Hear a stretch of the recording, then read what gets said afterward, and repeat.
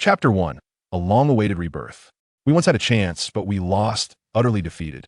It's all my fault. If it weren't for saving me back then. Enough. Silence. Everyone has made mistakes. This is a shared burden.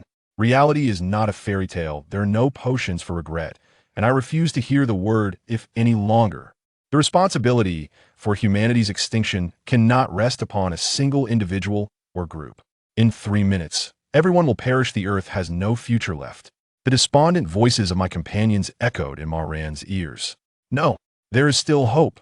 A flicker of unyielding fire ignited within Ma Ran's eyes, his tone imbued with a compelling strength. My superpower is not some ultimate cultivation talent, but rather rebooting the world line. This ability quite literally reverses the flow of time, returning everything to its original state. Although triggering this power requires the sacrifice of my life, it is far better for just me to die than for all of humanity to perish. Isn't it? Upon finishing his words, a hint of sorrow concealed in his gaze, Ma Ran forced a smile and declared loudly, "Sister Dai, use unity to relay this message, so as many people as possible can know that I want the survivors to remember my name. I wish for everyone to sing praises of my great deeds. Even if, after the timeline resets, my existence fades into oblivion and no one turns my experiences into films or dramas, I will only be a hero for these 3 minutes, but this is already enough. Everyone knows that I simply love being in the spotlight." Upon hearing this, a red-haired woman nearby paused for a moment, then nodded solemnly. "Leave it to me." 3 minutes later, the earth shattered into cosmic dust, just as anticipated. At the moment of the planet's destruction, time flowed backward. January 13th, 20XX. In a bedroom of approximately 15 square meters, a boy suddenly opened his eyes wide, performing a swift roll off the bed, elation sparkling in his dark eyes, his smile almost uncontainable. Haha, the plan succeeded. The boy's name was Ma Ran, an ordinary third-year student at Qingchuan City's premier high school. Beyond that, he bore another identity, a reborn soul. His rebirth was not a stroke of luck, nor a serendipitous twist of fate, but rather a meticulously crafted scheme.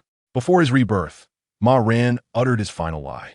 His superpower had nothing to do with rebooting the world line. It was an extraordinary force he dubbed role-playing.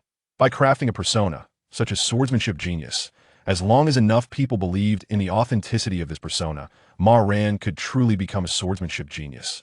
Acquiring formidable swordsmanship talents. When Ma Ran first awakened this ability, his modesty and lack of acting talent imposed significant limitations and risks upon the persona he crafted for himself. Although he became a pivotal force for humanity and ascended to the elite class through this power, he found himself perpetually lagging behind when compared to various extraterrestrial civilizations, ultimately failing to escape the fate of death. In the wake of Earth's cataclysmic explosion, he too was destined to perish. Fortuitously, in his final moments, a considerable number of individuals came to believe in Ma Ran's absurd ability to reboot the world line. Humanity, being a species prone to self-deception, often clings to beliefs that align with their desires. As the planet teetered on the brink of annihilation and humanity faced extinction, the non-existent ability Ma Ran publicly declared garnered widespread acceptance. Thus, he truly possessed the power to reverse time. Let us take a moment to analyze the current situation, he mused, smacking his forehead. He retrieved an old mobile phone and swiftly scrolled through the screen, confirming various details via messaging apps. Setting the phone aside, he pondered aloud. "I have been reborn, but this rebirth differs markedly from my expectations. Firstly, I am the only one retaining memories from the past. I have returned to a time of peace, while my fellow comrades do not yet recognize me. Heaven knows what narratives the survivors concocted. The originally intended reboot of the world line has bizarrely transformed into rebirth. Of course, more likely, it was due to the scarcity of survivors at that time. A skilled artisan cannot craft a masterpiece without materials. And no matter how adeptly one performs, it is impossible to manifest an ability as extraordinary as rebooting the world line. Secondly, all the accumulated proliferative abilities I had before my rebirth have been completely wiped clean. Now, I am nothing more than an utterly ordinary high school student. Lastly, and perhaps most crucially, Ma Ran exclaimed with a wide grin, I am truly alive. How exhilarating. In comparison to the repercussions of rebirth, merely being alive feels like a trivial concern. Ma Ran could sense that his extraordinary ability to perform remained intact. In his mind, performing constituted the core of his powers. All other special abilities derived from it were merely proliferative abilities. If they were lost, they could be regained anew. Now, it was a time of untainted youth, and Ma Ran was a seasoned powerhouse, having navigated the tumultuous future for many years. Aspiring to excel and become the strongest among humanity felt akin to playing a single-player game with cheats. The phrase easy mode scarcely sufficed. It could be aptly termed heaven mode. However, Ma Ran's smile gradually faded. A minor issue loomed ahead. Reflecting on his pre-rebirth experiences, even the strongest among humanity appeared feeble in the face of extraterrestrial invaders. What were elite mech pilots or martial arts masters when confronted with genuine calamity? Their weakness was almost laughable. Like a silent film, the atmosphere is shrouded in mist. The evidence is tentative, exposed to the harsh light. The alarm on his phone blared, prompting Ma Ran to swipe it away, grab his backpack, and dash down the stairs. As the leader of the numerous team, a plethora of classified documents were accessible to Ma Ran. He was acutely aware that in an era where the global populace remained oblivious, governments worldwide had begun to explore extraordinary abilities. That I won't be mistaken. A glimmer flickered in Ma Ran's eyes. In 3 days, the school will hold an urgent examination, and the results will be released on the same day. The top scorer across all 3 grades will vanish simultaneously. When they re-emerge 6 months later, they will have become the first cohort of superpowered youth in China. A Ran scanned a shared bicycle with Alipay, pedaling toward the campus while mentally devising his forthcoming strategy. Under normal circumstances, by leveraging his foresight and the ability to disguise, he could become the most academically proficient student in the school, subsequently being selected by an official organization masquerading as the Chao Lu Academy to become one of the pioneering superpower developers, riding the wave of this new era and emerging as a prodigy. This initial setup was already far superior to his previous life. Before his rebirth, Ma Ran had awakened his extraordinary ability of disguise only 3 years later, when superpowers became widespread. However, what Ma Ran needed to accomplish now extended beyond merely achieving the highest grade in his year. Yu Qianwei had fixated her attention on Ma Ran for quite some time, 5 minutes and 7 seconds, to be precise, since he entered the classroom. As a senior student with aspirations for Tsinghua and Peking University, such a waste of time was, in her eyes, nearly unforgivable. Yet the dilemma lay in the fact that he seemed to possess an enigmatic charm that rendered her unable to divert her gaze. Ma Ran's features and physique remained unchanged from before, merely at a level of modest attractiveness. The crux was his aura. That striking charisma instinctively reminded Su Qianwei of a legendary swordsman from a martial arts novel, one who had concealed his blade for years, never revealing himself, and, upon mastering his swordsmanship, chose to emerge boldly, traversing Kunlun and savoring the beauty of the world. In this moment, Ma Ran stood out among his male classmates like a crane among chickens, exuding a captivating allure. It's only been half a day of break. What on earth has happened to this guy? Su Qianwei pondered, perplexed. Unlike the shallow girls in her class, she did not swoon over handsome boys. To her, the most vital attribute of man was his intellect. Looks were inconsequential, for she believed that any future husband would likely not surpass her in appearance. She merely felt a sense of bewilderment. The essence of charisma, an elusive quality, usually went unnoticed in daily life. Yet, Ma Ran's transformation was utterly perplexing. In truth, it was not solely Su Qianwei who noticed the gazes of her classmates, whether subtle or overt, were all fixated upon Ma Ran. Why the sudden shift towards studying? Don't just laugh. I can't shake the feeling that you find me to be a simpleton. Am I being overly sensitive? I share your sentiment. His gaze evokes the sensation of humans observing a gorilla at the zoo. Goodness, Ma Xiao, are you solving a math problem? I can't make heads or tails of it. Ma Gu is impressive.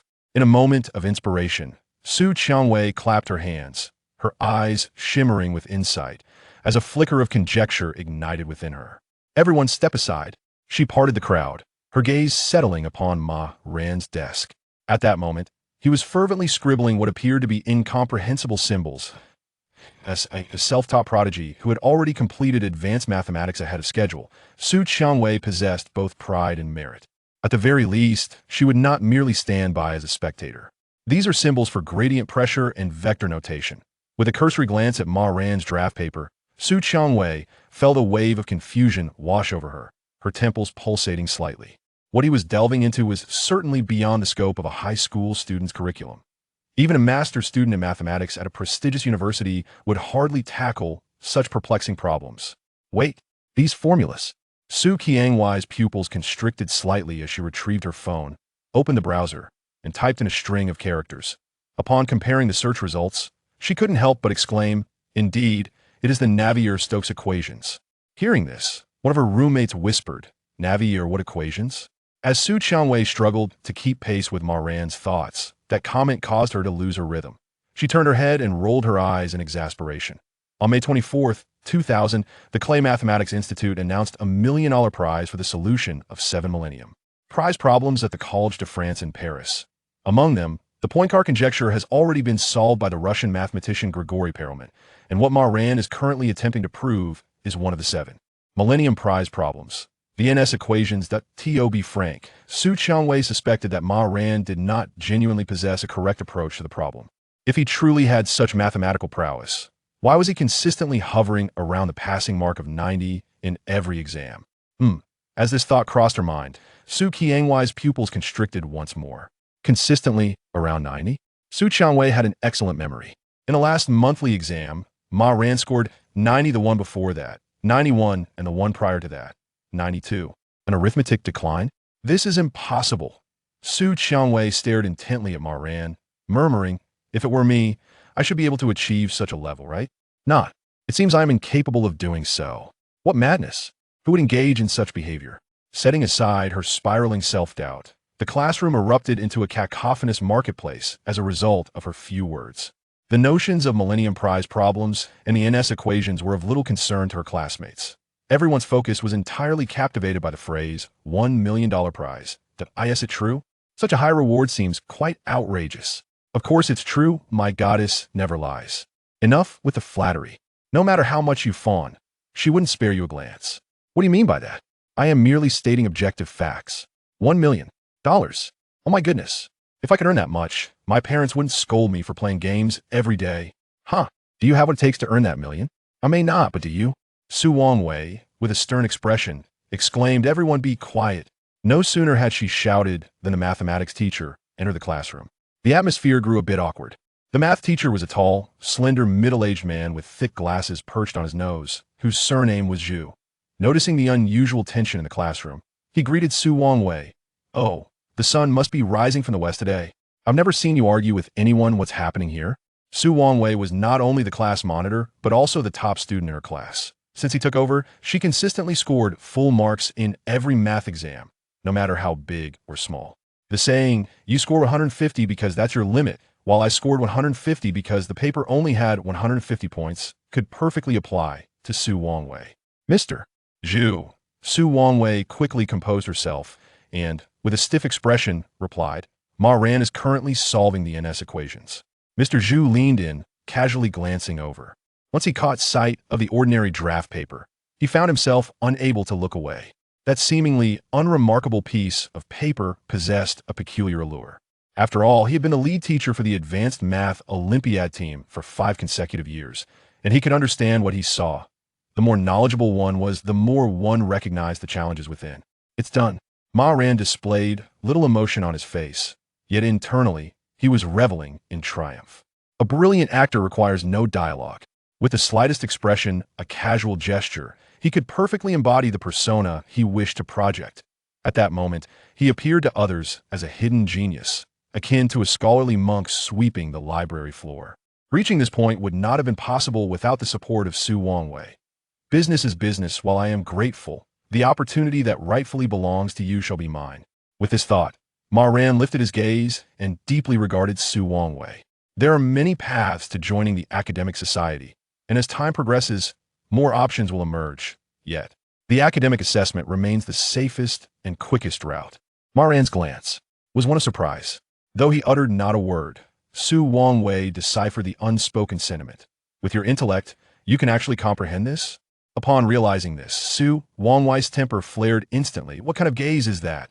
Whom do you look down upon?" Just as the female academic intended to confront Ma Ran, she was decisively pulled aside by Mr. Zhu and taken to the corridor.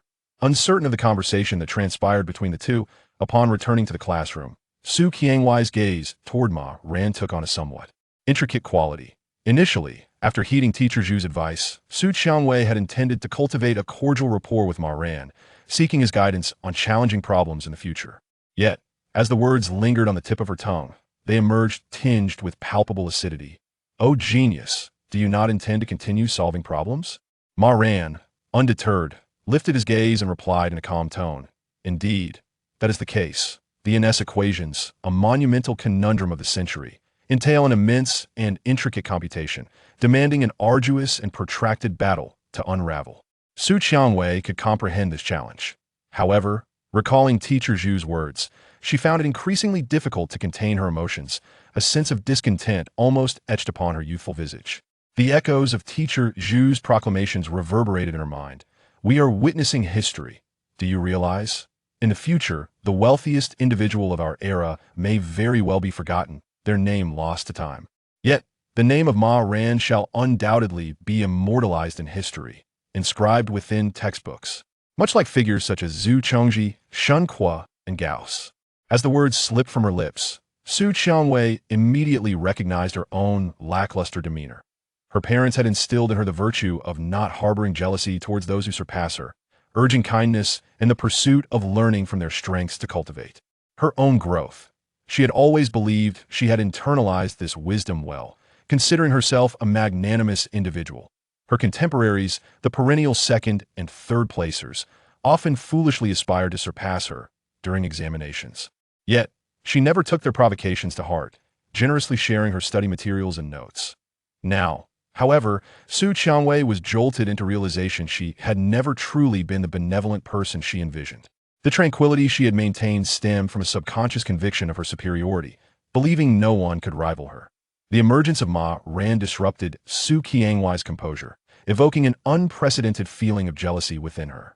Standing nearby, Teacher Zhu was equally exhilarated, overwhelmed by the prospect of having a student who could potentially ascend to the status of a world-renowned mathematician, perhaps even securing the Fields Medal or the Wolf Prize. What is sharing in the glory? This is sharing in the glory. At that moment, Teacher Zhu was so consumed by his excitement that he momentarily disregarded his lesson plan, intending to escort Ma Ran to meet the principal.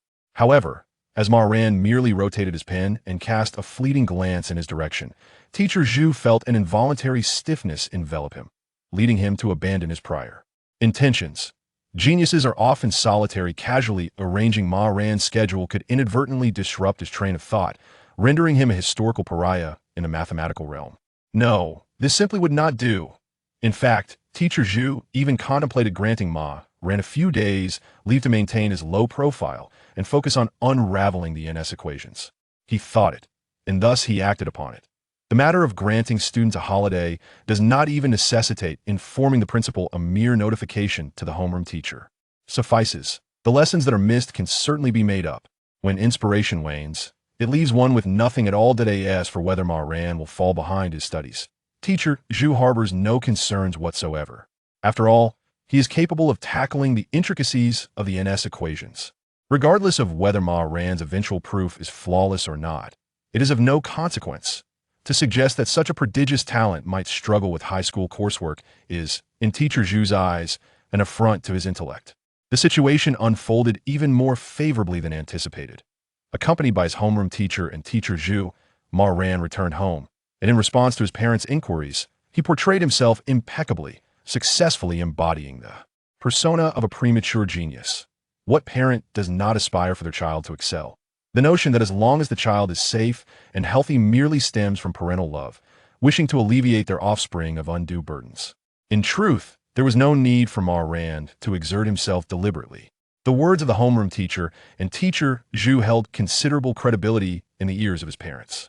As soon as they spoke, Ma Ran's parents instantly believed them, even promptly sending substantial monetary gifts to the two teachers via WeChat. While the gifts were graciously declined, out of a sense of hospitality, the homeroom teacher and Teacher Zhu still partook in a meal at Ma Ran's home.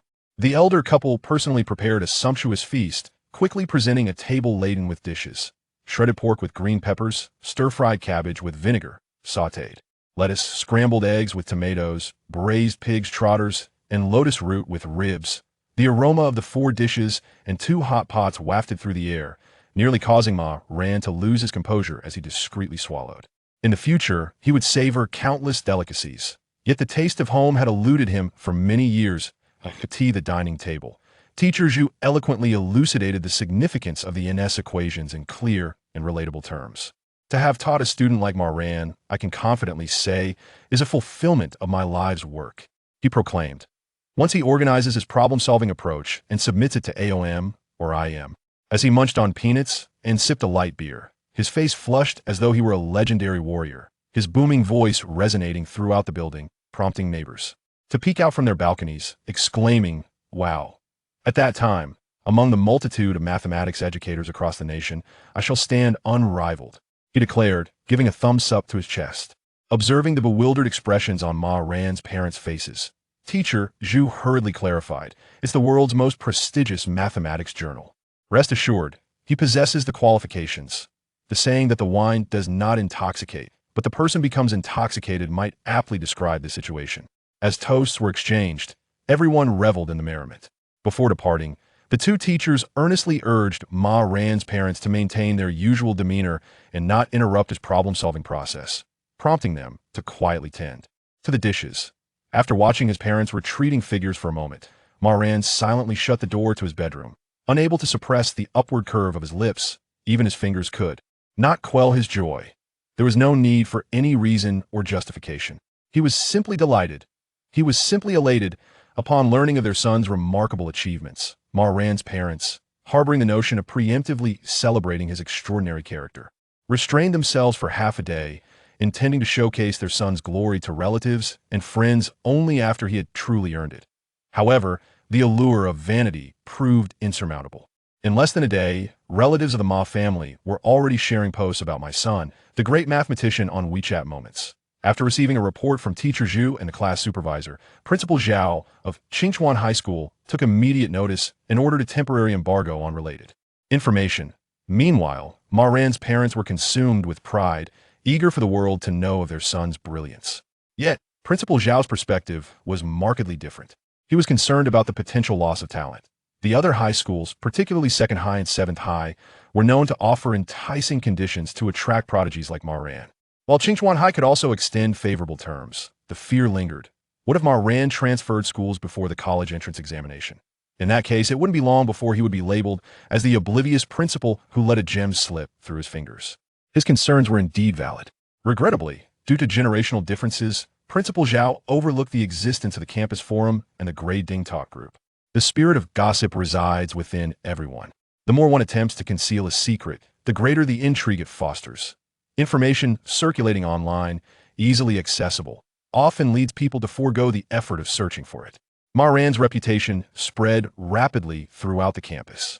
Time passed swiftly, like a fleeting shadow, and in the blink of an eye, 3 days had elapsed. On that day, at 6:05 a.m., while the moon still hung in the sky, cloaking the world in dim light, Ma Ran was quietly organizing his future plans at home when his class supervisor unexpectedly arrived at his doorstep. The Education Bureau has suddenly arranged for an emergency examination, and all students are required to attend, the supervisor announced. A mixture of frustration and embarrassment etched on his face. "I received the order yesterday, but hesitated to inform you, fearing it might disrupt you. However, this morning, we received a final warning emphasizing that every student must participate in this examination. Those who fail to attend may face disciplinary action." Taking a moment to compose himself, the supervisor lowered his voice. "It is said that this is a nationwide test, encompassing a wide range of participants, not just high school students, but also middle and university students. This is a significant event. Hurry, the examination starts at 7 o'clock, he urged. "I came on an electric bike, let me take you back to school." "All right," Ma Ran replied, his demeanor somewhat reticent, seemingly lacking enthusiasm. Yet, the reality was quite the opposite. The previous encounters had merely been appetizers. Today marked the true beginning of the main event. Qingchuan First High School. After consuming a bowl of bland tofu noodles and a cup of soy milk in the cafeteria, Ma Ran arrived at the classroom 15 minutes early. Is really the genius? He doesn't look like one. He's so incredibly handsome. If I had his attributes, why would I bother with school? Just become an idol and debut in the center. His looks are decent, perhaps just a bit more attractive than mine. It's mainly his aura. I'm feeling envious. No way. You can't be serious. Do people still think that top students are unattractive? Honestly, that statement reflects a lack of understanding. Su Qiangwei from Class 2 has topped the exams for 3 consecutive years. She comes from a well-off family and is also stunning. The person who just passed by, his name is Ma Ran, right? If he's truly impressive, why does Su Qiangwei always come first? Perhaps he's hiding his talents, playing the fool to catch the wise. In my opinion, true geniuses disdain competing with their peers. Do you understand? So that's your excuse for spending every day in the internet CAF, trailing behind everyone? Life is hard. I'm genuinely not bright, please don't mock me. I simply lack the aptitude for academics. The exam is about to start, let's go. Don't be late. Perhaps due to the adage hearing is false, seeing is believing, most people remain skeptical about the rumors surrounding Ma Ran until they faced real assessments, weekly tests, monthly exams, final evaluations, and saw the rankings in black and white. Nonetheless, as Ma Ran leisurely walked through the campus, a metal only he could perceive gradually emerged in his vision. This metal, a reddish-brown hue, bore a cartoonish depiction of glasses. With a slight focus, Ma Ran discerned the name of this metal academic deity.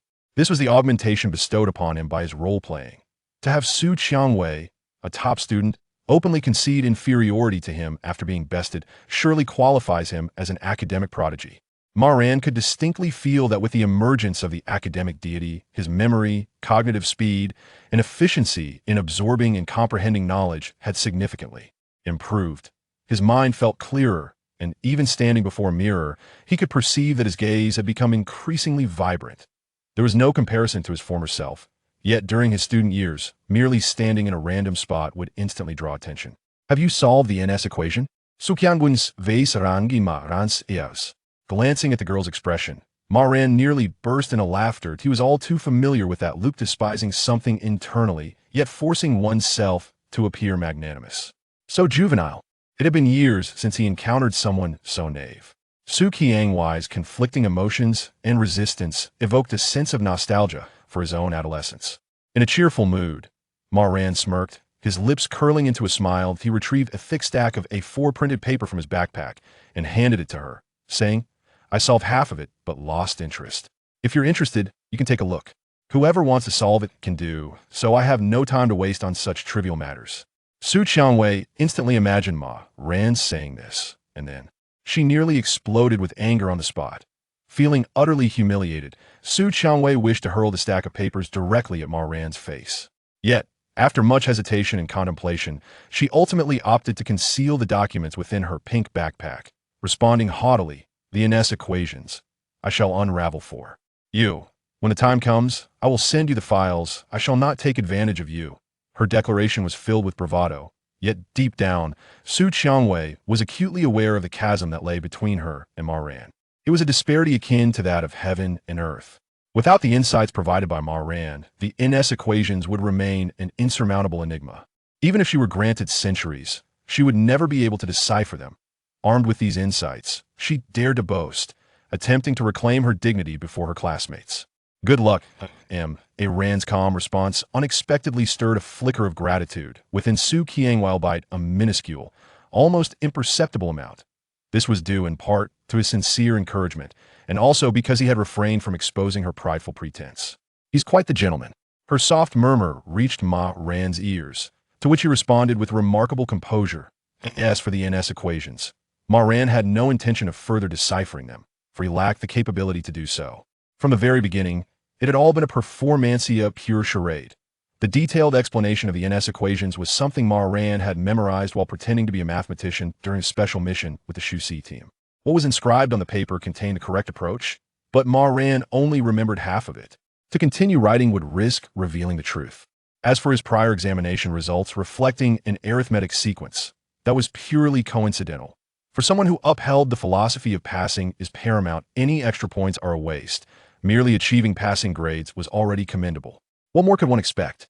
Had anyone compared Ma Ran's exam papers one by one, they would discover that not only in mathematics, but in all subjects, he perpetually hovered around the passing mark. Furthermore, it is worth mentioning that the Shu C team, which Ma Ran led in his previous life, was one of China's special task forces for supernatural phenomena, entirely unrelated to mathematics, and certainly devoid of any connection to the renowned mathematician Gauss. The term shusi originates from the classic of mountains and seas. The shusi resembles an owl in appearance, yet possesses the legs of a human, and it is said that consuming it can cure various ailments such as epilepsy and sarcoma. The supernatural special operations team to which Ma Ran belongs is aptly named, symbolizing the members' unwavering resolve and willingness to make personal sacrifices for the stability of society. To return to the matter at hand, although the examination arrived unexpectedly, everyone quickly recognized the school's level of seriousness regarding it. The institution prepared a variety of invigorating beverages for each candidate, including cola, Monster Energy, Red Bull, and Nescafé. These drinks were stacked in boxes upon the podium, freely available for any student in need. The seating arrangement within the classroom was completely rearranged under the guidance of the homeroom teacher. Signal jamming devices were employed, severing all internet connections, which elicited a collective lament from those students wishing to indulge in a few more moments on their phones. 3 unfamiliar invigilators entered the classroom 5 minutes early, clad in matching white shirts and black-red long coats. Their sturdy hiking boots and serious expressions commanded respect. Even from a distance, their presence silenced the usual mischief makers in the class, instilling a sense of dread. The classroom was unusually quiet. The sound of a pin dropping would have been audible, and the heavy breaths of some students could be discerned. Time ticked away monotonously. As the clock struck 7, the stern invigilator, standing resolutely at the podium, announced the commencement of the examination, urging all candidates to adhere to the examination regulations. Any acts of dishonesty would result in disciplinary action, recorded in their files to accompany them for life. His voice, somewhat hoarse yet resonant, ensured that every student in the class could hear him clearly. Upon hearing this, Su Qiangwei, who had initially felt relatively calm, began to feel perspiration forming in her palms. The atmosphere was overwhelmingly serious. She had never encountered such a scene during previous final or advancement examinations. To alleviate her anxiety, Su Qiangwei whimsically nicknamed the 3 invigilators, who bore an uncanny resemblance to one another, Big Brother, Second Brother, and Third Brother. Taking a deep breath, she twisted open a bottle of cola and took a small sip, her gaze inadvertently drifting forward. Ma Ran appeared utterly unfazed, exuding an air of nonchalance as if he were not attending an examination but rather embarking on a leisurely outing. The examination papers have been distributed. Candidates are advised not to look around. A chilling voice suddenly echoed in Su Qiangwei's ear, startling her and prompting her to withdraw her gaze from Ma Ran. This invigilator seemed almost ghostly. Wasn't he being a tad too severe? As she quietly grumbled to herself, she lowered her head, focusing intently on her examination paper, beginning to skim through it rapidly. The suddenness of this examination caught her off guard. She had received no prior notice, initially expecting it to follow the usual format. She soon realized it was entirely different. Though it was a language examination, there were no fill-in-the-blanks or essay prompts. Instead, every question was multiple choice. Even the reading comprehension section had been transformed into a multiple-choice format. Daring not to dwell on her thoughts, Su Qiangwei pinned her responses with fervor, resolutely determined to showcase her utmost capabilities in this battle against Ma Ran, striving for a triumphant reversal to demonstrate who the true victor is. However, the questions posed were undeniably challenging. As Su Qiangwei scribbled and sketched on her exam paper, her eyes sparkled with intensity, and a slight ripple of uncertainty crossed her gaze. The questions were laden with traps, and what appeared deceptively simple concealed reversals in every option. With merely an hour allocated for the examination, if she were to invest time pondering each question thoroughly, while it would guarantee that the answers she provided would be 100% accurate, it would be impossible to complete the entire set, considering the time required to fill in the answer sheet. In examinations, possessing extensive knowledge does not necessarily equate to achieving the highest score. Answering techniques are of paramount importance. As long as I can utilize my time effectively, this time, I shall prevail. Just as this thought blossomed in her mind, a familiar voice reverberated throughout the classroom. Teacher, I have finished. May I submit my paper early? Su Qiangwei abruptly lifted her head, only to discover Ma Ran unflinchingly raising his hand. The indifferent and stern invigilator, evidently caught off guard by this unexpected action, approached Ma Ran expressionlessly, took his exam paper and answer sheet, and briefly scanned them, a flicker of surprise appearing on his face. Concentrate and answer diligently, the invigilator, first addressed the other candidates, then turned to Ma Ran, stating, You may leave early, but please do not exit the campus. Remain prepared for the next examination. All right, thank you for the reminder. Ma Ran replied politely before leisurely exiting the classroom.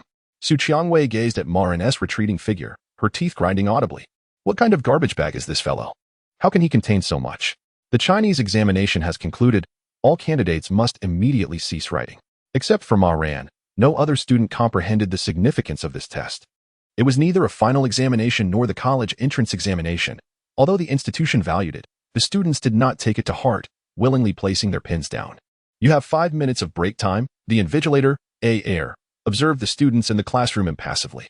After 5 minutes, the English test will commence. Those in need of refreshing beverages may help themselves. Su Qiangwei dashed out of the classroom at once, her eyes landing on Ma Ran, who was ambling in the small garden. You must have been scribbling randomly earlier, right? Not at all. I don't believe you. I want to test you. Act da. Cap. Dada. These are the correct answers for the first 20 multiple-choice questions. If you remember your selections, I can recite all 150 answers for your reference. Ma Ran's tone remained calm. If you encounter any questions you cannot solve, feel free to ask me. The matter of comparing answers can indeed be quite a psychological game, as evidenced by Su Qiangwei's reaction. Ma Ran's benevolent response left the young lady leaning against the nearby phoenix tree, taking quite some time to regain her composure. Time was of the essence. With so many questions to tackle, who would frivolously waste their time memorizing such trivialities? Attempting to deceive me? To provoke a lapse in my performance?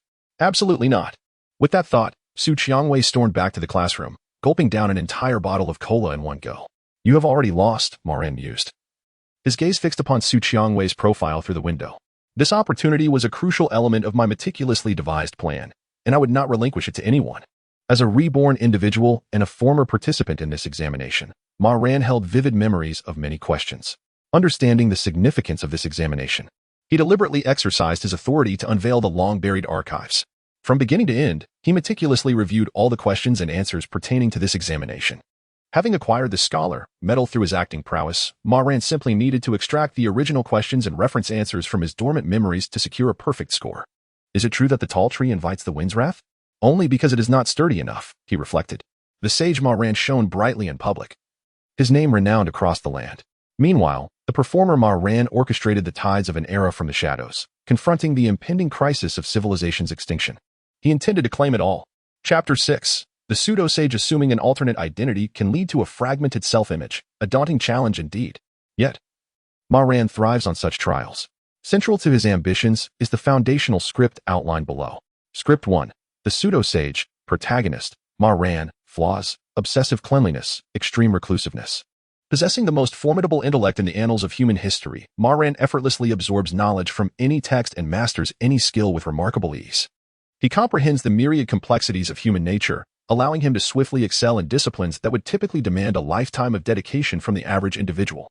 Initially, Ma Ran intended to lead a life of mediocrity. However, during his final year of high school, he unexpectedly received messages from other civilizations.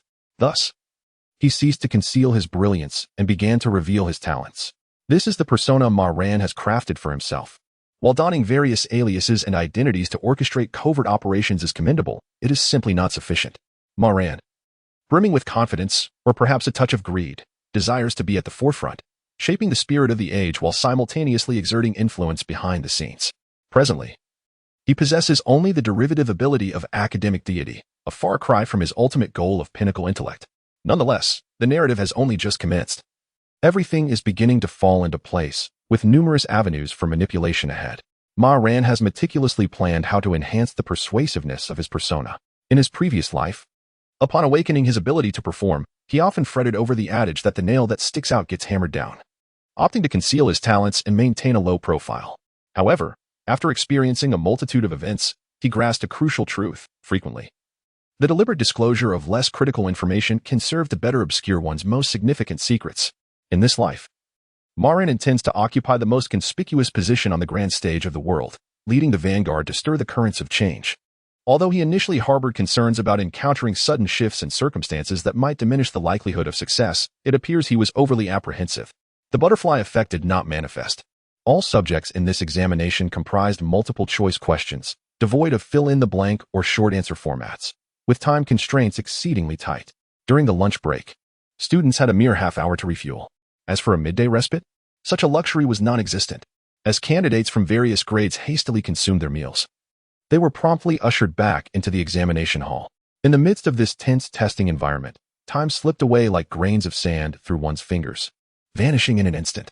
By 4:45 in the afternoon, all subjects had been assessed. Finally, it was over. Surely, the Gaokao couldn't have been this taxing. The questions were excruciatingly difficult. I nearly fell ill from the strain. How did I fare? Will I even score 500? 400 seems uncertain, as many question types were unfamiliar, appearing somewhat recognizable yet entirely different upon closer reflection. Failing the exam is inconsequential. After all, it is not a formal assessment. Am I the only one curious about the scores of Ma Ran and Su Qiangwei? TSK, there is no common ground with you academic elites. However, this examination was not without its merits. It was not yet 5 o'clock, and with no classes in the evening, it felt like a small reprieve had been granted. Is anyone interested in heading to the internet CAF for some gaming? I am quite adept with Yasuo. On second thought, it's too far. And the duration of League of Legends matches can be exhausting.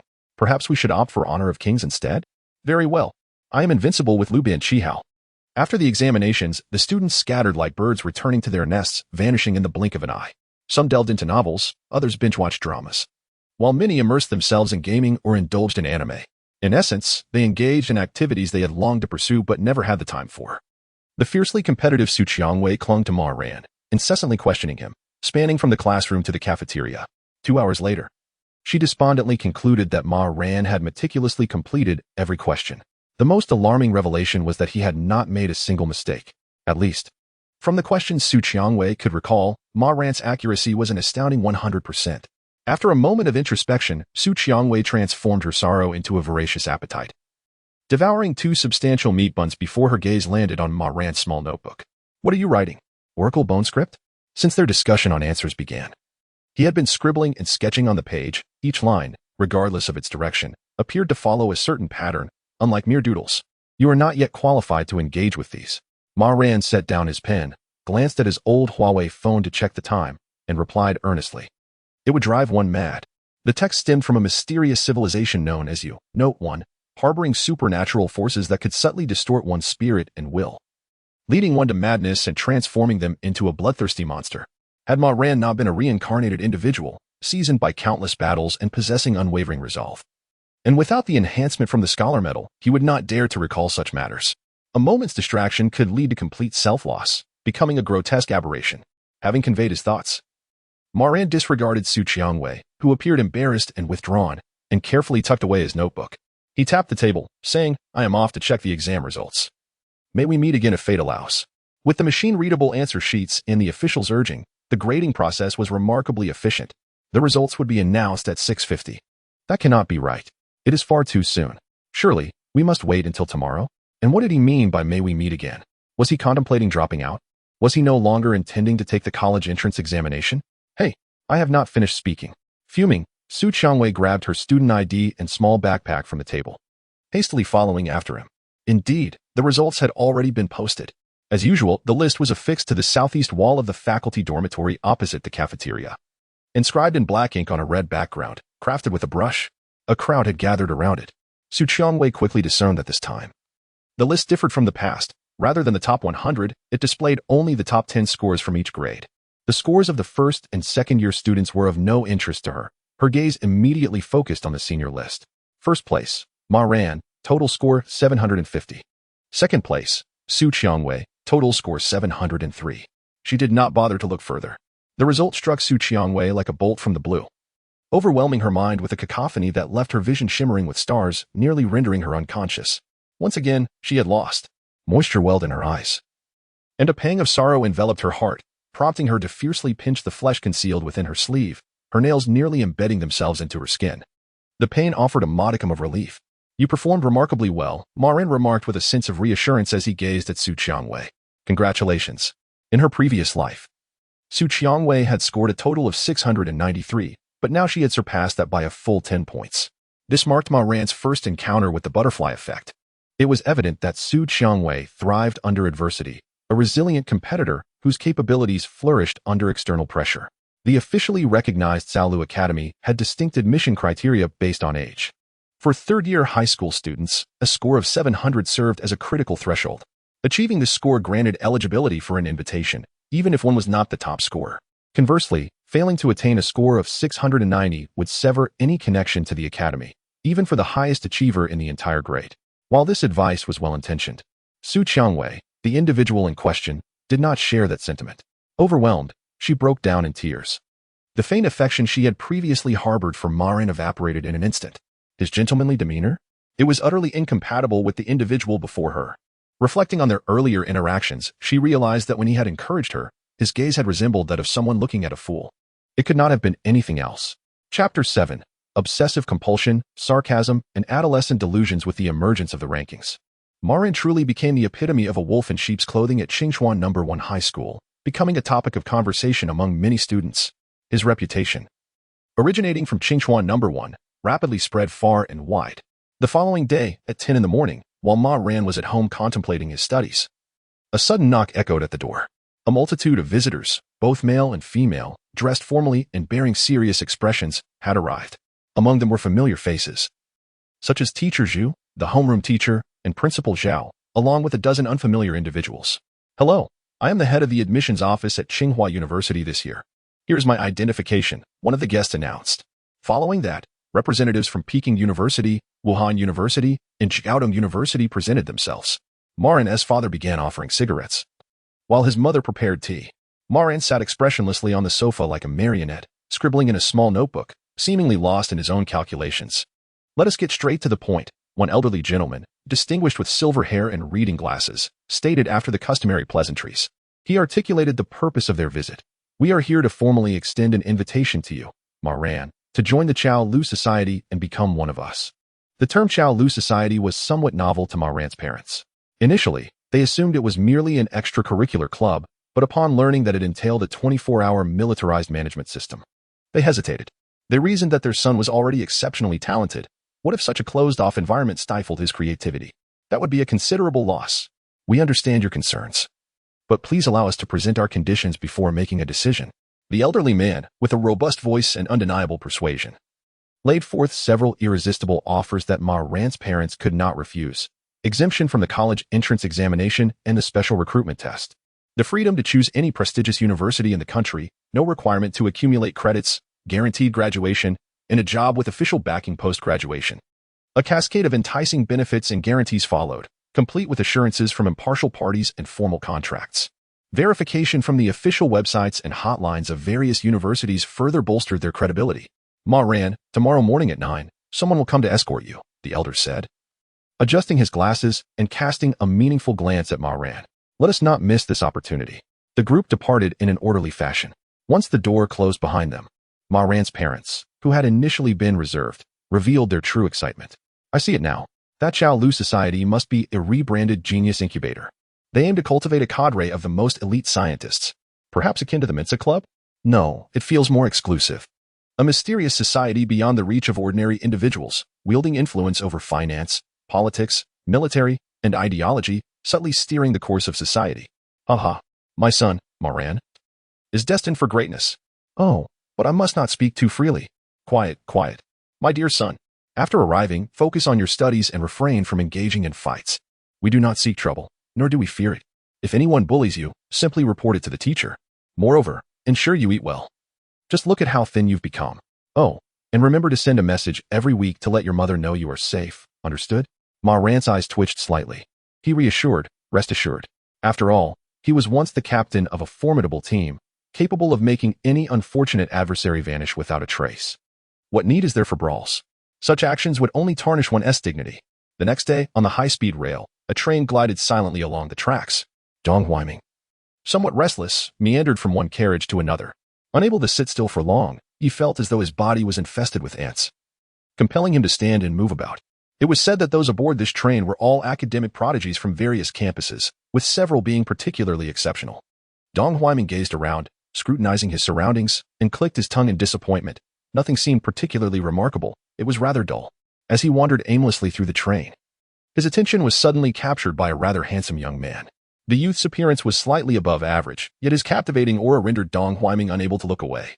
After a moment of observation, Dong Huaiming noticed something peculiar about him. This young man was impeccably clean, with not a speck of dirt or dust from his hair to the crevices of his nails. Although his clothing was not branded, it was well coordinated and impeccably maintained, devoid of any wrinkles, presenting an aesthetically pleasing and immaculate impression. "My body is like glass, my heart like a clear mirror, and my intentions resemble the Bodhi tree," he muttered to himself, attaching a label of obsessive cleanliness and a keen sense of personal image to the young man in his mind. Taking a seat beside him, Dong Huaiming casually remarked, "Hey there, you seem really cool and aloof. Mind if we exchange WeChat?" Such compliments can swiftly bridge the gap between strangers. And Dong Huaiming genuinely thought the young man was impressive. Thus, his words were sincere. However, before the young man could respond, a girl sitting opposite abruptly interjected. You call that cool? How quaint. Dong Huaiming's gaze shifted to the girl, momentarily pausing before returning to the young man's face, a chill running down his spine. This girl possessed striking beauty. In comparison, he felt his school's so-called beauty was merely mediocre and unworthy of mention. Yet, this stunning girl had been overshadowed by the meticulous young man, causing Dong Huaiming to overlook her entirely. I'm Su Qiangwei, and this is Ma Ran. The slightly sarcastic yet undeniably beautiful girl introduced. If you wish to avoid being disheartened, I advise against engaging with this fellow. As a normal human being, I doubt you will find any common ground with him. Cool and aloof. Huh.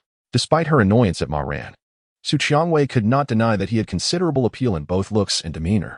Should his appearance be lacking and his demeanor lewd, then it ceases to embody aloofness and instead reflects insecurity, a reclusive nature, and a sense of reticence. Dong Huaiming scratched his head, awkwardly chuckling as he endeavored to shift the conversation, seemingly unaffected by the palpable embarrassment. Through his relentless pursuit, Ma Ran finally found his voice. What are your thoughts on the Tsalu Academy? Su Qiangwei leaned against the window, letting out a cold huff. The conditions they offer hold no allure for me. Were it not for the desire to surpass you, I would not entertain the notion of joining this secretive and enigmatic society at all. Ma Ran regarded her with a deep gaze, his tone measured as he remarked, that is a falsehood. Su Qiangwei's face flushed with indignation. No way. I am not lying. That is genuinely how I feel. However, my parents assert that this represents a pivotal opportunity for our family business to soar. I suspect, even if I were reluctant, they would compel me to join. Seated beside Ma Ran, Dong Huaiming displayed a conspicuous lack of emotional intelligence towards the distressed young woman. With fervent intensity, he turned his gaze upon Ma Ran, asserting with unwavering conviction that Tsalu Academy is a congregation of the extraordinary. It is the true face concealed beneath the veneer of civilized society. It is our ticket to the realm of the extraordinary. As his words echoed, the atmosphere shifted dramatically. Su Qiangwei, no longer flustered, fixed a vacant stare upon Dong Huaiming and inquired, a case of adolescent delusion? Chapter 8. The Scholar of Magic. Dong Huaiming's face flushed as he vehemently retorted, becoming an extraordinary being is the sole dream of my life. How can the pursuits of dreamers be dismissed as mere adolescent fantasies? Moreover, I possess evidence. With that, Dong Huaiming rose from his chair, retrieved his suitcase, and, undeterred by the effort, extracted a laptop. He powered it on, accessed the encrypted folder on the D drive, and entered the password with fluidity. Within the secret folder, 65 short videos awaited discovery. These serve as concrete proof of the existence of superhumans. Dong Huaiming swiftly tapped the touchscreen, opening one of the videos. The protagonist was a lanky youth with blue-dyed hair and red, three-hook pupil lenses, whose voice was somewhat grating, reminiscent of a typical duck's quack. Today, I, Uchiha Dogdan, will demonstrate fire starting with my bare hands. He clutched a piece of wood and, as he spoke, vigorously rubbed his hands together. Boom. A burst of flames erupted. Half of the wood transformed into a blazing torch, crackling with fervor. A superhuman. Is that not impressive? Come on, everyone, show some support. The video concluded there. This was recorded from a certain platform, with additional commentary on Bilibili. Dong Huaiming, his expression grave, opened the second video, although it was swiftly deleted by an irresistible force. I managed to gather it through various channels. The train car was filled with talented youths and intellectuals who had received invitations from the Tsalu Academy, with ample seating available. Upon overhearing the conversation of three individuals, others in the carriage gravitated towards them, seemingly intrigued by the topic. Dong Huaiming's enthusiasm grew as he tirelessly introduced the origins and timestamps of these short videos. After viewing the 8th video, Su Qiangwei suddenly interjected, "Let us be honest. Am I the only one who thinks this is either magic or a product of Photoshop? That piece of wood must contain white phosphorus, right? Tricks like fire Roseanne flame in hand can easily be performed with props." Dong Huaiming shut the laptop, visibly irritated. "You may insult my character, but you cannot belittle my intelligence. I can assure you, this is certainly not magic. With my intellect, how could I possibly confuse magic with superpowers?" As he spoke, he turned to the silent Ma Ran beside him. "Do you believe there are extraordinary beings in this world?" Ma Ran closed his notebook, gently tapping the cover twice with his left index finger, nodding slightly with conviction. "Indeed, there are." Dong Huaiming erupted into hearty laughter, his face lighting up with satisfaction. "Brother Ran is truly my kindred spirit. Su Qiangwei, what a mere triviality. She's just a pretty girl. Gaining her approval holds no value. It is the endorsement from someone like Ma Ran, who exudes an aura that repels strangers, that genuinely uplifts the spirit. Although I am merely an ordinary individual, Dong Huaiming unabashedly proclaims his youthful declaration. If supernatural beings truly exist, then why should cultivators not also be a possibility? I firmly believe that with my intellect and capacity for learning, I can certainly transcend the mundane, soar through the skies, wield a sword amidst the clouds, and attain immortality. Even in the absence of spiritual roots, the fusion of cultivation and technology could potentially yield artificial spiritual roots. My thoughts have wandered a bit far afield. Dong Huaiming is indeed a quintessential embodiment of youthful fantasies, fluent in the esoteric jargon of his small circle. Under his explanation, everyone understands that the term ordinary individual refers to the common person, while the chosen denotes those who have naturally awakened supernatural abilities. Once the conversation commenced, the academic elites quickly became familiar with one another. I had researched the details of the Tsalu Society, which is merely an ordinary club at Xiangyang's premier academy. Devoid of any peculiarities, perhaps it's just the name that coincides? Upon becoming a member of the Tsalu Society, one can enjoy a plethora of benefits: tax exemptions, free entry, visa-free travel, housing discounts, guaranteed placements in prestigious universities, and pre-signing with employers. To claim it is simply an ordinary university club would be utterly implausible. After joining the Tsalu Society, one is entitled to an array of advantageous treatments. They might as well be handing out companions directly.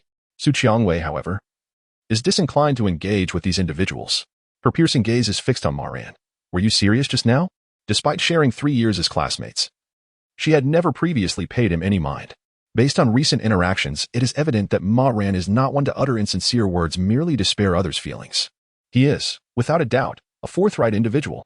Ma Ran cast a brief glance at Su Qiangwei and merely acknowledged her with a hum, as if in response. A chill surged from her feet, coursing up her spine to her mind, leaving her with a tingling sensation at the crown of her head. As a girl born in the New China and raised under the Red Banner, she is a staunch materialist. She scoffs at any supernatural phenomena, dismissing them as the tricks of con artists. She considers Qigong masters, martial arts grandmasters, and those claiming extraordinary abilities to be nothing more than deceptive charlatans. Yet now, Su Qiangwei finds herself less certain. After all, Ma Ran is someone who has bested her, and his words carry weight. Could it be that Dong Huaiming is indeed correct? Is the Tsalu Society a hub for supernatural abilities? A glimpse into the true nature of the world? A ticket to the mysterious? Ma Ran, however, remains indifferent to Su Qiangwei's contemplations and emotional shifts. With a mere thought, a medal materializes in his vision. At last, it has arrived. The once reddish-bronze medal of the academic deity gradually transforms into a resplendent golden red. With a slight focus of attention, Ma Ran receives immediate feedback. Under the influence of his impersonation ability, the medal academic deity has now upgraded to academic demon. Is a demon stronger than a deity? Not necessarily. This is primarily linked to Ma Ran's subconscious. After all, the enhancement abilities he possesses, the medal, are derived from the impersonation ability and are intricately connected to his understanding. Before Ma Ran's rebirth, those who proclaimed themselves as gods were mostly met with severe retribution, leaving them in a state of utter disarray, with only a select few maintaining their resilience. Notably, those whose names or titles contained the word demon were exceedingly formidable figures, without exception. Initially, he harbored concerns that his acting abilities might be diminished due to his rebirth, but it appears he was merely overthinking. The influence of his perfect score in the urgent special examination requires time to ferment, and the advancement of his proliferation medal will naturally experience delays. The upgrading process of the Scholar Demon medal involved Ma Ran reaping benefits not only from the students and families associated with Qingchuan High School, represented by Su Qiangwei, but also from the relevant personnel of the Tsalu Society and other similar institutions. After the first derivative medal ascended from Scholar God to Scholar Demon, Ma Ran quickly became aware of notable changes within his body. His memory, comprehension, analytical, and computational abilities underwent a comprehensive enhancement. His cognitive capacity has significantly strengthened. Currently, Ma Ran can be likened to a human computer in terms of calculation, and he possesses a level of memory that approaches a controllable form of hyperthymesia. Chapter 9. The Grass Hut Society. Hyperthymesia is an exceedingly rare medical phenomenon, classified as a branch of selective memory. Individuals afflicted with hyperthymesia possess an inability to forget. They can recall their personal experiences with remarkable clarity, down to the minutest detail. Do not be misled into believing this is a divine gift. It is, in fact, a curse. The absence of forgetfulness means that painful experiences and unpleasant encounters perpetually resurface, replaying in their minds. Time never heals their emotional wounds. The psychological trauma is revisited time and again. Consequently, Those with hyperthymesia are far more susceptible to depression than the average populace. However, the memory bestowed by the scholar's medallion is akin to a controllable form of hyperthymesia. It activates when needed, yet does not impose any adverse effects when not in use. Describing it as photographic memory would not be an exaggeration. As long as Ma Ran desires, he can recollect any event from his previous life. If he finds himself sufficiently bored, he could even recount the precise number of grains of rice he consumed on a particular day a decade ago. The true value of the scholar's medallion extends beyond mere memory. It endows Ma Ran with comprehension, analytical prowess, computational skills, and insight, all on par with this manageable hyperthymesia. After several hours of travel, Ma Ran and his companions finally arrived in the city. Upon disembarking from the high-speed train, they were greeted by a designated vehicle. Ma Ran, Su Qiangwei, Dong Huaiming, and a senior named Wan Haiho shared the same car. The four had formed acquaintances during their journey, and Wan Haiho, displaying great admiration for the trio of juniors, radiated enthusiasm and vitality throughout the ride. The Lexus LS is quite a fine vehicle. Wan Haiho, with a slight bend of his left index finger, tapped twice on his right hand and initiated the conversation. By the way, have any of you been to Xiangyang before? No, Su Qiangwei replied, having devoted herself solely to her studies, remaining blissfully unaware of the world beyond her books. She had scarcely ventured beyond her city, let alone out of the province. I have. Dong Huaiming, a fervent enthusiast of all things extraordinary, despite being only a sophomore, had seized every opportunity to explore the vastness of China during his holidays. He had left no renowned site associated with supernatural phenomena unvisited.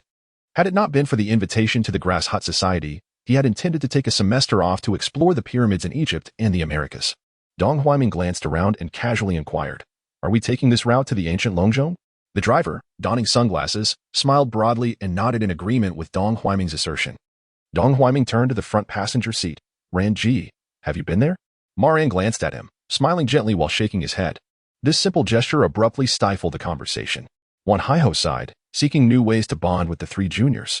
Su Qiangwei, who had been quite talkative on the train, now leaned against the window, eyes closed, adopting an aloof demeanor, emulating none other than Ma Ran himself. Wan Haiho must acknowledge that his high school junior, Ma Ran, possesses a peculiar charm. Despite his reticence, he invariably becomes the focal point of any gathering. When he casually takes a seat, it is as though a spotlight illuminates his visage. A subtle shift in his facial expression or an inadvertent gesture can effortlessly draw the attention of those around him. This phenomenon transcends mere physical attractiveness. Wan Haiho has encountered numerous celebrities who rely on their looks, yet, in his eyes, they pale in comparison to the intense curiosity that Ma Ran evokes within him. Though their acquaintance is brief, Wan Haiho has unwittingly begun to mimic Ma Ran's habitual gestures. Each time he opens his mouth to speak, he feels an instinctive urge to tap on something. Struggling to suppress this imitative impulse, he experiences a peculiar discomfort. Yet his eyes sparkle with increasing brightness.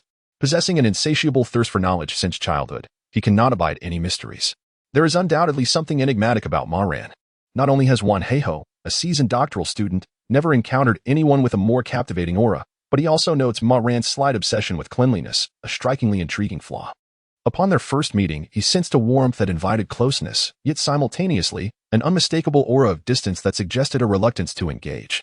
This is neither shyness nor arrogance. A sudden insight strikes Wan Haiho. Ma Ran's demeanor stems from a desire to protect others from potential hurt. To know you is to risk being wounded? He chuckles softly, tilting his head. How conceited. What experiences has this individual endured? What trials has he faced? How many secrets lie hidden within his heart? His curiosity is piqued. With a slight upward curve of his lips, Wan Haiho feels an immense sense of joy. Accepting the invitation from the Tsalu Academy was indeed a prudent choice. In casual conversation, the group finally arrives at their destination. A large red banner proclaims the name Tsalu Academy in bold characters. The ancient-style walls and the recently completed architecture evoke the ambience of a historical film set. The biting cold wind howls, slicing through the air like a knife, stinging their faces. This visit feels different from the last. Previously, they had come in the depths of winter, yet it did not seem this frigid. As Dong Huaiming steps out of the vehicle, he immediately becomes animated. The air here is truly wonderful. If the spiritual energy is reviving, this place would undoubtedly be a premier paradise. After uttering these words, he begins to inhale deeply, adopting a theatrical pose as if to absorb every ounce of spiritual essence. On the other hand, Su Qiangwei, who had felt fine during the train ride, now appears somewhat car-sick, her complexion pale and weary, reminiscent of the delicate Lindayu. Wan Haiho, however, discreetly observes Ma Ran. As for Ma Ran himself, upon exiting the vehicle, he strides directly toward the registration area. The receptionist, poised and exuberant, emanates a strong sense of warmth and approachability. As the camera scans, Ma Ran's identity information is instantly displayed on the office computer. Following him, Su Qiangwei and Dong Huiming sequentially make their way. After the report, a designated guide led them to the dining hall for their meal. As for the personal belongings and the luggage, a group of military personnel, standing like steadfast pines and moving with the swiftness of the wind, was responsible for inspecting and delivering them to the assigned single rooms. Quite impressive. Upon entering the dining hall, Wan Haiho ordered a complimentary dish of scallion stir-fried sea cucumber and Yangzhou fried rice. After a few bites, he couldn't help but exclaim, "The food here is absolutely exquisite." As a seasoned gourmet, I can assure you that the chef here undoubtedly possesses 5-star culinary skills. The ingredients are also the freshest and of the highest quality. I can taste it. Half a year ago, when I attended an academic conference in the bustling metropolis, I did not receive such treatment. Accommodations, meals, and transportation were all meticulously arranged, leaving us with nothing to worry about. Having undergone social training, Wan Haiho, while wishing to engage in deeper conversation with Ma Ran, chose not to delve directly into the topic. Instead, he initiated a discussion about the current environment they all found themselves in. The use of "we" instantly bridged the gap among the four present. Once the conversation began, Dong Huiming, with a glint in his eye, set down his utensils and seized the opportunity to speak. There is no such thing as a free lunch in this world. The level of treatment we receive implies that we must bear an equivalent level of responsibility. I had sensed something amiss earlier. Reflecting on it now, isn't Gulongzhong a tourist attraction? I recall the tour guide mentioning that it was the retreat of Zhuge, the sleeping dragon of the Three Kingdoms, and the site of Liu Bei's 3 visits to the thatched cottage. It should be bustling with visitors throughout the year. Yet, it seems this area is entirely sealed off, and I haven't seen many people on the road. Don't you think something is amiss? Hearing this, Wan Haiho turned his head. Ma Ran, what are your thoughts? Chapter 10. 2 Extraordinary Paths. Ma Ran is the first individual whose designation is a conundrum for Wan Haiho. Should he refer to him as Junior? Little Ma? Young Ran? In theory, all these titles are permissible. However, Wan Haiho cannot shake the feeling that such forms of address seem rather frivolous and lacking in respect. Why on earth should he feel compelled to show deference to a high school student younger than himself, with no remarkable contributions to society? Wan Haiho finds himself baffled by this inexplicable urge to ingratiate. Ultimately, he resolves to address him directly. Ma Ran, what is your perspective? Upon hearing this, Ma Ran finally sets down the chicken leg bone, now devoid of meat, and gazes at him meaningfully before responding in a contemplative tone. The answer is quite simple. As he begins to speak, the 3 individuals beside him fall silent, listening intently. The times have changed. The 4 characters that are frequently encountered in various media, websites, forums, and video app comment sections carry an air of enigmatic allure when uttered by Ma Ran. The trio, though somewhat puzzled, refrains from interruption and continues to listen quietly. The regions rendered inaccessible due to supernatural phenomena and individuals with extraordinary abilities are not limited to the ancient Longzhong of Xiangyang. Ma Ran states in a low voice. From the intelligence I have gathered, locations such as Huangshan and Anhui, West Lake in Hangzhou, the Tsiutong Gorge of the Yangtze River, Sun Moon Lake in Taiwan, and the Terracotta Army site in Xi'an have all been successively closed over the past 4 months, ostensibly for maintenance. He continues, moreover, associations akin to the Chao Lu Study Society have also emerged in succession. At this point, Ma Ran ceases his discourse, instead choosing to savor 5 steaming, aromatic puff pastry chicken legs and a serving of stewed beef brisket with potatoes at a leisurely pace. Originally sated, Dong Huiming finds his appetite rekindled upon hearing this. Grabbing a bottle of Sprite and gulping down a couple of swigs, his demeanor exuberant. I knew it. No investigation, no right to speak. Brother Ran must have conducted meticulous research and analysis to arrive at the conclusion that there indeed exist individuals with extraordinary abilities. As he speaks, Dong Huiming bows his head, fervently murmuring to himself, the Chao Lu Study Society. I actually guessed correctly. Goodness. Wan Haiho, who initially sought merely to engage Ma Ran in casual conversation, suddenly feels the situation spiraling beyond his control. Observing Ma Ran, it becomes evident that he is not one to indulge in jest. Years of materialistic education render Wan Haiho momentarily incapable of accepting the implications of Ma Ran's assertions. Since we have become members of the Chao Lu Study Society, we should soon encounter those supernatural phenomena in earnest. There is no need to overthink it. With that, Ma Ran buries his head once more in his meal. In the final days before his rebirth, life for humanity on Earth was far from easy. Even consuming a can of luncheon meat was regarded as a sign of affluence. Su Qiangwei, having ordered only a dish of stir-fried cabbage and vinegar, seems to have regained her composure after supplementing her vitamins, appearing less queasy. She blinked, her gaze settling on Ma Ran, who was indulging in his meal. her focus evidently divergent from that of her male counterparts. How do you maintain such a physique? Ma Ran's dining manner was quite refined, yet his pace was remarkably swift and efficient. While others remained oblivious, she was keenly observant. A serving of stir-fried rice with shredded pork and green peppers, a bowl of mushroom ramen, 2 sauced meat buns, 6 crispy chicken legs, 2 tea eggs, a bowl of bone broth, and a portion of beef brisket with potatoes, an explosion of carbohydrates and proteins.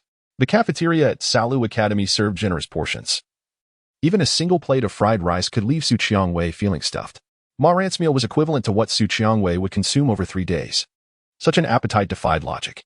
Typically, Ma Ran did not engage in any substantial physical activity, aside from gym class, and there was no evidence of additional exercise. Setting aside bias for an objective evaluation, Su Qiangwei deemed Ma Ran's physique to be quite admirable, not bulky, nor emaciated, but possessing a certain aesthetic allure of golden proportion. This voracious appetite was entirely incongruous with his physique. Ma Ran lifted his gaze and met Su Qiangwei's eyes. Cognitive exertion is considerable, thus, energy expenditure is considerable. With that, he wiped his mouth, returned his tray to the washing area, and turned to leave the cafeteria, heading toward the dormitory. Su Qiangwei found merit in this assertion. Those engaged in mentally demanding work indeed tend to feel hungrier. No matter how much they consume, weight gain is unlikely. It is said that top-tier Go players can lose as much as 5 pounds during a single match. That 5 pounds cannot solely be attributed to water loss. This explains why many indulge during their student years without gaining weight. Yet after entering the workforce, despite eating less, they find their weight steadily rising. Hey, I still have questions left to ask. Wait a moment. Su Qiangwei rose to pursue him. Dong Huaiming quickly followed, displeased, after all that time in the car. You still haven't answered questions? What are you doing running off to the boys' dormitory? He had numerous inquiries and speculations regarding superpowers that he wished to discuss privately with Ma Ran. Such intimate topics were not suitable for discussion in the presence of a third party. Su Qiangwei smirked, retorting, Why should it concern you if I visit Ma Ran's room? Don't tell me you're his roommate. I've already inquired, and all members of the academy have single accommodations. How unreasonable can you be? Dong Huaiming, agitated, replied, How about this? Today he belongs to me, tomorrow to you. What do you say? Not a chance. Today is mine, tomorrow is yours. Aren't you just eager to ask how to lose weight and maintain your figure? Now that we are both members of Salu Academy, asking such trivial questions is rather lowbrow. You don't intend to ask how to become a superpower wielder, do you? After your prolonged efforts on this path, if you possessed any talent, there should be some signs of success by now. The answer is evident. You have no aptitude whatsoever. Therefore, do not squander Ma Ran's time. Let's all be civil. Observing the sudden altercation between the two individuals ahead, Wan Haiho let out a sigh and quietly deleted the message he had intended to send via WeChat, opting instead to propose a breakfast gathering for the following day. That aloof junior truly enjoys considerable popularity. The individual dormitory rooms provided by the Salu Society, while not expansive, exude a warm and inviting atmosphere. The walls are adorned in a deep sapphire hue, perhaps a result of the planner's access to Ma Ran's extensive viewing history, featuring posters of Ultraman characters such as Digga, Taro, Leo, Seven, and Mebius. In terms of furnishings, the room is equipped with everything from a computer and television to a writing desk and bathing area. After bidding farewell to Su Qiangwei and Dong Huaiming, Ma Ran secured the door and reclined on his bed, beginning to organize his thoughts. The Salu Society is a supernatural organization cloaked in the guise of a scholarly association, possessing an official nature. Among the myriad supernatural groups within the country, the Salu Society ranks among the elite. Upon joining the Salu Society, one is immediately introduced to 2 extraordinary paths. The first entails awakening superpowers through the Victory Stone. The second involves the study of extraterrestrial inscriptions, calculating the locations of acupoints, and cultivating internal energy. The realm of superpowers requires little elaboration. It adheres to the principle of equivalent exchange, encompassing a vast array of abilities from manipulating the 5 elemental forces of metal, wood, water, fire, and earth to solidifying forms, soaring through the skies, and burrowing into the earth. The nature of the awakened abilities bears no relation to genetics or personal desires. It is purely a matter of chance. A veritable revelry for gamblers and fortunate souls alike. The second extraordinary path, however, presents aspects worthy of further contemplation. Chapter 11. The Black Rock Inscription. The second extraordinary path is referred to as martial arts. It is fundamentally distinct from the martial skills and practices currently existing on Earth. The accumulated knowledge of traditional Chinese medicine regarding meridians and the routines of national martial arts offer no assistance in the cultivation of martial arts. This discipline is derived from alien inscriptions that calculate the vital energy nodes within the body, opening acupoints to accumulate biological energy, which is then transformed into internal energy.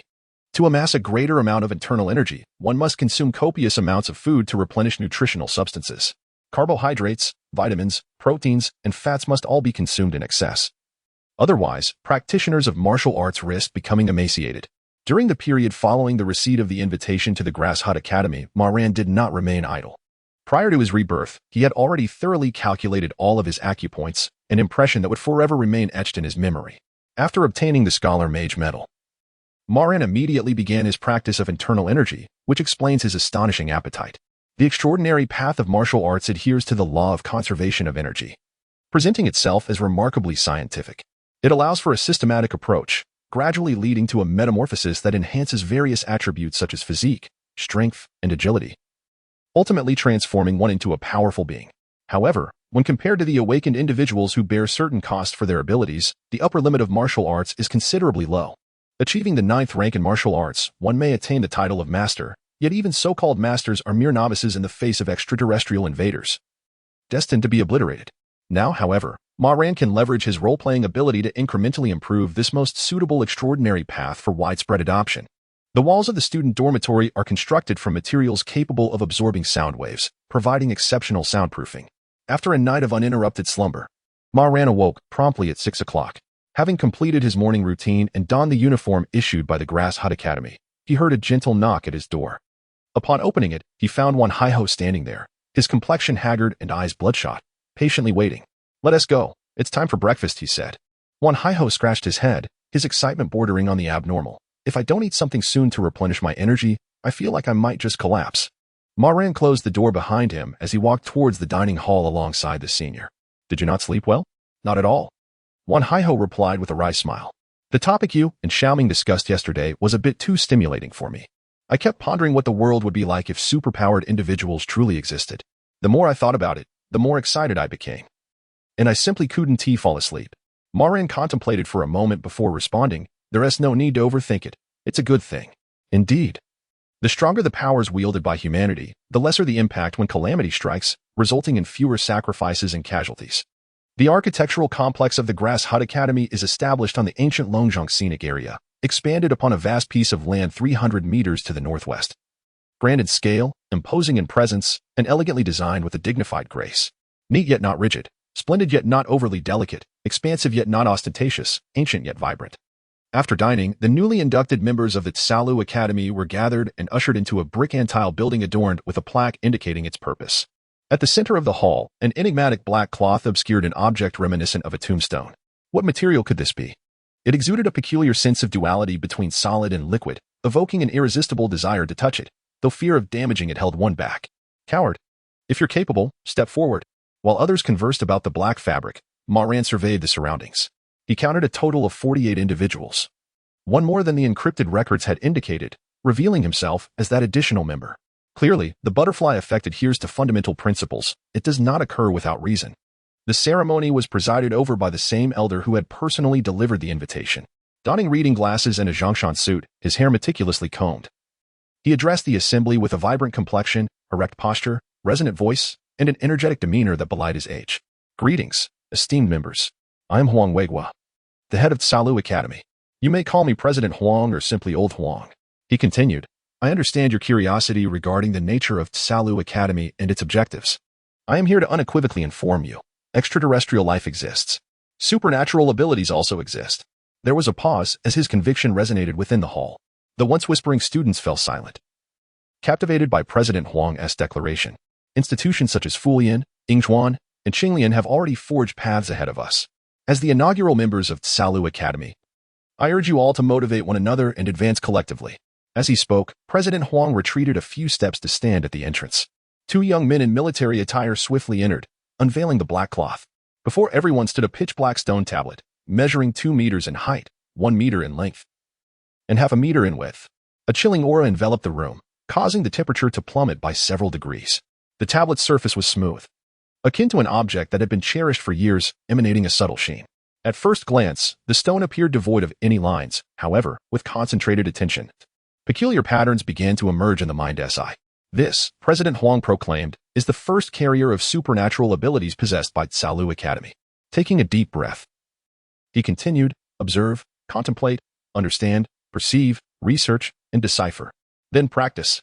Through this inscription, calculate your own meridian positions, cultivate your inner energy, and embark upon the path of martial arts. For you, it is both safe and controllable. Seize this rare opportunity.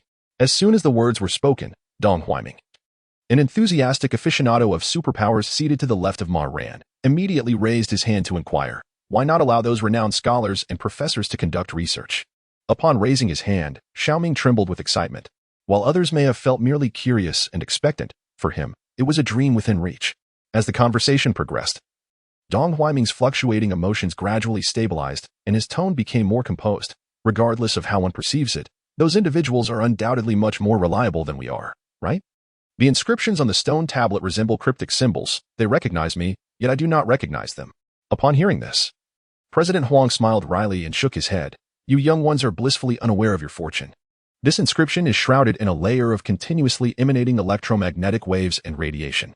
Those of slightly older age, upon gazing at it for a few minutes, may experience dizziness, tinnitus, and even nosebleeds. Prolonged exposure could potentially lead to irreversible damage. However, rest assured, these fluctuations will not have any adverse effects on individuals under 30. In fact, they may invigorate your spirits, enhance cellular vitality, and sharpen your thinking. Chapter 12. Deciphering. Internal energy at the 9th level. Seated before Ma Ran, the student Su Qiangwei was the second to raise her hand and inquire, is it possible to capture the information inscribed on the monument through photographic or artistic means? The collective brainstorming of the group suggested that they could indeed expedite their research. If memory serves me correctly, electromagnetic waves generally do not interfere with camera focusing. Which type of electromagnetic wave are you referring to? Radio waves? Microwaves? Visible light? Infrared? Ultraviolet? Gamma rays? Radiation is, in fact, a neutral term. Only a select few types of radiation pose a threat to human health. In recent years, it has been demonized as the ultimate weapon of human civilization, causing people to regard it with trepidation. Hence, Su Qiangwei had no further inquiries regarding radiation. Old Master Huang remained composed, exuding an air of calm assurance. He seemed to have anticipated this question and had prepared his response. It is an unprecedented form of electromagnetic wave, the origins of which are currently beyond the scope of human technological understanding. For now, we shall designate it as alpha ray. Due to the influence of alpha ray, no recording devices can effectively capture images of this extraterrestrial monument. All visuals related to this stone tablet remain unrecordable. We have conducted numerous attempts in this regard, but to no avail. At this juncture, he turned his gaze towards Wan Haiho, who was seated to the right of Ma Ran. Last night, a student consulted me regarding some related queries, so let me briefly clarify this for everyone. Understanding the supernatural powers inscribed on this monument is not contingent upon accumulated knowledge, but rather on one's aptitude for comprehension. Of course, if you wish to refer to it as insight, that is equally valid. This stylistic choice, though somewhat fantastical and not entirely grounded in reality, resonated well with the youthful audience present. Upon the mention of insight, enthusiasm ignited among the crowd. What Chinese individual does not harbor a dream of martial prowess? Even those middle-aged souls burdened by the weight of life often entertain aspirations of becoming a hero. The young attendees, captivated by these words, turned their eager gazes toward the dark stone tablet. Each member was brimming with confidence, convinced that in terms of insight, they would not fall short of anyone. Now, aside from this group of youngsters, the younger scholars across the nation, those under 30 years of age, have set aside their work and experiments to engage in similar pursuits at various academic societies. President Huang clapped his hands to redirect the new members' attention away from the dark stone tablet. Moreover, it is imperative to remind you all, each individual's body is unique. Thus, the calculated path for internal energy cultivation is tailored to oneself and possesses a singular nature. Never entertain the notion of imparting it to others, as that would be a disservice to them. Do you understand? The members nodded in agreement, vowing to keep these words close to their hearts. This notion is quite easy to comprehend. Just as no two leaves are identical, neither do two individuals exist in complete likeness. Even among identical twins, the coordinates for opening and developing acupoints within the body can vary significantly. Rigidly applying the experiences of others is futile. Not only will you fail to cultivate internal energy, but you may also inflict harm upon yourself, which would be an extraordinary misfortune. President Huang appears to have been influenced by the black rock steel, his voice lacking its previous vigor, yet still exuding confidence and demonstrating commendable vitality. He announced that the information now available is as follows. Internal energy martial arts are categorized from 1 to 6 segments based on the number of acupoints opened and filled, with secrets beyond the 6th segment remaining unsolved. However, Our researchers speculate that internal energy is divided into 9 realms in total. At this moment, Ma Ran, who had been silent, suddenly raised his hand. President Huang Weiguo, with an expression of lingering curiosity, had evidently prepared thoroughly and awaited questions. "The student, please go ahead." Ma Ran spoke calmly and unhurriedly. "What is the possible force in kilograms achieved with 6 segments of internal energy? What is the straight-line sprint speed in meters per second? Will reaction speed be enhanced? Will the density of bones, muscles, and skin increase with the cultivation of internal energy? If so, will practitioners become akin to waterfowl, sinking as soon as they enter the water?" As Ma Ran appeared poised to continue questioning, President Huang wiped the cold sweat from his forehead, feeling somewhat overwhelmed. It seemed that no one had provided him with such data. Good heavens! What were those researchers doing? Comrade Lao Huang looked at Ma Ran, feeling a chill run down his spine. This student poses excellent questions. Unfortunately, our research into martial arts is still in its infancy, and much data is lacking. He adjusted his glasses and smiled awkwardly. However, I can generally outline the situation. With the enhancement of internal energy, your endurance, strength, agility, and even resistance to strikes can be significantly improved. This is a comprehensive enhancement, potentially surpassing human limits. At this point, President Huang habitually began to inspire. The records of every event in the Olympic Games, you will, in the future, easily surpass. Here, he revealed some information. Currently, the strongest practitioner of internal energy is a member of the Qinglian Society, who has just reached the 2nd segment of internal energy. This means that with diligent effort, you may surpass your predecessors and become the strongest humans on Earth. Observing the excitement building among the members, Huang Weiguo's expression shifted to that of a seasoned farmer. "Conditions are currently quite challenging, so please endure a little longer. We will form groups of 24, taking turns in an orderly fashion for 1 hour each, alternating for 3 rounds. Time is of the essence. We will break for lunch around 1 o'clock, followed by a 2-hour rest. From 3 to 5 in the afternoon, there will be ideological education courses, essentially a time for relaxation. After all, deciphering inscriptions is quite taxing, and excessive tension can lead to mental fatigue. Remember, haste makes waste. There is no need to rush." According to information received from other academic societies, it takes an average of 1 day to determine the location of an acupoint. There is no need to rush. Some individuals may require as long as 3 days to identify a single acupoint. However, this assertion is not entirely accurate. The average calculation of an acupoint's position, which is said to take 1 day, is based on data samples from exceptionally gifted individuals. Furthermore, considering the limits of cognitive and mental capacity, the day referred to is essentially equivalent to just 3 hours. There is no need for extensive clarification on this matter.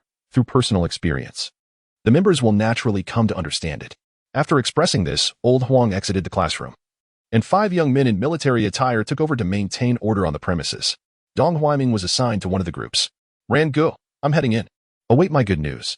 After exchanging greetings with Ma Ran, he wore a smile as he positioned a small stool in front of the Black Rock Monument, beginning his attempts to decipher the intricate patterns. 3 minutes later, the smile on Xiaoming's face had completely vanished. Chapter 13. It seemed as though I had suddenly gone deaf. Within the group, the performance of the other members was hardly commendable. Once spirited and brimming with confidence, the members of the study society now wore furrowed brows and solemn expressions, exuding an air of deep-seated frustration. As they concentrated their attention, the intricate patterns inscribed on the black rock tablet gradually materialized in their minds. No matter how one looked at it, the complexity was overwhelming, rendering comprehension utterly elusive. The lines appeared more chaotic than the scribbles of a madman, causing one's eyes to strain painfully. Yet, as they gazed longer, an inexplicable understanding of the significance within those patterns began to dawn upon them. The members became unusually energized. What constitutes a supernatural phenomenon? This was it. It need not involve wielding thunder and fire, soaring through the clouds, or riding the winds. Anything that current science cannot elucidate may be deemed a supernatural occurrence. The first batch of members gradually realized that each pattern imprinted in their minds from the Black Rock tablet contained a wealth of information. Within a seemingly trivial design lay thousands of bytes of data. Time slipped away, minute by minute. The initial group engaged in deciphering the inscription struggled valiantly, finally enduring for an hour. Is this even possible? It's more taxing than sitting through 20 consecutive exams without a break. Completing a thesis pales in comparison to this. Haha, I'm on the verge of calculating the position of the first acupoint. Just give me another half hour and I'll refine my essence into energy. Officially stepping into the realm of martial arts. Incredible! I reckon I need another 2 hours to ascertain the first acupoint. This stone tablet is indeed remarkable. When near it, one felt invigorated, akin to having taken a stimulant, yet upon stepping away, one would feel utterly drained, as if having endured 3 sleepless nights. longing to collapse onto the ground. Are you boasting about your stamina? If you still have the energy to chat, then you clearly aren't exhausted enough. Those genuinely weak in constitution had no strength to chatter. Each member was drenched in sweat, lying back on their chairs, gasping for breath. One could easily believe they had just completed a 5-kilometer run. Perhaps due to years of traveling the world, Dong Huaiming exhibited commendable stamina. Or perhaps it was the result of his brain operating at full capacity. His complexion was flushed, steam rising from his head. Yet his spirit was even more vigorous than before. Go, Ran, go. Though they had only known each other for 2 days. Classmate Xiaoming had already regarded Ma Ran as a close friend. Witnessing Ma Ran's determination to decipher the inscriptions, he felt a surge of excitement. You must be the kind of genius who can calculate an acupoint in an hour. I believe in you. Upon hearing this, Su Qiangwei curled her lip, wanting to say something, but ultimately refrained. She suppressed the urge to be sardonic, realizing it was better not to tarnish her reputation. What if she turned out to be the kind of individual who could only calculate an acupoint in 3 to 5 days? The thought of her words being used against her later would be utterly humiliating. There was little time left for idle chatter. Under the guidance of the young men in military uniforms, the 24 members of the second group seated themselves in an orderly manner, forming a circle around the black stone tablet. Sitting before the tablet, Ma Ran reclined comfortably in his chair, his demeanor tranquil. This was not merely a matter of confidence. He was extraordinary.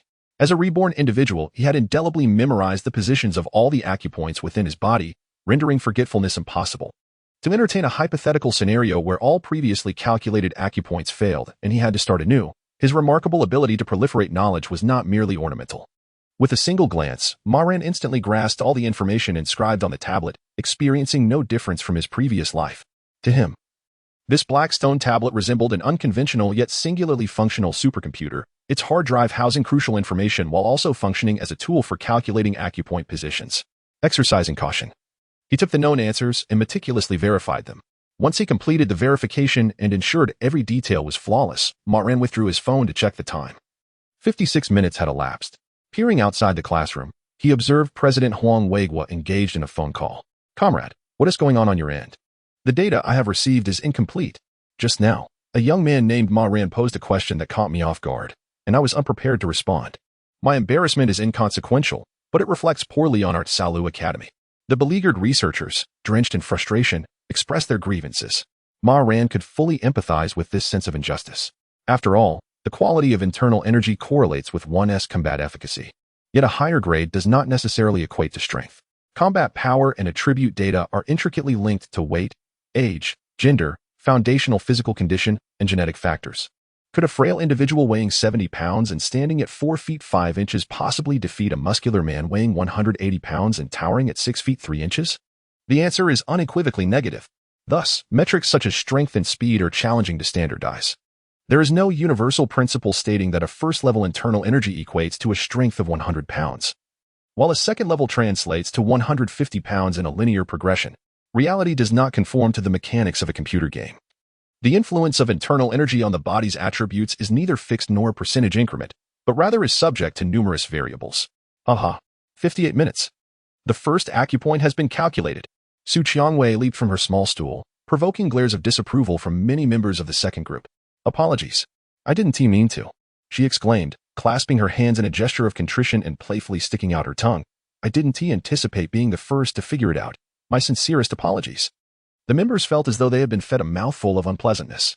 How could such innocuous words from her lips evoke such discomfort? Upon receiving the report, President Huang immediately ended his call and hastily made his way inside.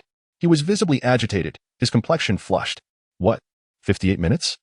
The fastest domestic record belongs to Zhu Hani of the Qinglian Society, who calculated an acupoint in 60 minutes.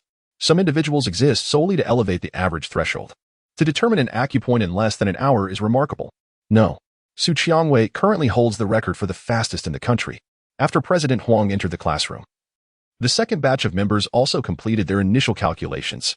They would need to go through another round to successfully ascertain the location of their first acupoint within their bodies. Only then could they, with the assistance of the black rock steel, refine their first strand of inner energy. Wan Heiho, like Dong Huaiming, was just a fraction away, requiring approximately another hour to calculate his first acupoint. What a genius! A smile blossomed on old Huang's face. The more he observed Su Qiangwei, the more he found the young girl endearing. Initially, he had higher hopes for Ma Ran, as he was the only high school student to score full marks in the temporary assessment. Yet, it seemed that Su Qiangwei was a step ahead, possessing even greater talent in martial arts. "Excuse me for a moment. I need to converse with a friend," Su Qiangwei said dismissively to old Huang, then briskly trotted over to Ma Ran. Her gaze was fervent, her beautiful eyes sparkling with ambition. "How did it go? If you have any questions, feel free to ask me." The sky had cleared. The rain had ceased. Qiangwei felt invigorated. Upon hearing this, Ma Ran slightly raised an eyebrow, pondered for a moment, and replied in a deep voice, 512 acupoints, all calculated." Su Qiangwei appeared utterly bewildered. She spread her hands and rubbed her ears, exclaiming, "I seem to have suddenly gone deaf. Could you please repeat that?" Chapter 14. For words to describe such a person, Ma Ran lifted his gaze and spoke in a calm tone. 512 acupoints have been completely calculated." Su Qiangwei understood this time. The other members also grasped the significance. The crowd was left in stunned silence, their expressions vacant. In the classroom, not a sound could be heard. One could hear a pin drop. It took 58 minutes to determine the location of the first acupoint. A smile of satisfaction appeared on Ma Ran's face as he earnestly commended the young girl. "You have once again exceeded expectations. Very impressive." This was indeed a heartfelt compliment. In his eyes, Su Qiangwei was the epitome of a bold contender.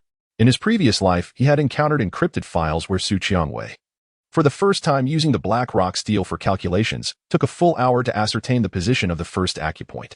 This time, perhaps due to the invisible pressure he exerted and Su Qiangwei's intense desire to win, she presented an even more remarkable performance. Su Qiangwei pressed her lips together, her gaze dimming. She had gradually adapted to Ma Ran's manner of speaking, developing a stronger psychological resilience, no longer easily driven to despair. However, she still doubted Ma Ran's words. "Seriously, 512 acupoint locations calculated in 1 hour." Su Qiangwei felt her intelligence was being insulted. "Is this for real? You must have made a mistake." Ma Ran glanced at her with a hint of nonchalance. "I have verified the calculations. There will be no errors, as long as there are no exceptional circumstances. I won't be coming over here again." "Verification? Is this something a person would say?" Su Qiangwei's expression began to crack. Suddenly, Ma Ran extended a finger, hovering above the girl's forehead. "This is the inner energy I have just cultivated. You should be able to feel it, right?" Su Qiangwei felt a warm breeze swirling around her forehead, her hair lifted, and her dazed state diminished significantly. People often say that girls who dare to expose their foreheads are generally confident in their appearance. Observing Su Qiangwei's new look, Ma Ran had to admit that there was some truth to this statement. She looked quite adorable, much more pleasing to the eye than before. If only she could refrain from speaking, it would be even more perfect. The outward expression of inner energy. Not far away, President Huang Wei's pupils constricted, exclaiming, "This is the hallmark of inner energy at the second stage." Those over 30 are typically distanced from the martial arts inheritance represented by the black rock steel, unable to cultivate inner energy. Yet, one does not need to have seen a pig run to know what pork tastes like, right? President Huang had memorized all the detailed information regarding the black rock steel's martial arts system from the first to the 6th stage, and he was well aware of the characteristics of each phase. To calculate and fill 2 acupoints signifies reaching the first stage of inner energy. Practitioners at this stage exhibit fuller temples and brighter eyes. To calculate and fill 4 acupoints indicates the second stage of inner energy. The signature characteristic of this stage is the outward manifestation of inner energy. Although devoid of any lethal force, akin to a mere electric fan, it can serve to alleviate fatigue, heal hidden injuries, and boast commendable health benefits. Currently, the most formidable practitioners of the black rock martial arts within China have only just reached this level. The number of meridians calculated is an exceedingly personal matter. No one can ascertain whether Ma Ran is merely indulging in fanciful claims. However, the essence of the second stage of internal energy cannot be fabricated. To be frank, Huang Wei utterly fails to comprehend the rapidity with which Ma Ran has mastered the black rock martial arts. Calculation and accumulation are indispensable modules in the cultivation of internal energy. Even if one possesses an extraordinary intellect, arguably the strongest in history, perceiving others as mere unevolved primates, one cannot bypass the accumulation phase of internal energy. This phase necessitates a significant investment of time, energy, and nutrients. Those who advance slightly, like Su Qiangwei, may be deemed martial arts prodigies. How should one evaluate Ma Ran, who was leagues ahead? Huang, the president, found himself at a loss for words. Just as he began to question his own existence, Dong Huaiming, who had remained silent, suddenly erupted, vociferously proclaiming, "Brother Ran is incredible." Although his expression was somewhat crude and lacking in elegance, it candidly conveyed his heartfelt sentiment, resonating with his current emotional state. At this moment, classmate Xiaoming felt a twinge of shame. When Ma Ran initially mentioned the number 512, he instinctively harbored doubts. What does this signify? It indicates that he has betrayed Ma Ran's trust in him. The genuine friendship and bond among extraordinary individuals demand that one unreservedly believes in a friend's assertions, regardless of how illogical or contrary to common sense they may seem. Meanwhile, Wan Haiho, seated nearby, silently observed Ma Ran. His fingers entangled in his hair as he sighed with a complex expression. His earlier judgment had indeed been accurate. This junior, regardless of the setting, seemed destined to stand out sooner or later. However, he had not anticipated that this day would arrive so swiftly. Like Dong Huaiming, he wished to articulate something. Yet, being older and possessing a more mature demeanor, he found himself unable to express his emotions as freely as a high school student. As he grappled with indecision, Huang, the president, regained his composure. I see now, he said, his gaze fixed intently on Ma Ran, his face flushed with excitement. You must be the individual referenced in the BlackRock database, possessing a unique constitution exceptionally suited for accumulating internal energy. Calculating 512 meridians in just 1 hour, everyone dismissed this as a jest from Ma Ran, hardly taking it to heart. Who among those present is not a genius in their own right? Having experienced it firsthand, the members gathered understood better than anyone the challenges involved in calculating meridians. Huang Weiguo, having handled numerous cases involving non-volunteers practicing BlackRock martial arts, comprehended even more the staggering volume of calculations required during the computation phase. Were it not for the BlackRock steel's extraordinary properties, which enhance cognitive agility, would at least triple the time needed for such computations. Even so, the terrifying cognitive burden during the calculations could almost induce a fainting spell on the spot. Therefore, the notion that 512 acupoints could be accurately assessed in a mere hour is utterly implausible. Nevertheless, Ma Ran has at least precisely determined the locations of 4 acupoints. Moreover, he managed to fill those 4 acupoints in an exceedingly brief period. Lao Wang is acutely aware that the progress of inner energy cultivation is significantly influenced by one's constitution.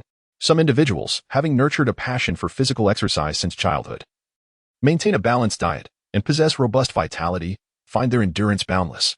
For such individuals, running a marathon is akin to child's play.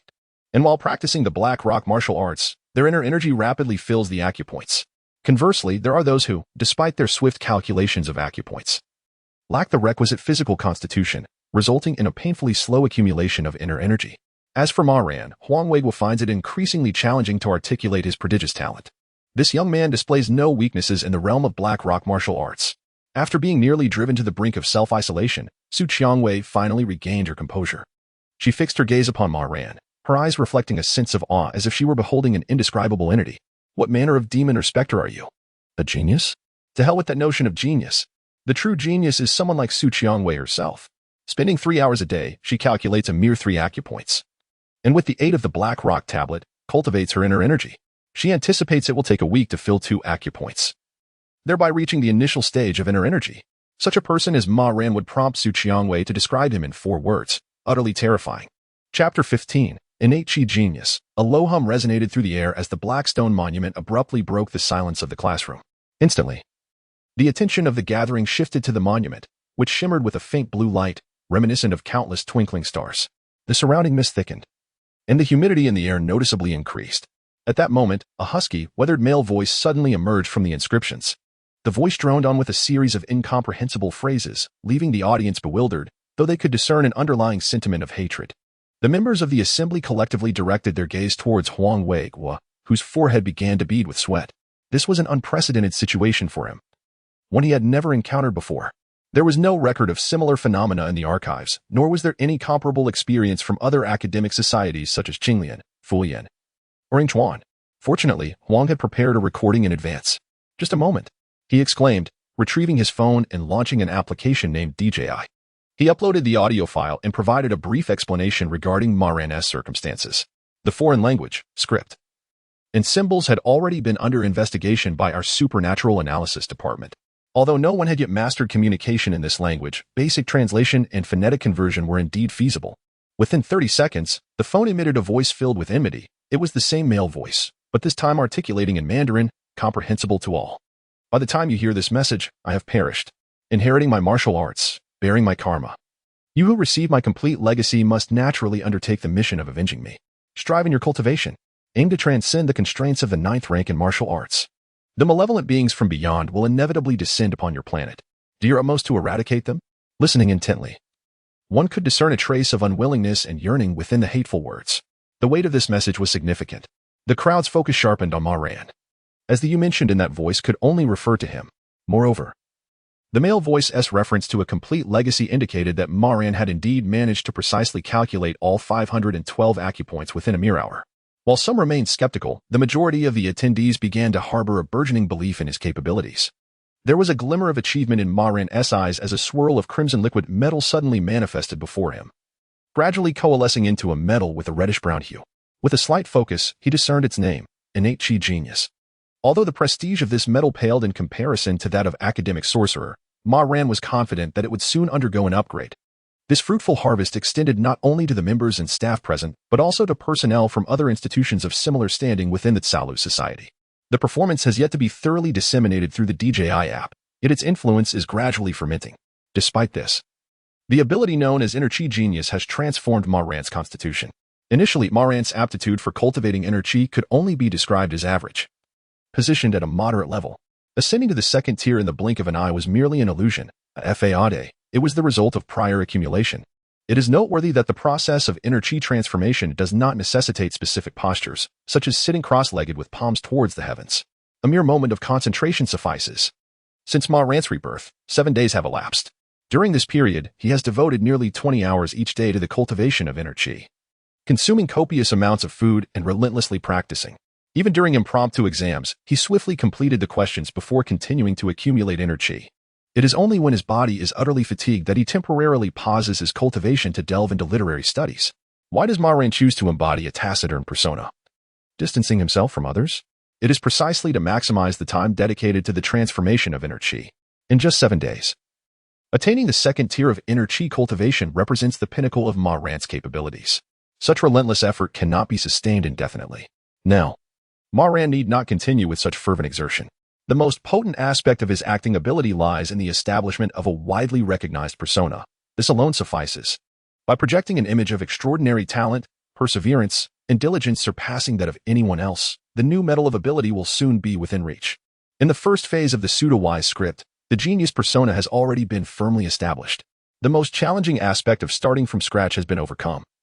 What follows is the harvest phase.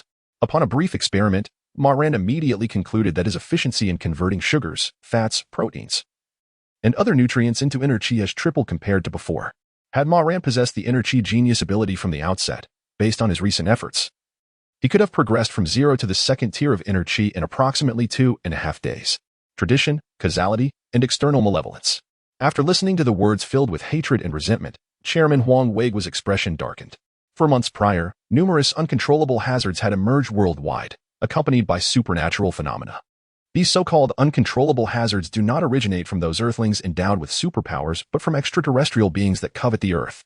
Just how formidable must these external malevolent forces be to provoke their victims into uttering such extreme sentiments? He dared not even speak the word exterminate. Clearly, there was a lack of confidence.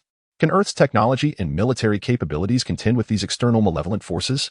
While Huang Weigu sank into contemplation, Ma Ran remained fixated on the black stone tablet, possessing a deeper understanding of it than anyone else. This stone tablet is imbued with a trace of alien origin, akin to a shimmering beacon amidst the boundless darkness of the universe. The individual who inscribed this message mentioned the otherworldly malevolence that will seek and pinpoint Earth's location through the black stone tablet. It can be perceived as a means of diverting calamity or perhaps as the last ember of martial civilization. Regardless of interpretation, the question remains whether current technological capabilities can obliterate it. Even if they could, how could one persuade all nations to reach a consensus? The tablets are not solely in the possession of China. If even one remains, all efforts by other nations would be rendered futile. It would be more prudent to transform this potential threat into an asset and utilize it wisely. Ma Ran harbors neither strong affection nor intense aversion towards the creators of the Blackstone Martial Tablet and its accompanying message. At the very least, they did not conceal their intentions, openly warning that the otherworldly malevolence would come knocking. This is a commendable transparency. In contrast to the Blackstone Martial legacy, the schemes and machinations lurking within the path of superpower awakening are far more insidious and malicious. Ma Ran exhaled deeply, his mind racing with myriad thoughts. The pace must quicken. The calamities awaiting Earth are far too numerous. A multitude of challenges does not weigh one down. And an additional path of the extraordinary offers civilization a glimmer of struggle and resistance. Chapter 16. The Trials of Suffering. The inaugural event of the Tsalu Academy delighted Huang Weiguo immensely. He was thrilled to discover the extraordinary martial talent of Ma Ran within the society. With proper guidance and nurturing, ensuring that Ma Ran remained focused in his thoughts, he would undoubtedly evolve into an exceptional guardian of civilization over time. Even if Ma Ran lacked combat prowess and was not destined for the battlefield, merely serving as a dedicated researcher of inner energy would still allow him to make significant contributions and generate immense value. What astonished him were the malevolent entities mentioned in the Black Rock Monument. President Huang promptly relayed this intelligence to his superiors. Meanwhile, after receiving authorization, Ma Ran returned to his dormitory. Due to his early withdrawal, the formidable classmate Su Qiangwei occupied his seat, participating in 2 groups' rotations simultaneously. While others engaged in calculations for 3 hours daily, she tirelessly worked for 6. Exhausted from her exertions, Su Qiangwei's efficiency diminished during the final hours. Throughout the morning, she managed to ascertain the locations of only 4 energy points. Pale and weary, she was subjected to a medical examination and inundated with glucose solution. The tenacious girl insisted she could continue and requested to resume in the afternoon. This request was firmly denied by President Huang. 6 hours of intense calculations in the morning constituted a Herculean effort. Returning in the afternoon would be tantamount to courting disaster. No matter how resolute her willpower, it could not transcend the limitations of the human body. After all, flesh and blood are not unyielding. They possess inherent limits, contrary to the speculations of others. Upon returning to his dormitory, Ma Ran did not resume his inner energy training. Instead, he devoted himself entirely to the study of Yuan.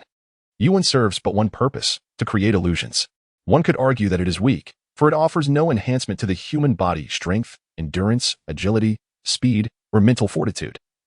It augments none of these attributes. Yet, one could also assert its formidable power, for the illusions it conjures bear almost no flaws. A master of Yuan can manipulate all 5 senses: sight, hearing, smell, taste, and touch, without any blind spots.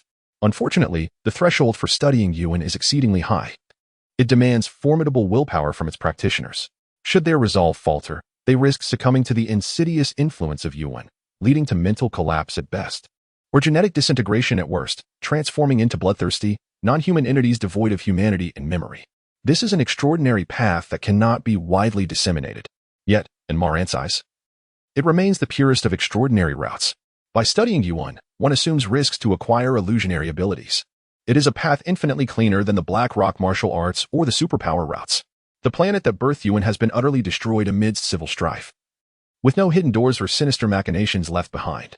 The activities arranged by the Tsalu Academy in the afternoon were relatively relaxed, consisting of moral and ethical education courses. The professor responsible for the instruction was a middle-aged man surnamed Liu. The individual possesses a square-shaped face, a well-defined forehead, and deep, chestnut-brown eyes that sparkle with vitality. His voice resonates with a robust timbre, exuding warmth and approachability. The content of his lectures is not only professional but also remarkably animated and engaging. Simultaneously, Professor Liu appears to be exceptionally empathetic.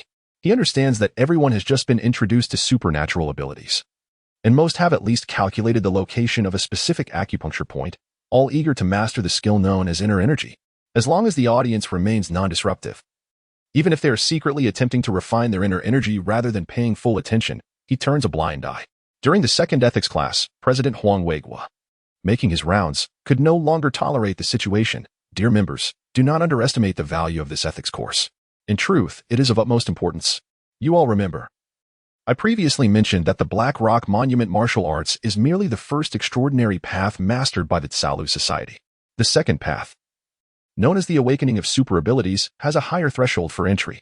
It requires an assessment of your conviction and faith. The supportive role of the ethics course in facilitating super ability awakening has been substantiated. In approximately 3 days, the Fulan Society will provide us with specialized instruments to measure relevant values. Those who do not meet the standards will not qualify to tread the second extraordinary path. Professor Liu Binbing has just informed me that some astute individuals, like Ma Ran, have been listening attentively. Learn from them. While it is often said that one cannot overindulge, President Huang's remarks clearly imply that the paths of inner energy and super abilities are not mutually exclusive. All present are young. Who among them does not harbor dreams of simultaneously mastering martial arts and supernatural powers? The idea of wielding martial prowess in one hand and super abilities in the other is exhilarating. However, Ma Ran did not pay much heed to President Huang's words. He had not been focused on the lecture, but rather was continuously sketching out ideas in his mind. Nonetheless, due to the dual influences of sorcerer and performance skills, Professor Liu was unable to see through Ma Ran's facade and assumed he was genuinely engrossed in the lecture. "Ran, did you hear that? Super abilities!" exclaimed Dong Huiming, sitting next to Ma Ran, trembling with excitement. President Huang just mentioned faith and conviction. He couldn't possibly be referring to something akin to telekinesis from superpower out of control. Could he? If one were to acquire such abilities and develop them properly, the possibilities of flying with a sword, being impervious to weapons, achieving cellular immortality, and expanding brain capacity could all become realities. Upon hearing this, Ma Ran chuckled softly and shook his head. It's not that simple. Theoretical concepts are well understood by all. For instance, electromagnetic interactions can be easily articulated by any high school student. Many believe that once one successfully masters the manipulation of lightning or any super ability within a magnetic field, mastering another will come swiftly. They even believe that by attuning themselves to the Earth's magnetic field, they can merge with the planetary magnetism, thereby soaring through the skies and traversing the Earth with a velocity that rivaled the rotation of the planet. However, in practice, this endeavor proves to be as arduous as scaling the heavens. Before his rebirth, every individual who harbored similar aspirations invariably faltered at the juncture of mastering their extraordinary abilities. As for the threshold of entry mentioned by Huang Weiguo, it is less about quantifying faith and belief, and more about gauging the strength of one's mental fortitude. The initiative to enhance the members' immunity against the encroachment of superpowers through moral and ethical education can only be assessed by saying that it does not deviate significantly from conventional thinking. While this method of cultivating mental strength indeed bears no adverse effects and proves effective, it is a gradual process akin to a steady stream. In contrast, the approach known as the trial by hardship yields more immediate results within a short training period. Chapter 17, The Power of the Mind. The trial by suffering, as its name suggests, aims to cultivate and enhance mental fortitude through the experience of pain and adversity. It endeavors to allow practitioners to endure suffering, comprehend it, and undergo rigorous trials, all while ensuring no permanent physical harm is inflicted. This method encompasses not only the stimulation of physical pain but also the refinement of one's sensory and spiritual faculties. Each individual's capacity to endure, both physically and mentally, varies significantly. Therefore, those wishing to engage in the trial by suffering must submit an application in advance. Upon approval, they will receive access to necessary equipment, medical resources, and a tailored training program guided by experienced mentors. The potential downside of the trial by suffering is the risk of psychological collapse, with a notably high failure rate. Prior to the rebirth, although numerous individuals applied weekly to undertake the training, leading to fluctuating failure statistics, Ma Ran distinctly recalls one figure, a staggering 93.52 dropout rate. This implies that out of 100 individuals mentally prepared for the endeavor, even under the most scientifically sound and precise guidance, at least 93 would find the torment unbearable and opt to withdraw, abandoning their pursuit midway. Besides voluntary withdrawals, even those who adhere strictly to the training protocol face a 1% risk of collapse due to personal limitations, succumbing to psychological breakdowns mid-training. One notable individual who had endeavored to foster a closer relationship with Ma Ran, Senior One Haiho, was among those who succumbed to the trials of the trial by suffering. The difficulty of the training is immense, yet the rewards are equally substantial. Each individual who successfully completes the trial by suffering emerges as a battle-hardened, indomitable elite warrior. Ma Ran is indeed one such individual. Having previously undergone the trial by suffering, he is exempt from revisiting it in this lifetime. His unwavering spirit, demonstrated in his previous life until the very last moment of battle, renders him exceptionally resilient, placing him among the upper echelons of humanity. This, too, stands as one of the benefits bestowed upon him from his past existence. Ma Ran refrained from divulging the intricacies of the trial by suffering to President Huang Weiguo immediately. Firstly, in the eyes of others, he was merely a novice extraordinary being, recently acquainted with the cultivation of inner energy. Even with a slightly accelerated progression, his knowledge remained insufficient. Secondly, Ma Ran's widely acknowledged identity as a super genius in the cultivation of the Black Rock Tablet martial arts did not afford him sufficient authority. Most importantly, Ma Ran could leverage his impersonation, ability to devise a more accessible, resource-efficient, and potent mental cultivation technique. In the current strategy, optimizing and transforming the inner energy system takes precedence over the creation of mental techniques, particularly in preparation for impending disasters. Thus, the members of the Tsalu Academy dedicate their mornings to studying the inscriptions of the Black Rock Tablet and their afternoons to philosophical courses. The evenings are left open for personal allocation, whether one wishes to engage in extra training of inner energy or indulge in gaming and binge-watching series. The Tsalu Academy imposes no mandatory interventions. Previously, the members who were either university students or graduates exhibited a rather calm demeanor. For many of those who were once high school students, this place felt like paradise. No more rising at 5 in the morning to wash up and rush to morning exercises, no late-night study sessions stretching until 11 o'clock, and no endless piles of examination papers. Each day simply required them to explore their own energy points, indulge in sumptuous feasts, and focus on cultivating their inner energy. It was nothing short of exhilarating. For prodigious youths, studying and completing assignments yielded little to no sense of achievement. It was merely a means to appease the aspirations and expectations of their parents, with the goal of gaining admission to a respectable university. Now, residing in the Grass Hut Academy, although they were fatigued every day, the sense of accomplishment was immense. The system for cultivating inner energy was distinctly structured. Unlike the nebulous power hierarchies found in fantasy tales, by simply filling a requisite number of energy points with inner energy, one would inevitably ascend to the next level. The sensation of daily progress and empowerment, quantifiable and tangible, was 1,000 times more gratifying than playing online games. No, 1,000,000 times more. No matter how well one performed in online games, it could never genuinely enhance a player's strength, even by a fraction. Yet, through inner energy cultivation, individuals could attain greater power, swifter speed, and enhanced endurance. It was even said that the practice of inner energy could alleviate numerous ailments and prolong life. How could one compare? There was no basis for comparison. However, not everyone's experience with cultivation was so favorable. Those possessing exceptional intellect alongside a robust physique were exceedingly rare. Among the first cohort of Grass Hut Academy members, 31 individuals were physically frail, necessitating considerable time for recuperation to rectify their bodily deficiencies. Ailing individuals attempting to cultivate inner energy would only become increasingly depleted. Thus, they had to exercise patience and gradually restore their health. These unfortunate members, with insufficient gastric capacity and inadequate digestive capabilities, found that the nutritious food they consumed was greedily absorbed by their bodily cells before it could be transformed into inner energy. They were not slow in their exploration of energy points, generally meeting President Huang's expectations. Yet, after an entire 3 days, these 31 members had failed to cultivate even a wisp of inner energy, let alone fill 2 energy points to officially reach the first level of inner energy. On the morning of the 4th day, Ma Ran pushed open his door to find the entrance of the dormitory crowded with members. A glance revealed exactly 31 individuals. "Good morning, Ma Ran," they clamored, eagerly calling his name. This scene bore a striking resemblance to the fervent gatherings of certain unorthodox cults. Wan Haiho's gaze fixed on Ma Ran's face, unconsciously recalling an odd term, master. Shaking his head, he cast aside the chaotic thoughts and awkwardly spoke up.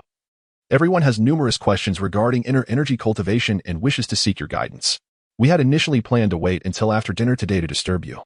But given the circumstances, with no one managing to cultivate inner energy, sleep has eluded us. As soon as dawn broke, we all rushed over." The statement is a blend of truth and falsehood. In reality, this group of individuals was initially engaged in a discussion within their newly established WeChat group, exchanging insights on the nuances of acupoint theory and comparing the number of acupoints they had each discovered. It was a lively atmosphere of mutual camaraderie, yet suddenly, the usually reticent Dong Huaiming broke his silence with a remark that shattered their serene state. "If you cannot cultivate your internal energy, why not ask Rangu?" This statement resonated like a clarion call, awakening the members from their stupor. Indeed, why not inquire with Ma Ran? The reason, of course, was due to his aloof demeanor, which made them hesitant to seek his wisdom, leading them to feign the absence of mentors nearby. Wasn't that a form of self-deception? For several consecutive mornings, Ma Ran had not ventured to the Black Rock Steel. However, during their afternoon reflection class, the members could palpably sense Ma Ran's increasingly formidable aura, which seemed to exert an ever greater pressure upon them. The truth was irrefutable. Ma Ran had not lied. He had genuinely deduced 512 acupoints in merely 1 hour. In the days that followed, his solitary practice in the dormitory only widened the chasm between him and the others. Apart from Ma Ran's astonishing prowess, the progress of the other members who had cultivated their internal energy was relatively uniform. Someone tagged the rather inactive Su Qiangwei, who had evidently muted the group notifications, asking, "Qiangwei, have you also cultivated your internal energy? Do you have any experiences to share?" The response they received, however, caused veins to bulge on their foreheads, igniting a fervent desire to drag her out and give her a sound thrashing. Was it truly possible for someone to be incapable of cultivating internal energy? Wasn't it simply a matter of intellect? 2 sentences left this group restless throughout the night. By 4 or 5 in the morning, before dawn had broken, they wrapped themselves in thick down jackets and silently gathered outside Ma Ran's door, resembling zombies standing in the cold wind. Chapter 18. Acting a gust of wind blew outside.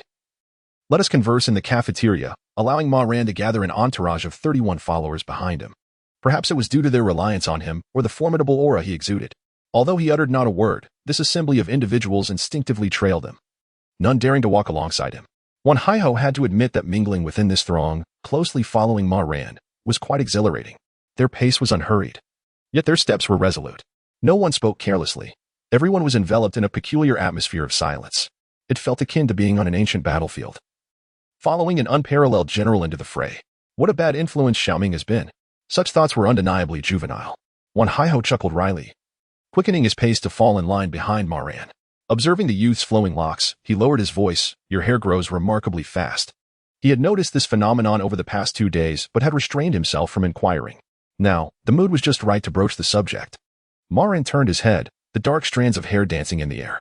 With a subtle smile, he replied calmly, when you reach the 3rd stage of inner energy, you too shall experience this. Under the nurturing of inner energy, vitality flourishes, cellular activity increases, and accelerated hair growth is a normal occurrence. By the time you reach the 4th stage, this phenomenon will naturally dissipate and return to normal. Ma Ran himself had not yet attained the 3rd stage of inner energy. These flowing locks were not of genuine origin. They were illusions crafted through his recent study of the art of illusion. Having delved deeply into this magical system in his past life, he found it easy to re-engage with it. The false hair he conjured could convincingly deceive the human senses, even to the point of tactile interaction. Presently, they bore one significant flaw, an absence of true substance. However, this defect was of little concern for Ma Ran. The ability to deceive the gaze of those around him was sufficient for the time being, without needing to calculate the precise locations of the energy points. And bolstered by the inner energy prodigy medal, if he dedicated 20 hours each day to intensive training and accumulation of inner energy, it would take approximately 33 days to ascend from the 2nd to the 3rd stage. The journey to the 4th stage would require 66 days, the 5th stage 32 days, the 6th stage 64 days, the 7th stage 28 days, the 8th stage 56 days, and the 9th stage 12 days. It seemed a relatively short span, totaling less than a year. Yet, the most pressing scarcity for Ma Ran at present was time. Moreover, this was merely a theoretical calculation. Prolonged periods of excessive training would inevitably lead to a significant decline in the efficiency of inner energy accumulation. To prevent the accumulation of hidden injuries, it was imperative to allocate time for rest.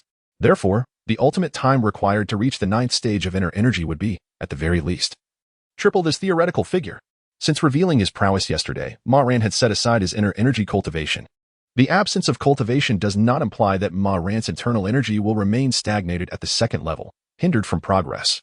With the aid of Yuan's illusions, by engaging in role-playing and feigning an advancement that is widely acknowledged, Ma Ran will genuinely achieve success in his progression. Each afternoon, when the members gather for the reflection class, they perceive Ma Ran's demeanor becoming increasingly sharp and his presence more formidable. Yet, this is merely an act, a glance, a furrowed brow, a sidelong glance. Each of Ma Ran's movements and expressions is imbued with intricate details. As one who relies on role-playing for sustenance, he has long honed his performance to perfection. From the noble scion of ancient aristocratic families to the desperate gambler in the bustling streets, Ma Ran can effortlessly embody any temperament, skillfully navigating the nuances. Internal energy at the 3rd level? Wan Haiho gazed intently at Ma Ran's flowing, dark hair.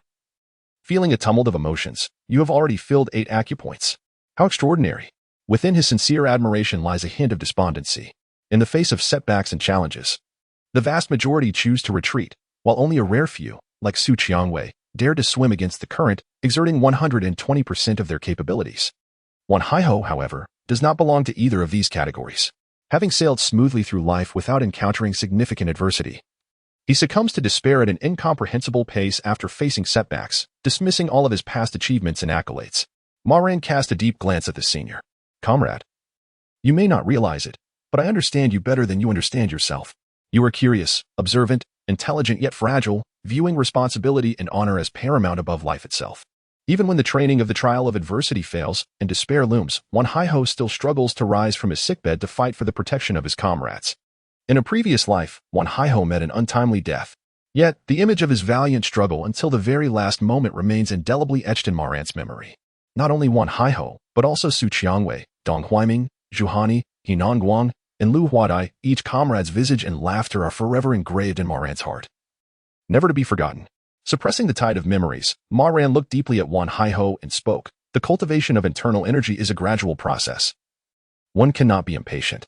It is essential to remain humble and attentive, capturing every thread of biological energy and transforming it slowly through the acupoints. At this juncture, he shifted his tone. However, I have recently been researching methods for a rapid initiation. Ma Ran's voice gradually rose, ensuring that the 30 individuals behind him heard clearly. As long as one can accurately calculate the positions of their acupoints, they can swiftly refine the first thread of internal energy. At present, I have already made some progress. Due to the presence of many observers, Ma Ran hastily consumed only 3 bowls of beef alkaline noodles and a plate of scrambled eggs with shredded meat for breakfast. A perceptive junior, likely in middle school, took the initiative to help Ma Ran by clearing away the dishes and wiping the table clean with a paper towel. Ma Ran offered a smile, his tone calm as he began to speak. The concept of acupoints can be understood as underdeveloped miniature organs. By consuming sustenance to accumulate biological energy, one transforms it into inner energy to fill these acupoints. However, reaching this point does not signify the conclusion. Once you have filled the first acupoint, you will encounter a dilemma. Ma Ran raised a finger. How does one enable the acupoints to autonomously refine inner energy? His thoughts appeared somewhat disjointed. Upon hearing this, many members present looked utterly bewildered, struggling to comprehend the implications. Their considerations did not extend so far. They were merely inquiring about how to refine the initial trace of inner energy, seeking any potential shortcuts. I believe I am beginning to grasp your meaning. Wan Haiho was the first to regain his composure. His voice was noticeably softer than usual, and he seemed to lack some conviction as he continued, theoretically. 9 segments of inner energy correspond to 512 acupoints. Assuming that we are all at the 9-segment inner energy level. Chapter 19. A remarkable breakthrough. Wan Haiho's words elicited knowing smiles from those present. Although progress seemed slow, reminiscent of a bottleneck period, confidence permeated the air as everyone believed that one day they would truly reach the 9th stage of inner energy cultivation.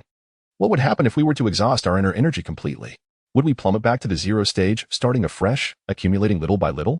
At this juncture, the members had their answers. Such a scenario, of course, was virtually impossible.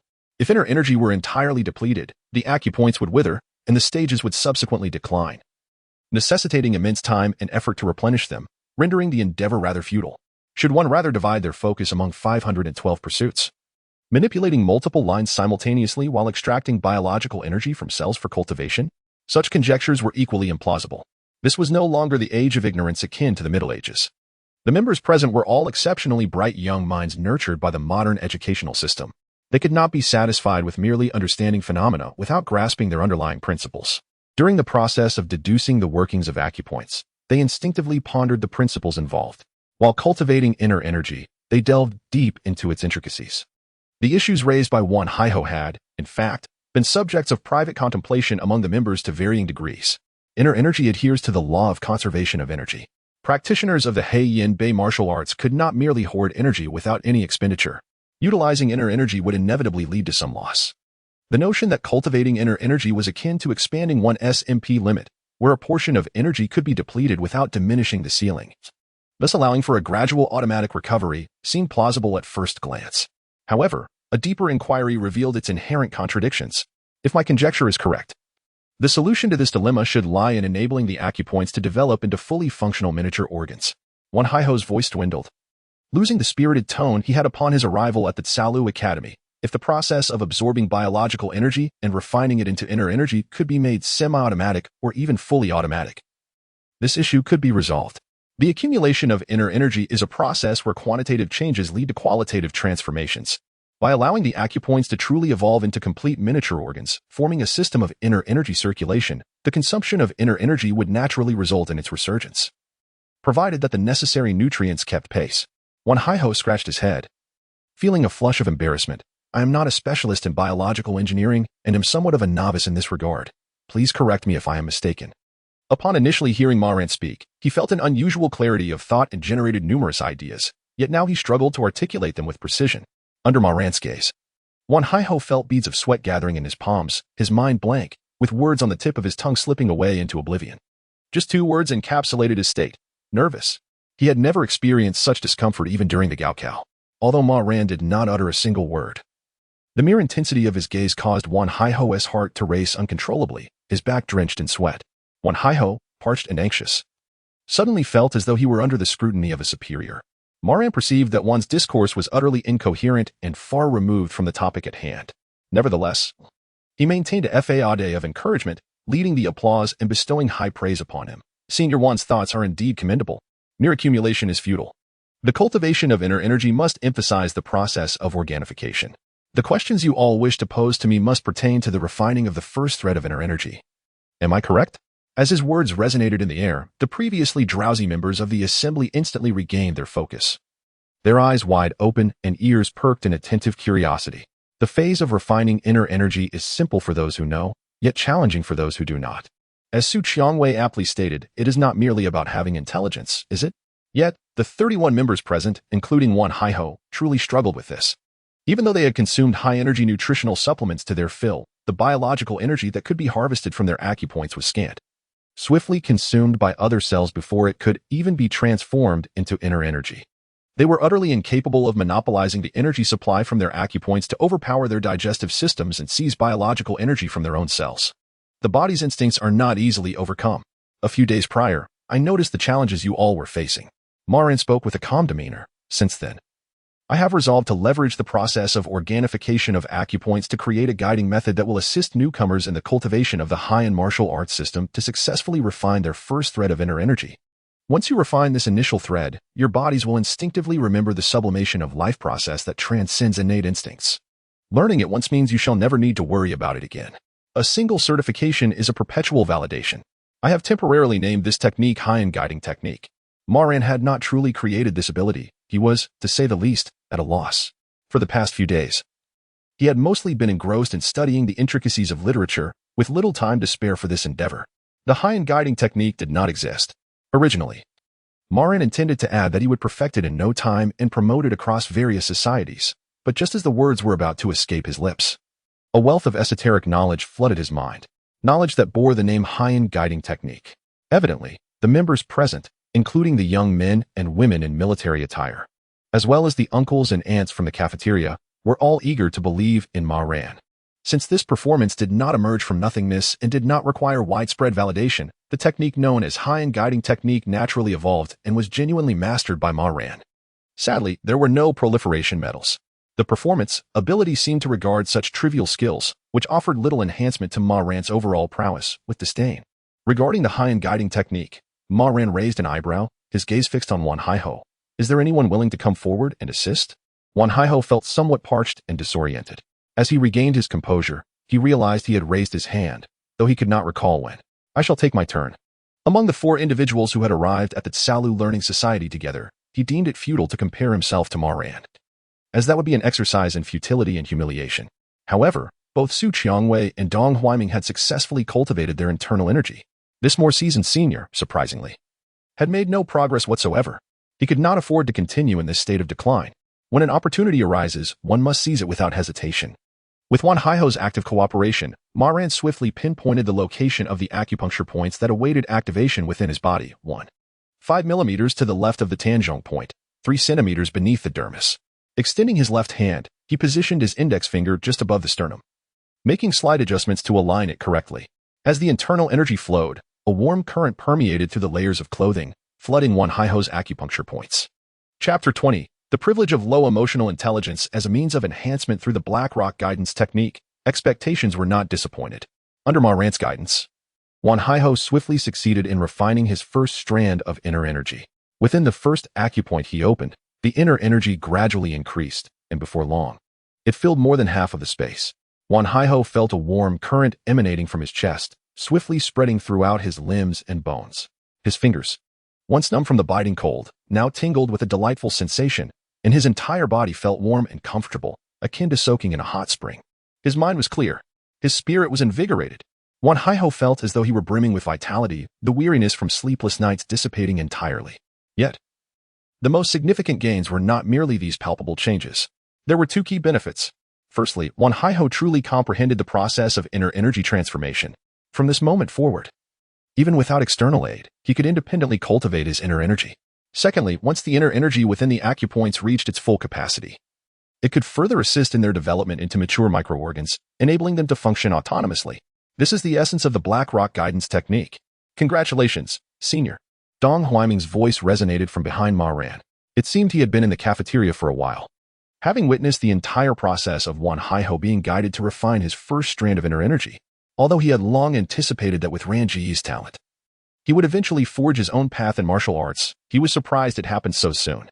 Classmate Xiaoming's eyes sparkled like crescent moons. his words imbued with joy. At this moment, I shall play the role of the narrator. With that, he cleared his throat, adopting a serious expression, intentionally lowering his voice to evoke a somewhat raspy tone, reminiscent of a middle-aged storyteller. In this year, the prodigy Ma Ran emerged onto the scene. With the Black Rock guidance technique, he reformed the inner energy martial arts system, proclaiming his existence to the world. Thus, the wheels of history began to turn slowly. Jealousy? A sense of tension? Not in the least. Such was Dong Huaiming's character. Setting aside the fact that both Wan Haiho and Ma Ran were his good friends, at his core, he delighted in seeing others carve a path through adversity on the extraordinary journey. His greatest fear was not falling behind or being surpassed, but rather the absence of a path forward. Dong Huaiming was most apprehensive that the Black Rock martial arts system would reach its 9th tier limit, yielding only the ability to strengthen the body, rendering one as easily toppled as a single shot. Hiki, I can't help myself. My sincerest apologies. Ran good, please continue. I shall observe quietly, ensuring no one disturbs you. After uttering these words, classmate Xiaoming stood obediently beside Ma Ran. He brought his thumb and index finger together, placing them by his mouth, and made a gesture as if zipping up a jacket from left to right. Ma Ran glanced at him without uttering a word. Ran good. I'll be the next volunteer after Wan Haiho, announced a second-year student following Wan Haiho. The young woman bearing the surname Wang possesses a delicate beauty, with a slender figure and fair skin. While her attractiveness may not rival that of Su Qiangwei, she is undeniably pleasing to the eye. Moreover, when she speaks, she exudes a sense of normalcy, unlike Su Qiangwei, who has the uncanny ability to provoke frustration. This senior is a few years older than Ma Ran. Yet she has been swayed by Dong Huaiming, calling out increasingly casually, Ran good, do you need to take a break? Let us empathize. It's challenging enough to cultivate even a strand of internal energy, let alone assist others in doing so. Ma Ran must be quite exhausted now, right? No need. We can start right away. A subtle smile graced Ma Ran's lips, acknowledging her words. The Wang surnamed female member nodded obediently, complying with the instructions as she sat before Ma Ran with sincerity. Before long, she exclaimed, I can feel it. As Ma Ran withdrew her hands, the female member opened her eyes and leaped up, exclaiming, is this internal energy? I can now comprehend the method of its cultivation. Thank you. I truly appreciate your assistance. Ran Gu, if it weren't for you, I wouldn't know how long I'd be stuck on this. You're welcome, Ma Ran replied coldly, her curt response interrupting the young woman and effectively bringing the conversation to a close. Next, humans are inherently social beings. And even though some members harbored concerns about the potential risks of the high-end guidance technique devised by Ma Ran, none voiced their apprehensions aloud. Emotional intelligence is something everyone possesses. The members present had, at various times in school and in laboratories, exhibited traits that seemed detached from social norms. This was not due to a lack of emotional intelligence. Rather, they understood what needed to be understood. Their apparent aloofness stemmed from the belief that it was unnecessary, serving merely to conserve time. Relying on their own abilities and intellect, they earned respect and became irreplaceable options. Why should they concern themselves with others' opinions? Constantly deciphering social cues is exhausting. The current atmosphere starkly contrasts with the past. Within the entire grass hut society, only one individual enjoys the privilege of low emotional intelligence, and that is Ma Ran. No one dares to contest this. Many have entertained the fantasy of possessing Ma Ran's capabilities, calculating 512 acupoints in an hour, swiftly verifying them while simultaneously filling 4 acupoints, thereby advancing to the second stage of internal energy. Then, within 2 or 3 days, creating the high-end guidance technique and casually practicing to reach the third stage of internal energy. Surely, if they could attain such feats, they would be soaring alongside the sun in sheer exuberance. Continue, called Xiaoming, bustling about, serving as the discipline assistant. Next. Hey, maintain your queue. Don't crowd too closely. Huh? Is time up? Ran Gu, you all continue. I'll report to the president. 5 minutes later, Dong Huaiming hurriedly jogged back, breathless, perhaps due to the frigid weather. As he spoke, warm vapors emanated from his mouth. President Huang had, in fact, already received the news. While conversing, classmate Xiaoming pointed towards the cafeteria surveillance camera. Fulan, Qinglian, and Yingchuan societies are broadcasting live. President Huang indicated his intention to urgently revise the schedule, allowing us to continue here. Furthermore, he instructed me to convey a message to Ran Gu. Dong Huaiming, catching his breath, stroked the non-existent beard on his chin and exaggeratedly imitated Huang Weigu's tone. Classmate Ma Ran must take good care of his health and not overexert himself. Patience is key. Everything must progress step by step, slowly. I know you are a disciplined, self-motivated, ambitious young man with perseverance and a strong work ethic. However, remember this. You are our society's most invaluable talent, a treasure beyond compare. Do not push yourself too hard. Striking a balance between work and rest is crucial. After completing his imitation, classmate Xiaoming curled his lip, seemingly disapproving of President Huang's verbosity. Yet, upon hearing those words, Ma Ran nodded earnestly. Thank you for your concern. I understand President Huang's intention. Rest assured, I will not overexert myself. Over the past 3 days, the members of the Tsalu Society have successfully calculated the positions of at least 3 acupoints on average. Many female students, after a brief moment of hesitation, selected acupoints that were less embarrassing and sincerely requested Ma Ran to impart his knowledge. Ma Ran welcomed each request, guiding them one by one, assisting everyone in generating their first trace of internal energy. By 12:13 in the afternoon, all members of the Tsalu Society had successfully refined their initial trace of internal energy. Chapter 21. The Leap. After a brief surge of excitement, everyone swiftly grasped and summarized the 2 primary benefits of the Black Rock guiding technique, as previously articulated by Wan Haiho. As Ma Ran successfully guided all 31 members to cultivate their internal energy, Su Qiangwei entered the cafeteria, her spirit visibly depleted. She stumbled in, exhibiting a weary demeanor, clearly having endured 6 arduous hours before the Black Rock Steel, only to arrive at the dining hall afterward. After hastily consuming her meal, she regained a modicum of vitality.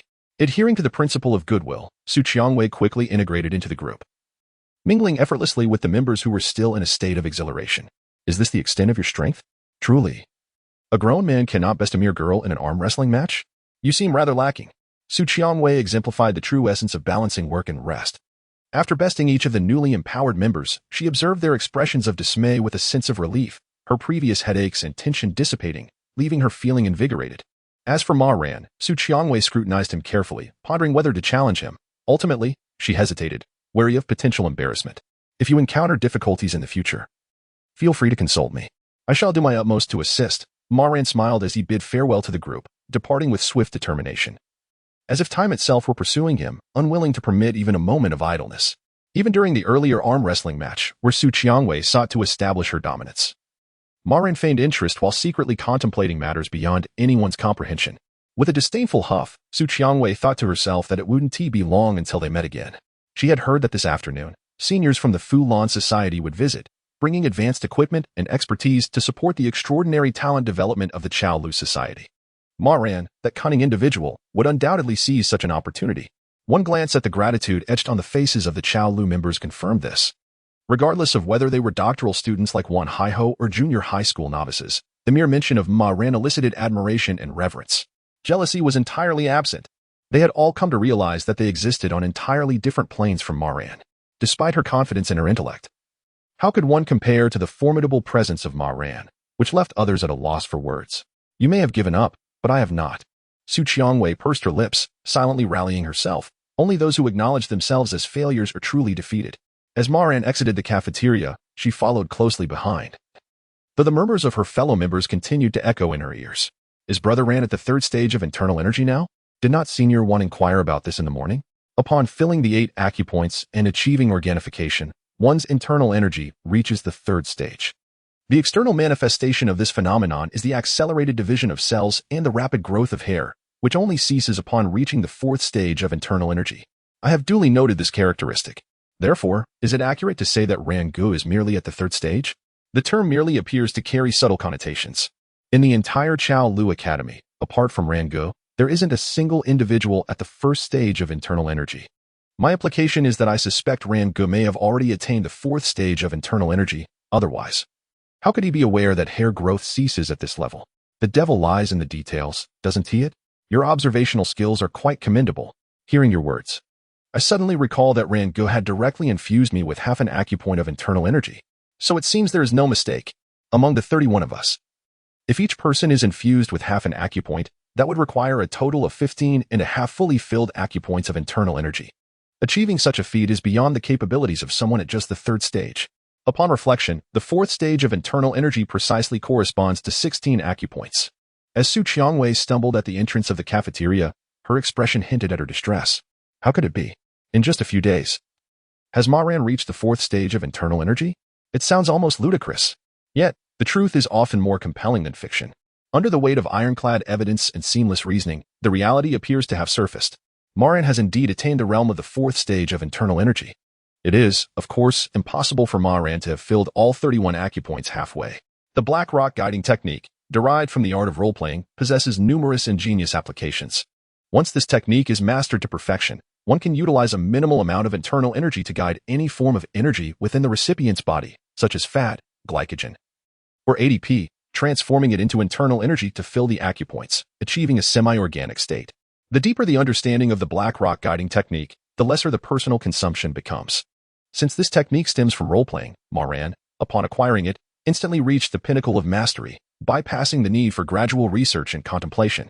While guiding others and refining their internal energy, his own consumption remained minimal. Nevertheless, after leading all 31 members into the practice, Ma Ran's internal energy was completely drained. At present, he is nearly devoid of any energy. However, the gains from this endeavor have exceeded expectations. Ma Ran had initially planned to lay the groundwork today and proceed gradually, yet he did not foresee President Huang Weigu's enthusiastic cooperation with his plan, which led to an immediate live broadcast. Members and staff from allied organizations, such as the Fulan Academy, Qinglian Academy, and Yingchuan Academy, witnessed Ma Ran's performance. Thus, this endeavor in role-playing has been a resounding success. Originally at the second stage of internal energy, Ma Ran had not practiced during this period. And due to the excessive strain during the guiding process, several acupoints began to regress, no longer presenting in the form of microorgans. And he consequently fell to the first stage of internal energy. As the saying goes, one reaps what one sows. This is an immutable law of existence. The rewards of this performance have arrived more swiftly than anticipated. Guided by a mysterious force, the energy within Ma Ran's acupoints surged rapidly, overflowing. 4, 6, 8, 10, 12, 14, 16. New acupoints were continuously opened, swiftly transforming into mature miniature organs. Ma Ran's internal energy realm resembled a roller coaster. After an excessive drain, he plummeted from the second stage to the first, only to ascend once more, propelled by the capabilities of performance. A remarkable leap. He surged directly into the fourth stage of internal energy. Under the influence of performance, all 16 acupoints were filled in the blink of an eye, transforming into miniature organs capable of autonomously generating internal energy. Initially, reaching the third stage of internal energy was already an anticipated goal. A slight smile graced the corners of Ma Ran's lips, his heart brimming with joy. The fourth stage of internal energy, an unexpected delight. Chapter 22. Friends, Qualifications. Leaders. Ma Ran shed his upper garment, the energy coursing within him, as his eyes opened and closed, revealing a faint luminescence that shimmered with vitality. In the mirror, his physique was distinctly muscular, exhibiting a streamlined form that was neither exaggerated nor overly slender, but rather marked by clear and defined lines, imparting an impression of vigor. His body fat percentage had reached a level that many bodybuilders only attain during competition season. The effectiveness of the Black Rock Monument martial arts remains to be debated, however. It undoubtedly excels in the refinement of physical form. Ma Ran clenched his fists, sensing a surge of power within, giving rise to an illusion that he could effortlessly strike down an extraterrestrial with a single blow. He understood that this was merely a mirage brought on by a rapid increase in strength. In truth, his body was still developing, having not undergone systematic scientific training, leaving considerable room for enhancement. Without considering combat techniques, even with the support of 4 segments of inner energy, Ma Ran had merely reached the level of a featherweight world champion in attributes such as speed, endurance, agility, strength, and resilience. To compare him against combat techniques would be somewhat unfair. Even heavyweight champions would fall easily before him without any effort on his part.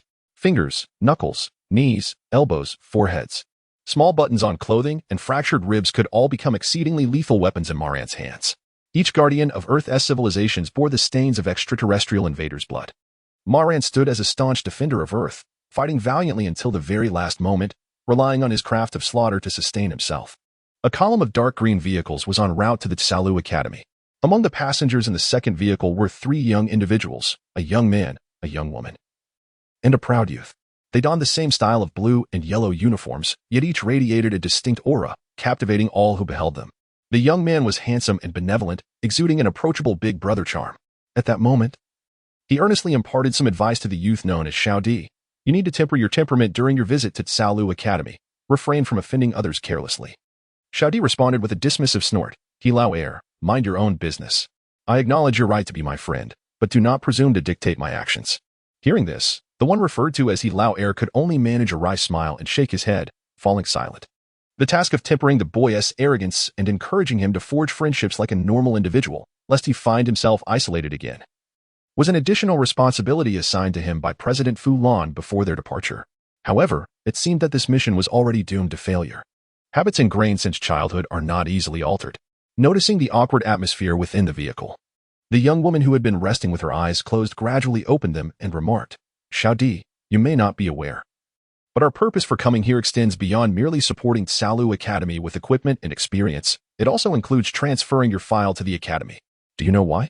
The audacious youth let out a cold laugh. As a matter of fact, I had received news of this long ago. Those mediocre individuals are merely envious of exceptional talent. Although I joined the society later, I have already surpassed those devoid of aptitude and capability, attaining the second level of inner energy early on. Consequently, they envy, slander, and malign me, pushing me out of the Fulan society. The president's decision to transfer me to the Tsalu society was, in truth, for my own good. The young woman glanced at him and remarked coolly, "Since you are already aware, there is no need for me to elaborate further. Upon your arrival at the Tsalu society, temper your brilliance, refrain from being so abrasive in your speech, and cultivate a few friendships. This will be beneficial for you." Upon hearing this, the boy referred to as Little Enemy became displeased and spoke without restraint, "Sister Dai, I am not foolish. I understand that having more friends opens more pathways." Beside him, Lauer's eyelids twitched. He sensed something amiss. Was it truly appropriate to describe friends in such a manner? Was he not likening them to dogs? Little Enemy, oblivious to the shift in his companion's demeanor, continued unabated, "I have already gathered a considerable amount of information about the Tsalu Society from Dajiang. Despite its recent establishment, it has its share of talents, Ma Ran, Su Qiangwei. They are both approximately 2 years my senior, yet overall, they seem commendable and could be good friends." Lauer could no longer contain himself and interjected, "There are 48 members in the Tsalu Society. Do you look down upon everyone else?" "Of course," Little Enemy replied dismissively. "My father says that those who are not as wealthy as my family are unworthy of being my friends. I believe he is not entirely correct. My mother's words hold the truth. Only those who are as outstanding as I am deserve my friendship." Hearing this, the young man named he felt a chill run down his spine. The peculiar character that Little Enemy had developed, along with his ostracization from the Fulan society, could be attributed at least in part to his eccentric parents. What sort of logic was that? By such reasoning, if others are indeed more accomplished, why would they wish to befriend you? Are you truly worthy? Suppressing his thoughts, the kind-hearted Lauer chose to keep these sentiments to himself. He could only hope that someone within the Tsalu society would manage to rein in this young rascal. Meanwhile, in the small auditorium, over 40 members gathered alongside President Huang. Earlier that morning, following a series of maneuvers by Ma Ran, Huang Weigua hurriedly compiled documentation regarding the high-end guidance technique to submit to the higher authorities. In the afternoon, as members from the Fulan Society were set to provide support, the scheduled ethics course was abruptly cancelled. This was not only to signify the importance of the occasion but also to allow members to communicate with seniors from other societies and broaden their horizons. Naturally, Ma Ran was not among those seeking to expand their knowledge. Although the Tsalu Society had begun relatively late, President Huang was confident that in the current landscape of China, there was no one who could rival Ma Ran's progress in inner energy cultivation. The waiting process was rather tedious. President Huang took the initiative to speak. "I just received word that due to traffic congestion, the members of the Fulian Society will arrive later than anticipated. It would be unproductive to wait idly here. Instead, let us exchange insights on the practice of high-end martial arts and make the most of our time. Feel free to share your thoughts." This proposal was indeed somewhat constructive. The topic of discussion was of significant interest to all, and such exchanges could not only lighten the atmosphere but also foster camaraderie among the members. President Huang believed that as the leader of the Tsalu Society, it was his duty to guide the youth in establishing correct values, outlooks on life, and perceptions of the world while they encountered supernatural forces, helping them grasp the essence of familial love, friendship, and romance. Therefore, he was quite concerned about the relationships among the members. However, due to overwhelming work pressure and a heavy workload, President Huang had been too preoccupied to provide much guidance to these young individuals. Fortunately, it seemed that within the Tsalu Society there was a natural leader who, though unassuming, had been shouldering part of this responsibility for him. Huang Weigua keenly observed that as soon as he finished speaking, nearly all the members immediately turned their attention to Ma Ran. Chapter 23, The True Advantage of Inner Energy. The members of the society instinctively turned their gazes towards Ma Ran. This reflexive action was almost devoid of conscious thought. Their subconscious gestures indicated that within a mere span of 3 to 4 days, Ma Ran had already established a certain authority within their small circle, akin to a president of the esteemed Tsalu Society. Remarkable, indeed. Huang Weigua mused internally, also directing his attention towards Ma Ran. It was evident that this youth had only joined the Tsalu Society a few days prior, and had yet to accomplish much. Yet, upon further reflection, this was not entirely accurate. During these few days, Ma Ran had showcased his remarkable abilities, leaving the other members in awe. Unable to match his prowess, this was his authority. Furthermore, through the technique of the Black Rock guidance, he had assisted them in refining their first strands of inner energy. This was his benevolence. Unbeknownst to them, his actions had subtly aligned with the essence of leadership. Remarkably, Ma Ran's blend of authority and benevolence did not come across as contrived. Everything felt extraordinarily natural. Over the past few months, President Huang had perused numerous reports of supernatural phenomena from around the world. He understood the shifting tides of circumstance and the seriousness of the situation, necessitating the emergence of talent. Thus, upon recognizing Ma Ran's change in status, he felt no sense of losing his voice. Instead, he felt a sense of relief. With a figure like Ma Ran leading the new generation, perhaps the innocent lives lost in the face of unpredicted calamities in China would be fewer than in other countries. Alas, Ma Ran was not without flaws. With his extensive experience, President Huang had discerned early on that aside from a trivial quirk of cleanliness, Ma Ran appeared gentle and approachable at first glance. However, he was, in reality, aloof and distant, keeping others at arm's length. Even those who were somewhat closer to him, Su Qiangwei, Dong Huaiming, and Wan Haiho, shared an invisible barrier with him. Nonetheless, when viewed holistically and dialectically, the current Ma Ran was already remarkably exceptional. President Huang slapped his face, regaining his composure. He was confident. In due time, as everyone became more familiar with one another, he would create opportunities for collective activities, gradually addressing the character flaws that Ma Ran had concealed. Everything would turn out well. Old Huang sighed, pondering the uncertain amount of time left for them. Under the watchful eyes of the crowd, Ma Ran remained unperturbed. He confidently stepped forward. Addressing the assembly with clarity, "I am here to share some thoughts," a mere spark for discussion. The previously bustling little auditorium fell into an immediate hush. Everyone sat up straight, attentive and eager to listen. As Ma Ran's devoted follower, Dong Huaiming would have eagerly performed any act of camaraderie, while even Su Qiangwei, at this moment, exhibited a rare earnestness. She refrained from any antics, her gaze fixed intently on Ma Ran, as if attempting to impose a measure of psychological pressure through her unwavering stare. However, in this small setting, Ma Ran's heart remained undisturbed. With a calm tone, he began. "What is the true advantage of inner energy? Is it the enhancement of strength? No, that is not it. Imagine, an extraterrestrial humanoid carbon-based life form is rampaging across Earth, and you hold a semi-automatic rifle in your hands. With precise aim, a single bullet to a vital point could extinguish its life. In such a scenario, what is the distinction between unleashing 500 pounds of punching force and a ton? Would it enhance mobility, increase resilience to impacts, or extend lifespan? No, none of these. At this juncture, Ma Ran presented an intriguing perspective. The paramount advantage of the Black Rock Monument martial arts lies in the immense enhancement of reflexes under the influence of internal energy. It is well known that due to the limitations imposed by the conduction speed of nerve fibers and the conditions for synaptic transmission, the average human reaction time hovers around 300 milliseconds. Gifted individuals, through prolonged and specialized training, can reduce their response time to specific stimuli to 150 to 180 milliseconds. The scientific community recognizes that the upper limit of human reaction speed is approximately 100 milliseconds. Upon hearing the phrase specific stimuli, Xiaoming immediately envisioned fitting examples: track athletes reacting to the starting gun and esports players responding to non-directional enemy skills. He refrained from elaborating further, choosing instead to listen attentively. A few days prior, I had acquired relevant research materials through President Huang. At this point, Ma Ran's tone grew fervent, his enthusiasm infectious, igniting excitement among the audience. Practitioners of internal energy can transcend the 100 millisecond threshold to approach the theoretical limit of human reaction speed, an astonishing 0.3 milliseconds. The time consumed for light signals to reach the eyes, be processed by the brain, and conveyed through nerves to initiate movement is considered the lower limit. From a materialistic perspective, a reaction time of 0.3 milliseconds cannot be surpassed. Yet, no one has ever achieved such a level. Ma Ran understood that this figure was, in fact, a misinterpretation of the martial arts of the stone tablet. Even a practitioner who has achieved the 9th stage of internal energy, following rigorous trainings, would still encounter a physical delay of 50 milliseconds. This is a vast chasm away from the 0.3 milliseconds figure. However, that is of little consequence. Ma Ran is determined to reform the Black Rock Monument martial arts system, elevating it to a higher echelon. Thus, he zealously painted grand visions for his associates.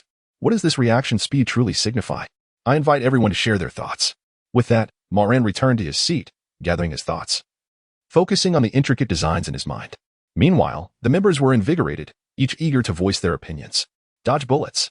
Under the right conditions, one might even catch a bullet with bare hands. However, Such a claim requires careful consideration of factors like short-range movement speed, the impact tolerance of skin, muscles, and bones, the caliber of the bullet, and the type of firearm involved. If one possesses such capabilities, why would they need to catch bullets with their bare hands? This behavior, aside from showcasing bravado, possesses no tangible significance, does it? Is mere handsomeness not sufficient?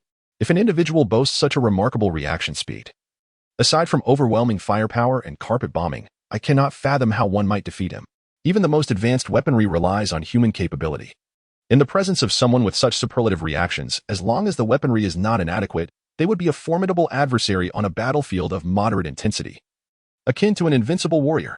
However, one must acknowledge the inherent imperfections of human vision. Even with swift reflexes, it is not guaranteed that one can evade all stray bullets. Furthermore, have you considered the existence of inept allies? What if the bullets originate from behind? Nonetheless, even under such circumstances, individuals of this caliber would undoubtedly serve as the backbone of any small-scale special operations.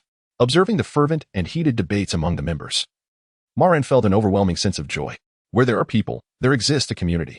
Before gathering together, each individual excelled in their respective domains. Yet even among high achievers, distinctions abound. Those accustomed to being at the top, upon arriving at the Grass Cottage Academy, are unlikely to accept the role of the underdog. Even if they cannot secure the top position, they must not resign themselves to becoming the worst, must they? Presently, the atmosphere of cultivation and competition at the Grass Cottage Academy is quite commendable. Sensing the glimmer of ambition in their eyes and the fervor in their words, Ma Ran found himself elated. Chapter 24, Reacquainting with Old Friends Ran Gu.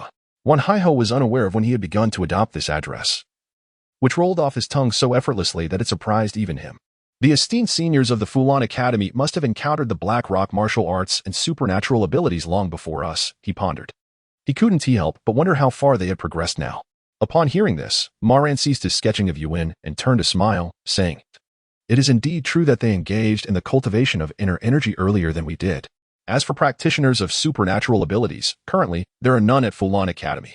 The domestic supernatural institutions are still in their infancy, navigating through a rugged path of challenges. The circumstances at Fulan Academy differ from those of the Tsalu Academy. Thus, we frequently exchange resources and offer mutual support." Though Wan Haiho was unsure of the source of Ma Ran's information, he harbored no doubts regarding its authenticity. What was there to question? After all, the one speaking was Ma Ran. Among those present was a young man, and as Wan Haiho sank into contemplation, Ma Ran suddenly interjected, "He shares many common topics with Xiaoming and Chang Wei." Upon hearing this, Wan Haiho paused to reflect for a moment, only to be struck by a chilling realization that sent shivers down his spine. It was unimaginable for someone to share common ground with Dong Huaiming and Su Qiangwei. Just as Wan Haiho prepared to inquire further, President Huang Weiguo whisked Ma Ran away. Outside the small auditorium, regarding the Black Rock guidance technique, old Huang had barely opened his mouth when Ma Ran interrupted him. "I am already aware of your intentions," he said calmly, his tone sincere. "In truth, even if you had not sought me out, I would have compiled the Black Rock guidance technique for submission to the Academy. The value of this technique largely lies in its accessibility.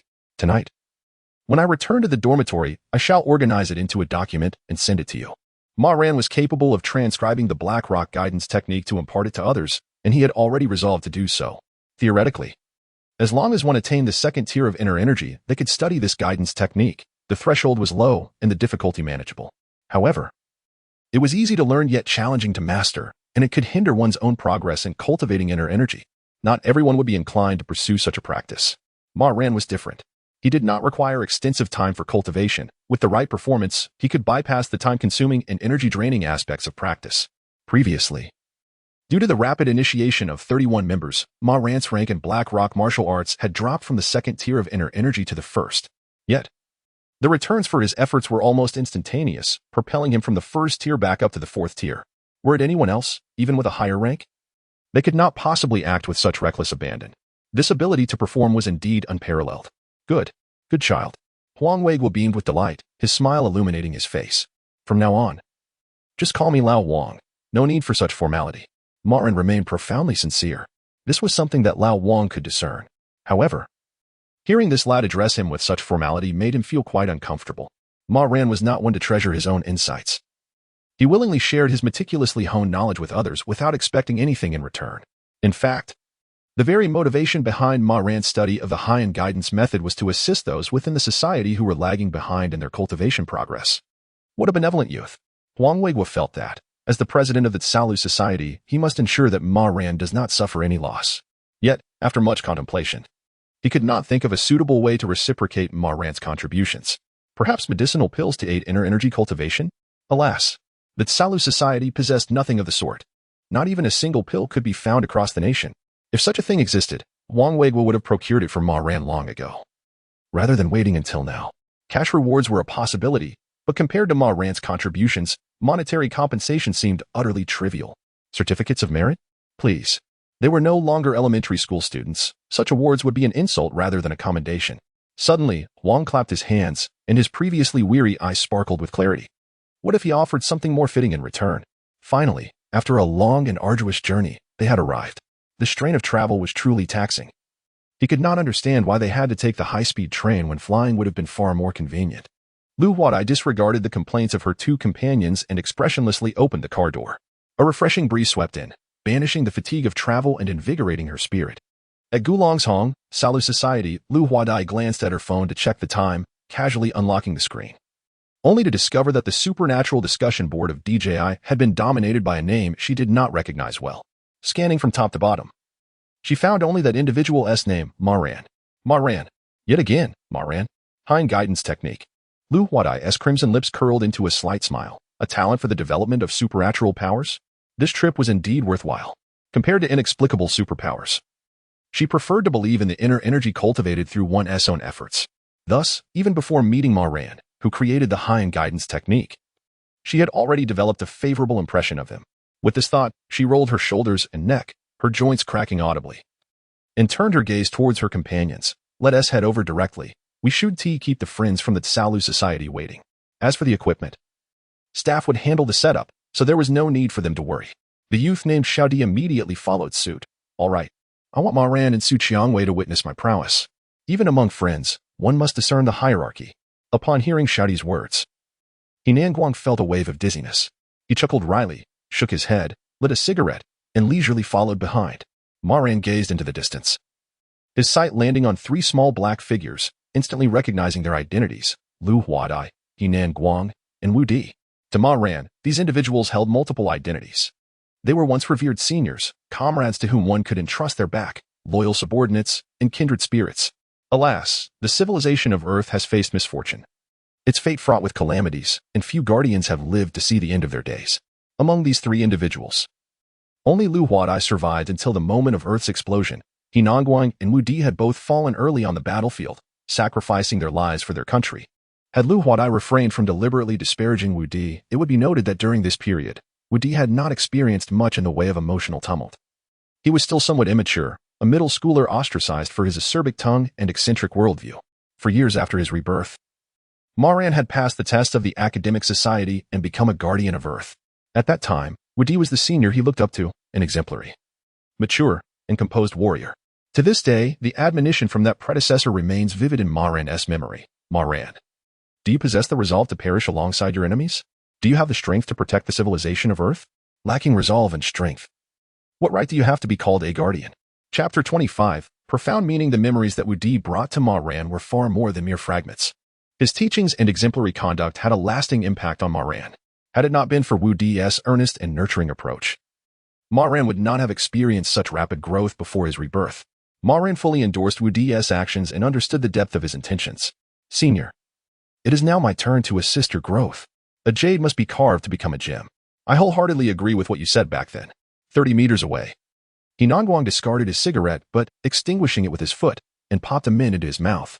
Although he had seen photographs of the other party long before, this was their first true encounter. His initial impression of Ma Ran was one of formidable presence, quite intimidating. Despite the sincere smile gracing his face, devoid of any insincerities, it involuntarily evoked a sense of tension. Sister Dai, what do you think of him? Henan Guang did not name names. Yet everyone present understood that the focal point of the discussion was the young man standing as if illuminated under a spotlight. Lu Huadai refrained from responding, her gaze fixated on Ma Ran. Initially, he was merely perceived as a prodigy in the practice of black rock martial arts, nothing extraordinary in a nation of over 1 billion, where a few geniuses should be expected.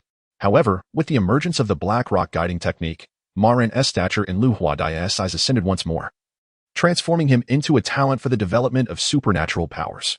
Now, Lu Huadai was compelled to acknowledge that her previous assessment of this youth had been overly simplistic and somewhat biased. Her observational skills were astute.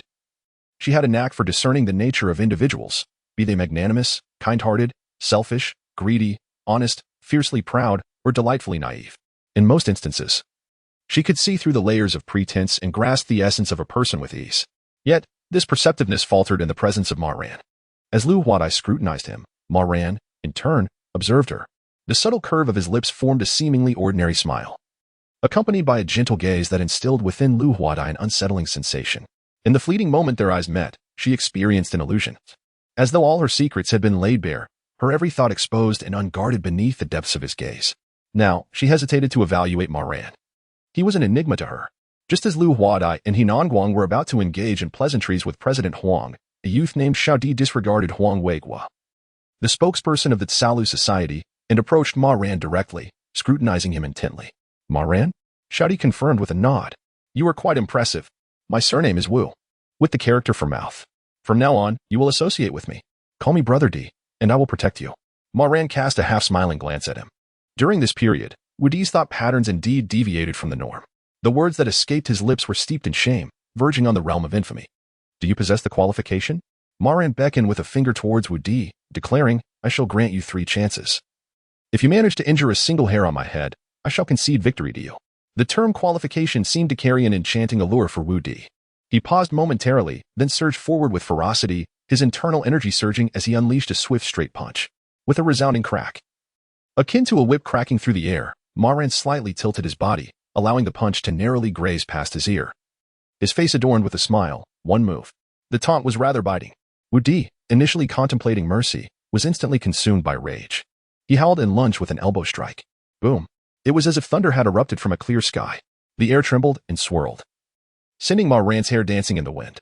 The elbow strike missed its target, prompting Wu Di to exert his strength and leap into the air, executing a full 360-degree spin before delivering a powerful kick. The speed was impressive, the form was striking. Yet, to Ma Ran, the flaws were glaring. So crude that it almost elicited laughter. Are you dancing? Quite the spectacle. With a thunderous kick that failed to strike Ma Ran, Wu Di's face flushed with frustration. He pivoted in midair, switching feet, transforming the kick into a stomp. With a twist of his waist and a shift of momentum, he landed with such force that the stones beneath him cracked, forming spiderweb-like fissures. Now it is my turn.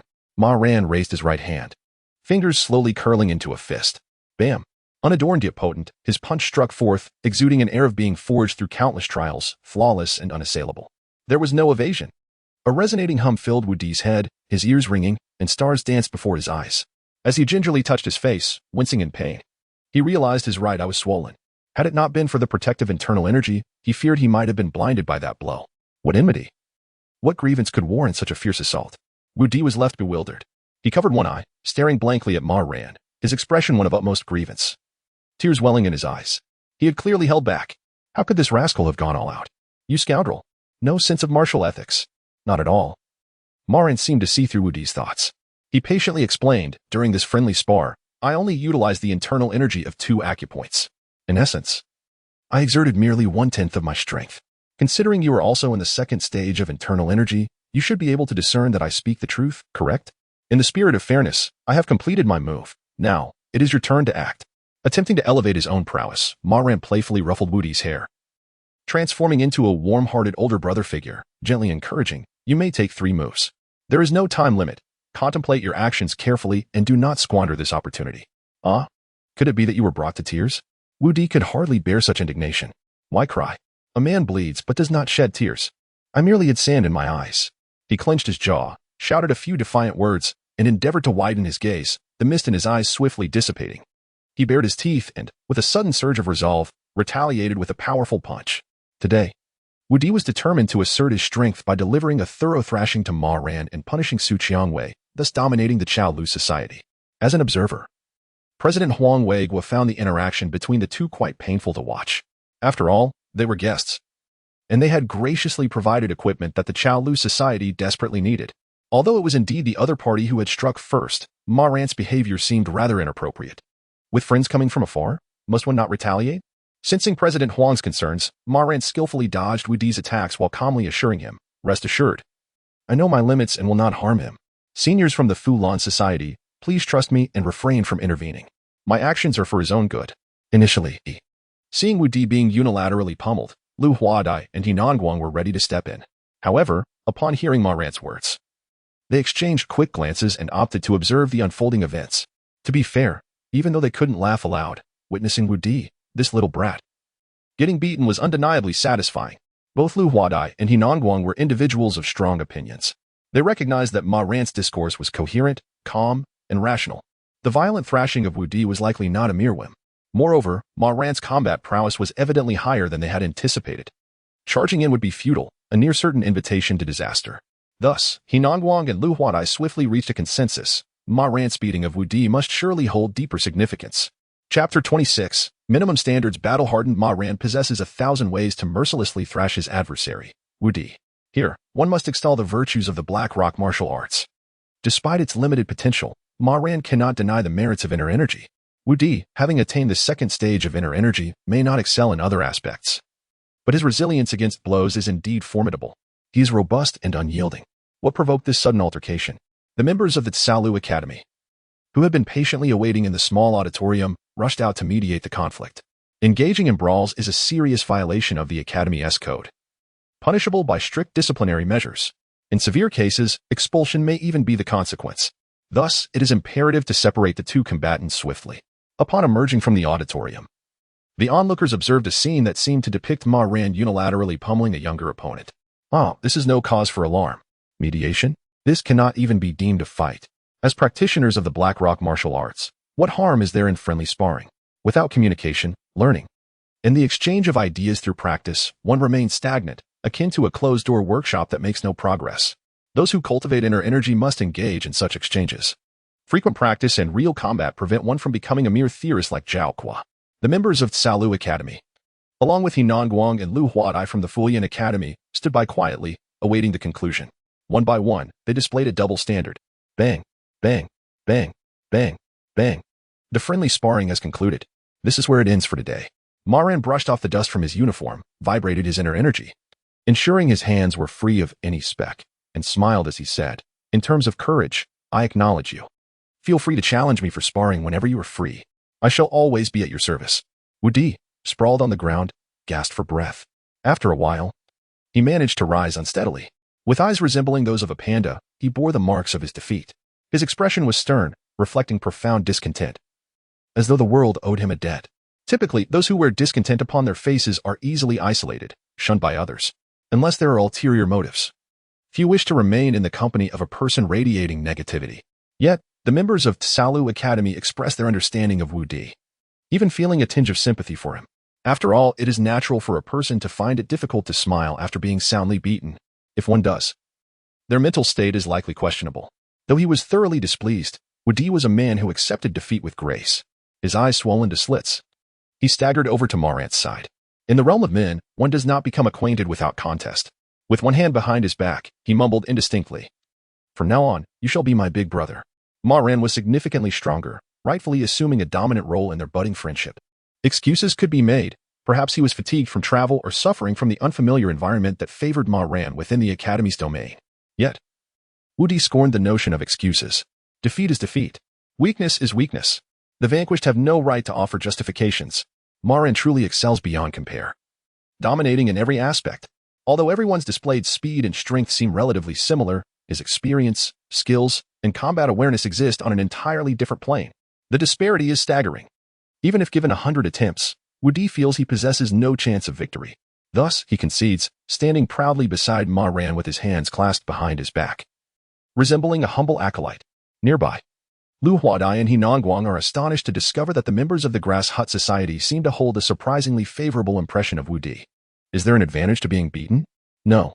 Rather than attributing this to the benefits of defeat, it is more accurate to say that under the immense pressure exerted by Ma Ran, the once reviled Wu Di from the Fulan Society has finally revealed a more endearing side of his character. The mischievous Wu Di has been redeemed. His circumstances within the Grass Hut Society will undoubtedly be far superior to those he faced in the Fulan Society. If the interaction between Ma Ran and Wu Di is merely coincidental, so be it.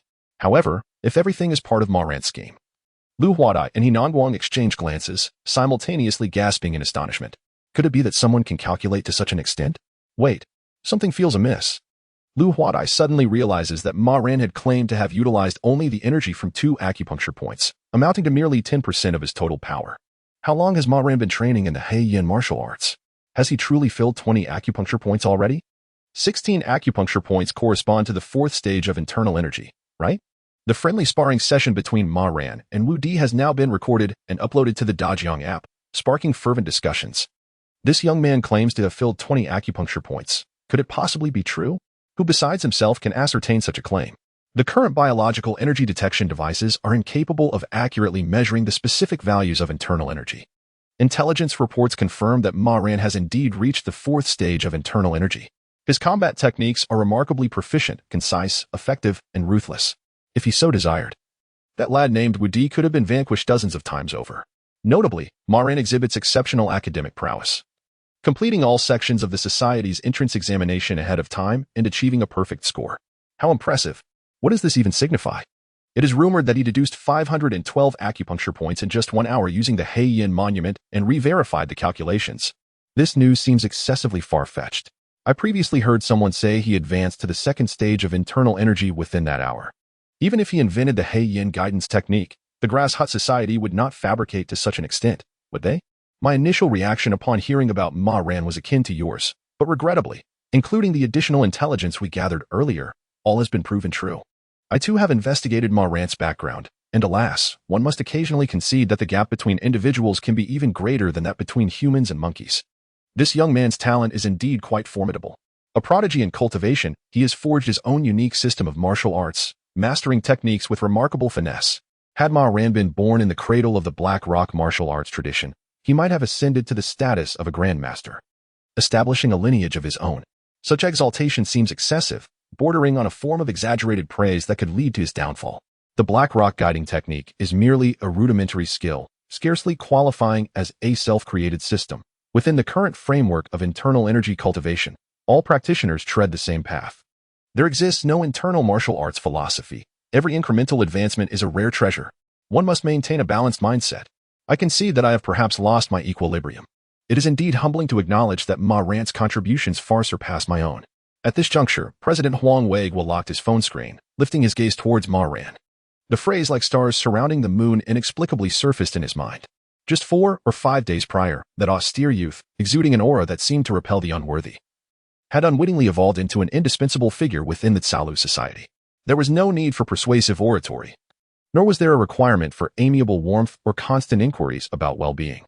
Ma Ran resembled a frigid magnet, irresistibly drawing the members to him like iron filings. With a resounding thud, the staff finally maneuvered the weighty lead alloy box onto the stage. Huang Weiguo promptly rose, striding to the microphone with purpose, proclaiming, "The minimum standard test for the awakening of super abilities is now commencing." Chapter 27, The Mask in the Lead Box Superpowers, Awakening, Minimum Benchmark Testing. These keywords captivated the attention of everyone present, their gazes fixating on the heavy lead alloy box beside President Huang. Was this the apparatus designed to measure the specific values of belief and faith? The members whispered among themselves. However, Su Qiangwei noticed that Lu Huadai and Yinan Guang from the Fulan Society appeared somewhat pale, their expressions far from pleasant upon seeing the box. She cast a sidelong glance at Ma Ran, who maintained his usual composed demeanor, exuding an air of confidence as if he had everything under control. While she could not deny the allure of a self-assured man, Su Qiangwei still felt a twinge of irritation towards Ma Ran. In the realm of the Black Rock martial arts, she found it exceedingly difficult to surpass him. Though headstrong, she possessed enough self-awareness to recognize her limitations. If she could awaken a superpower, it might just provide her with the opportunity to overtake him, defeat Ma Ran, crown herself as the queen. The chaos within the cottage was hers to dictate. Ran Gu. Dong Huiming suddenly raised his voice, startling Su Qiangwei to the brink of slipping from her chair. How many people do you think will meet the standard line this time? Classmate Xiaoming was brimming with excitement. Compared to the painstakingly gradual Black Rock martial arts system, he was far more eager to discover what kind of superpower he might awaken. Ma Ran completely understood this sentiment. Unlike the invincible, Dong Huiming remained unchanged, consistently exhibiting the same enthusiasm throughout his previous and current lives. The more the existing technological capabilities of Earth failed to explain certain phenomena, the more exhilarated he felt. In Ma Ran's memory, Dong Huiming was a celebrated guardian of human civilization. In comparison to Wan Haiho, Xiaoming's fate was not much better. Driven by insatiable curiosity, He circumvented the theoretical instructor and recklessly delved into the realm of illusionary arts, ultimately leading to his mental collapse and genetic mutation, transforming him into a monster. Subsequently, Dong Huaiming was placed in a frozen capsule beneath the sea, forced into a state of hibernation until the end of the earth. Minimum threshold for superpowers. Ma Ran pondered for a moment before refraining from providing an immediate response. Dong Huaiming's unintentional raised voice had attracted the attention of others, all eager to hear Ma Ran's perspective. At this juncture, he wielded considerable influence within the cottage society, his credibility and reliability at an all-time high. Even Su Qiangwei, who had always been in a covert rivalry with him, could not deny this fact. Should she ever encounter an insurmountable challenge and have the ability to summon someone for assistance, Ma Ran would undoubtedly be her first choice. Without prolonging the suspense, Ma Ran calmly raised 3 fingers. Excluding myself, there will be 3. His tone was resolute, imbued with unwavering certainty, as if he were stating an objective fact. This was a prelude to the forthcoming role-playing. Lu Huadai and He Nongguang had already undergone preliminary testing during their time at the Fulan Society, as they had met the passing criteria, which was why they were assigned to this support mission. In the Caolu Academy, excluding Ma Ran, only Su Qiangwei has reached the minimum threshold according to the timeline. As Ma Ran's newly appointed follower, Wu Di's eyes sparkled with pride, his puffed-up face radiating an air of arrogance. Among these 3, I am certain to be one. Dong Huaiming glared at Wu Di with fierce intensity, a cold snort escaping his lips as a profound sense of crisis enveloped him. This fellow did not directly acknowledge Ma Ran's prophecy, but rather asserted that he was an integral part of it. How adept he was at flattering. Dong Huaiming silently escalated Wu Di's threat level in his mind. Initially, he regarded the latter as a mere fool, believing him to be ignorant, arrogant, and impulsive.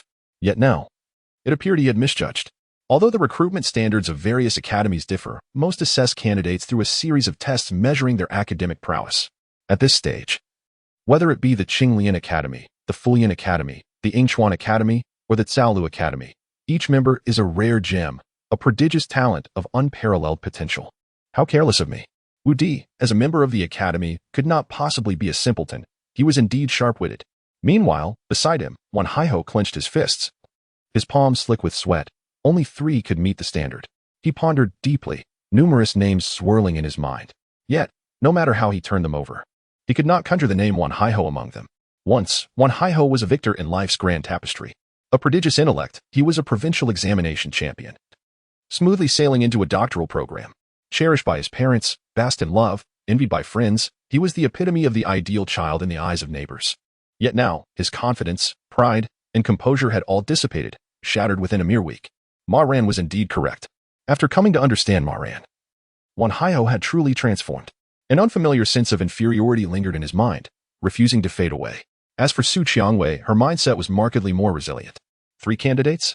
Su Qiangwei furrowed her brow slightly, her gaze flitting between Lu Huadai, He Nongguang, and Wu Di for a moment, before she curled her lip and muttered quietly, "It's not as if there is only this one opportunity.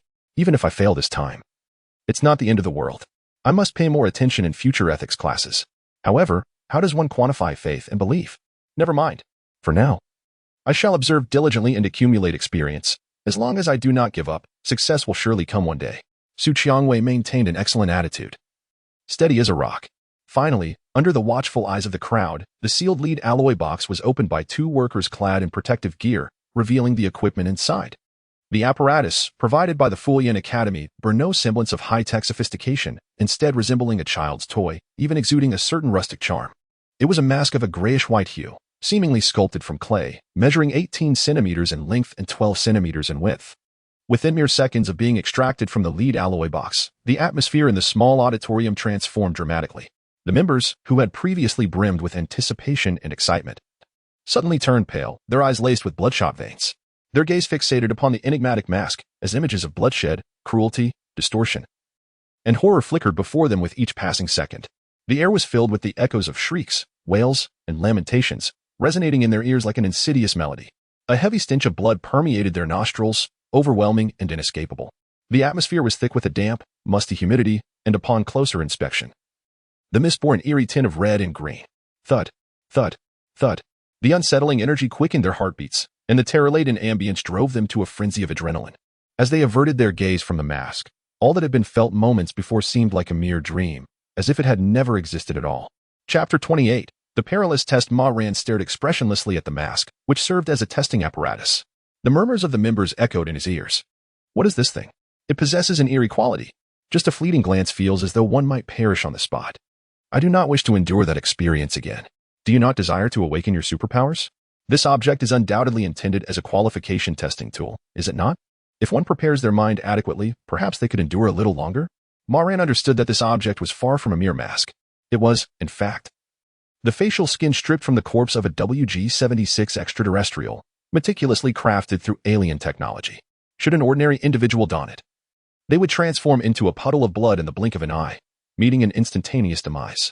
As for life forms with sufficiently high cellular vitality, such as martial artists of the third stage and above, upon wearing this mask, their memories would be entirely overwritten by the information contained within the mask, serving as a spark for the reawakening of an extraterrestrial civilization.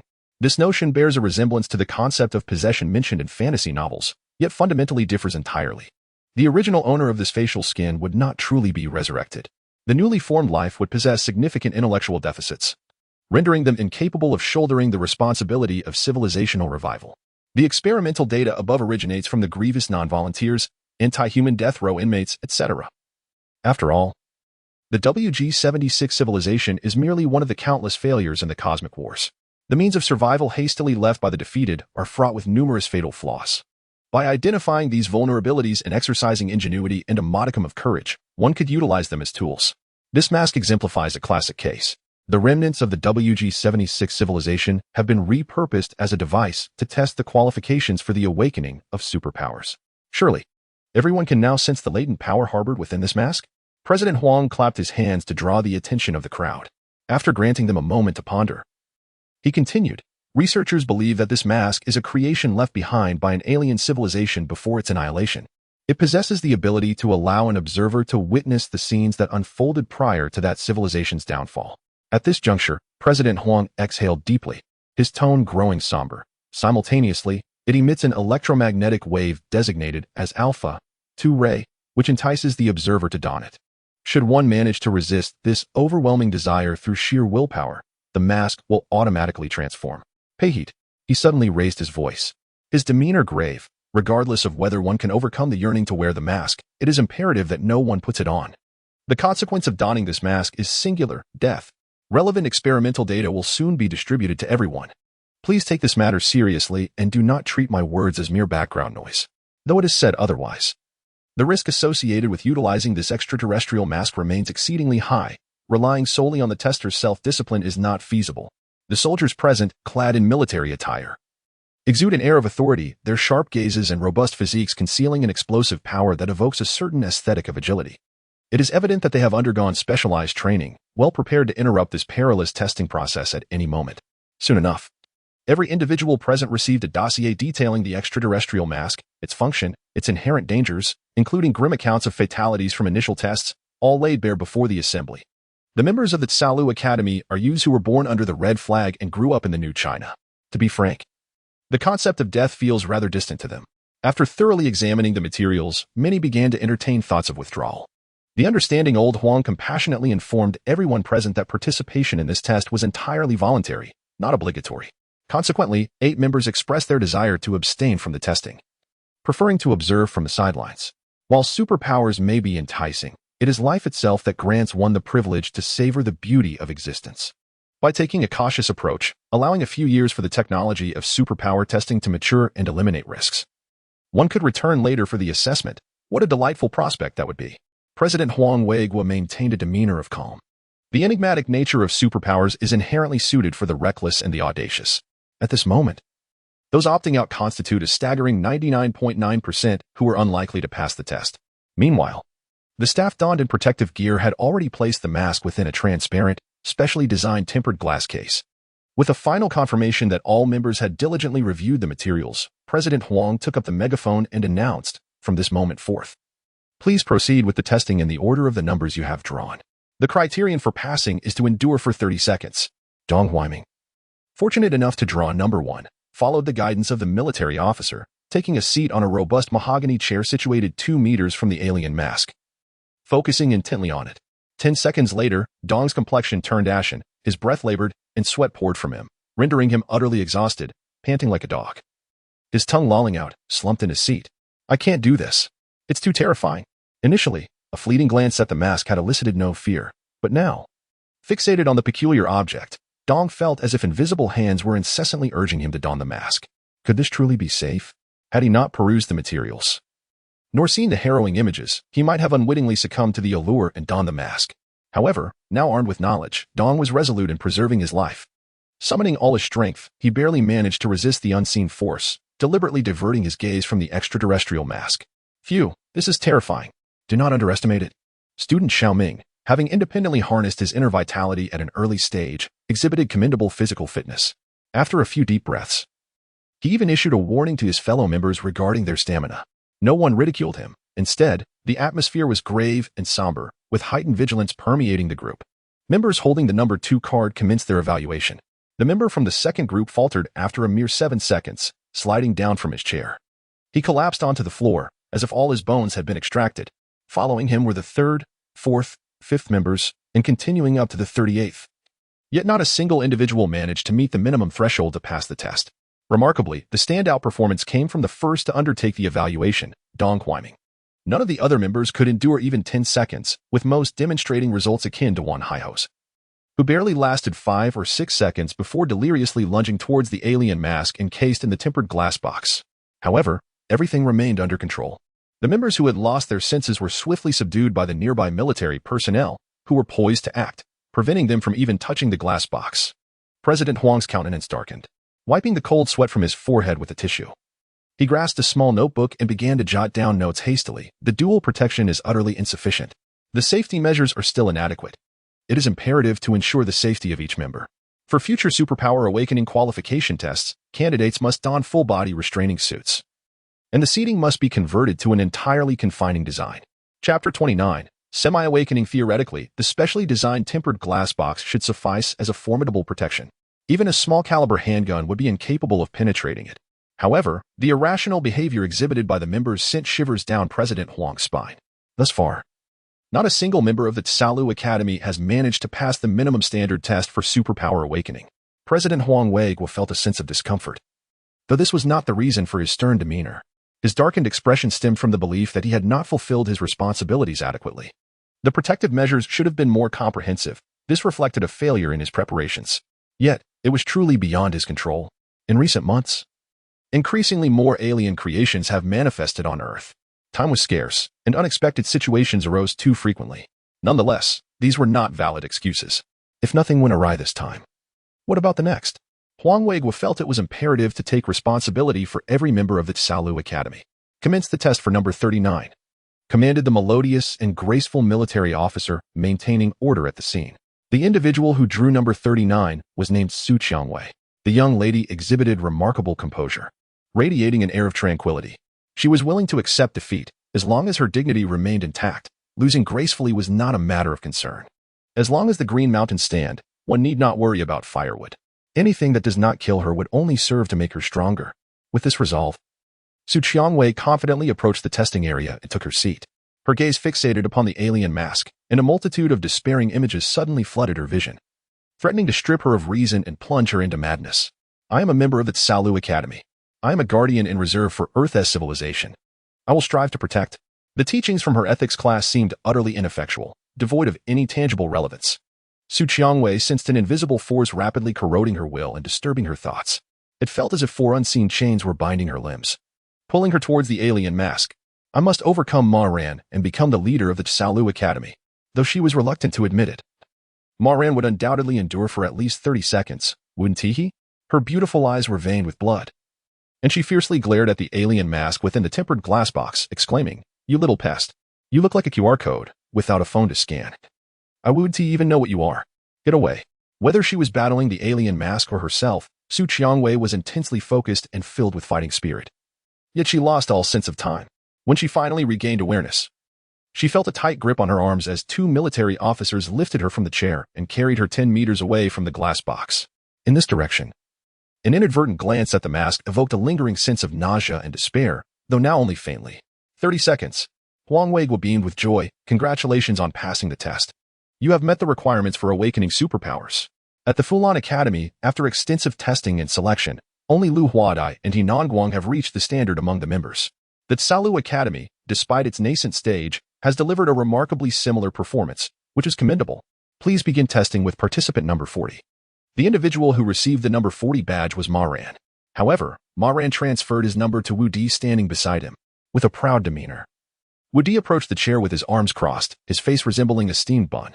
12 seconds later, he slumped into the chair, gasping for breath like a dog in the sweltering summer heat, having only managed to endure slightly longer than Dong Huaiming.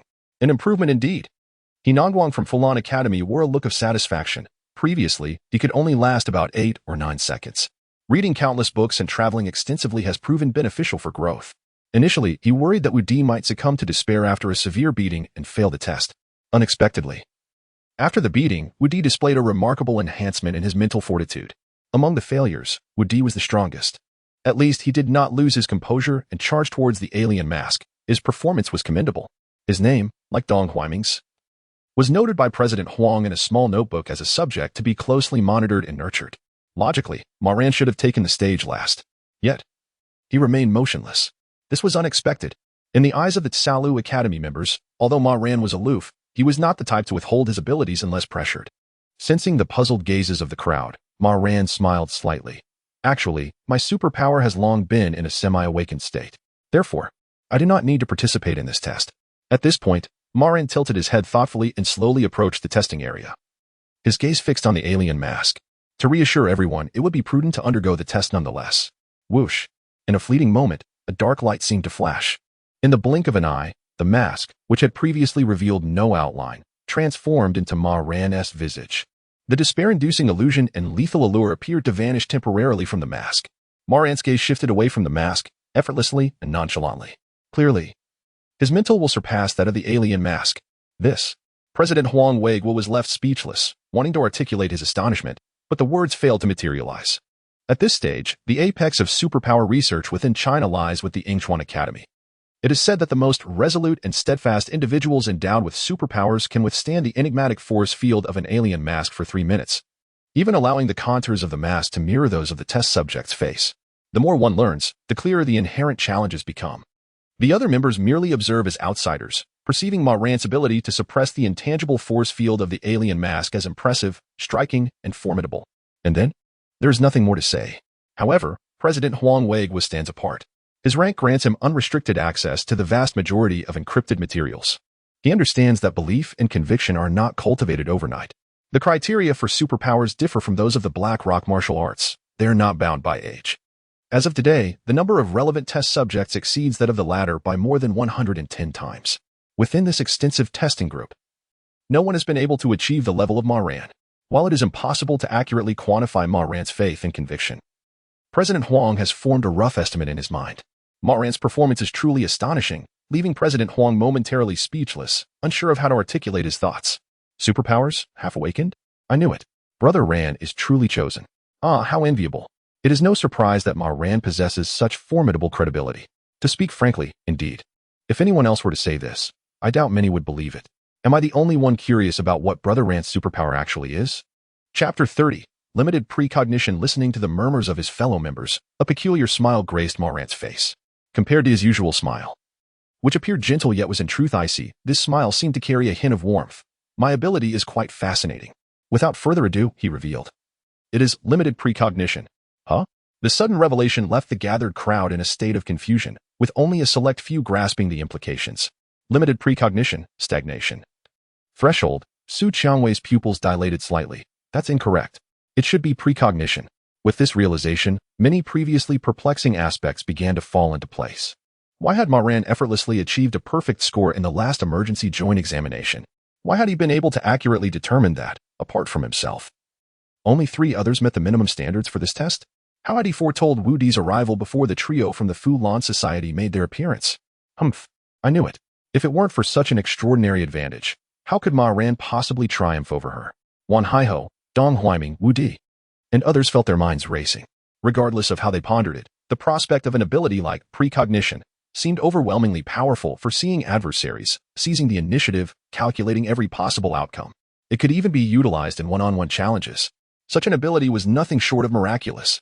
My precognition ability is not as formidable as you might envision. Ma Ran stated calmly, his tone unperturbed.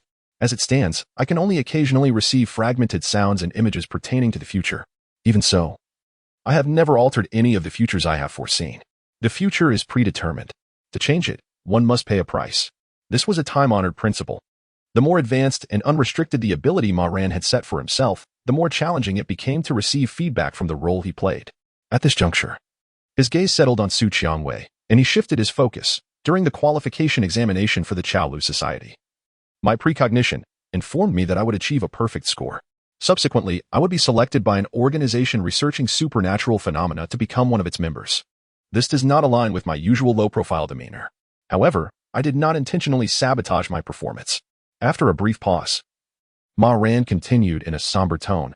Altering the future necessitates a sacrifice. Such words, even if spoken only once, would undoubtedly capture the attention of his audience. Not to mention that Ma Ran had chosen to emphasize them once more. Upon hearing this, the once eager members, who had intended to inquire about future revelations, fell silent after a moment of contemplation. After Ma Ran's explanation, Su Qiangwei felt somewhat withdrawn. In stark contrast, the newly inducted member of the Chaolu Society, Wu Di, exhibited an unusual level of excitement. His focus evidently diverged from that of the average person. So, does this mean that supernatural abilities can be stimulated and induced for awakening?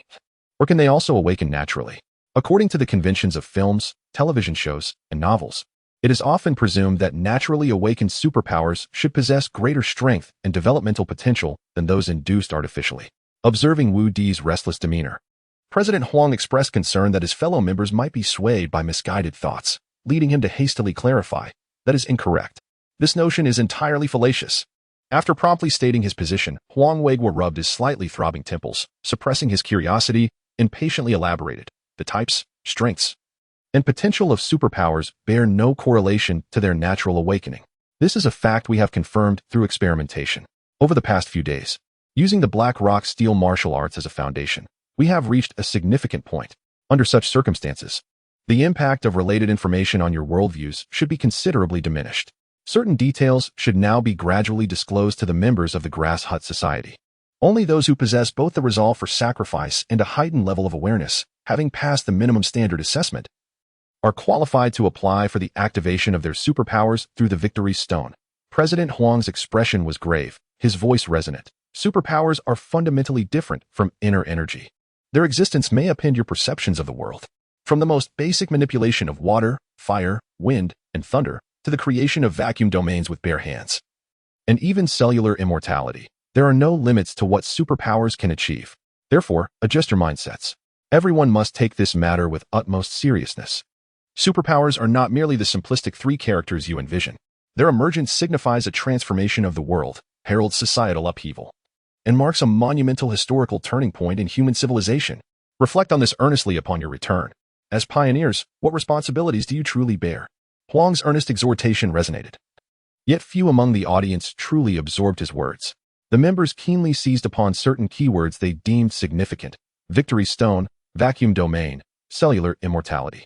The Shan Haijing describes the Victory as a type of bird resembling a red pheasant, whose call is like a recording, and its appearance heralds great floods in its realm. In simpler terms, the Victory is unlike the auspicious birds. It is not a harbinger of good. From this perspective, the individual who named the superpower Awakening Stone harbored a pessimistic and resistant attitude towards superpowers, believing they would incite societal turmoil. There is nothing wrong with pursuing a conservative approach. However, Ma Ran knows better than anyone that time for Earth is running short. President Huang has recently exhibited a sense of urgency.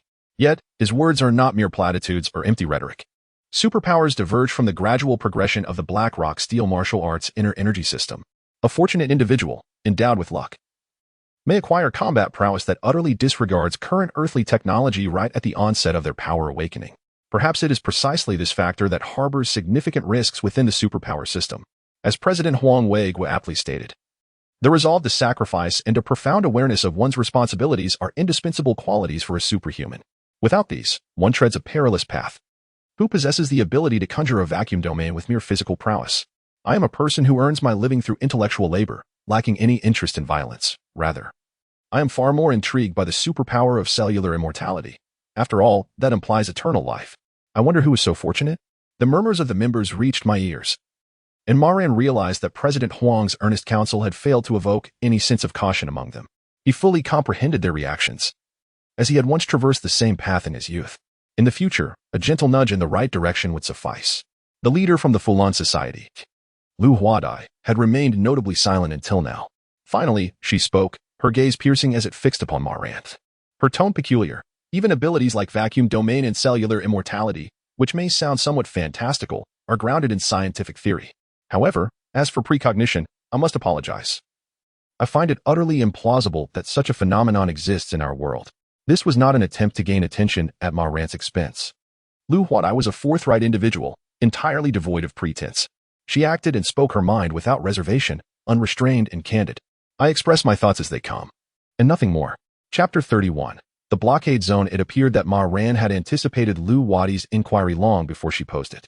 He merely cast a calm glance in her direction and replied with a serene tone, Tongxin and Iko. Lu Huadai felt as though she was struggling to keep pace with Ma Ran's rhythm. What was he actually saying? Was she suffering from intermittent amnesia?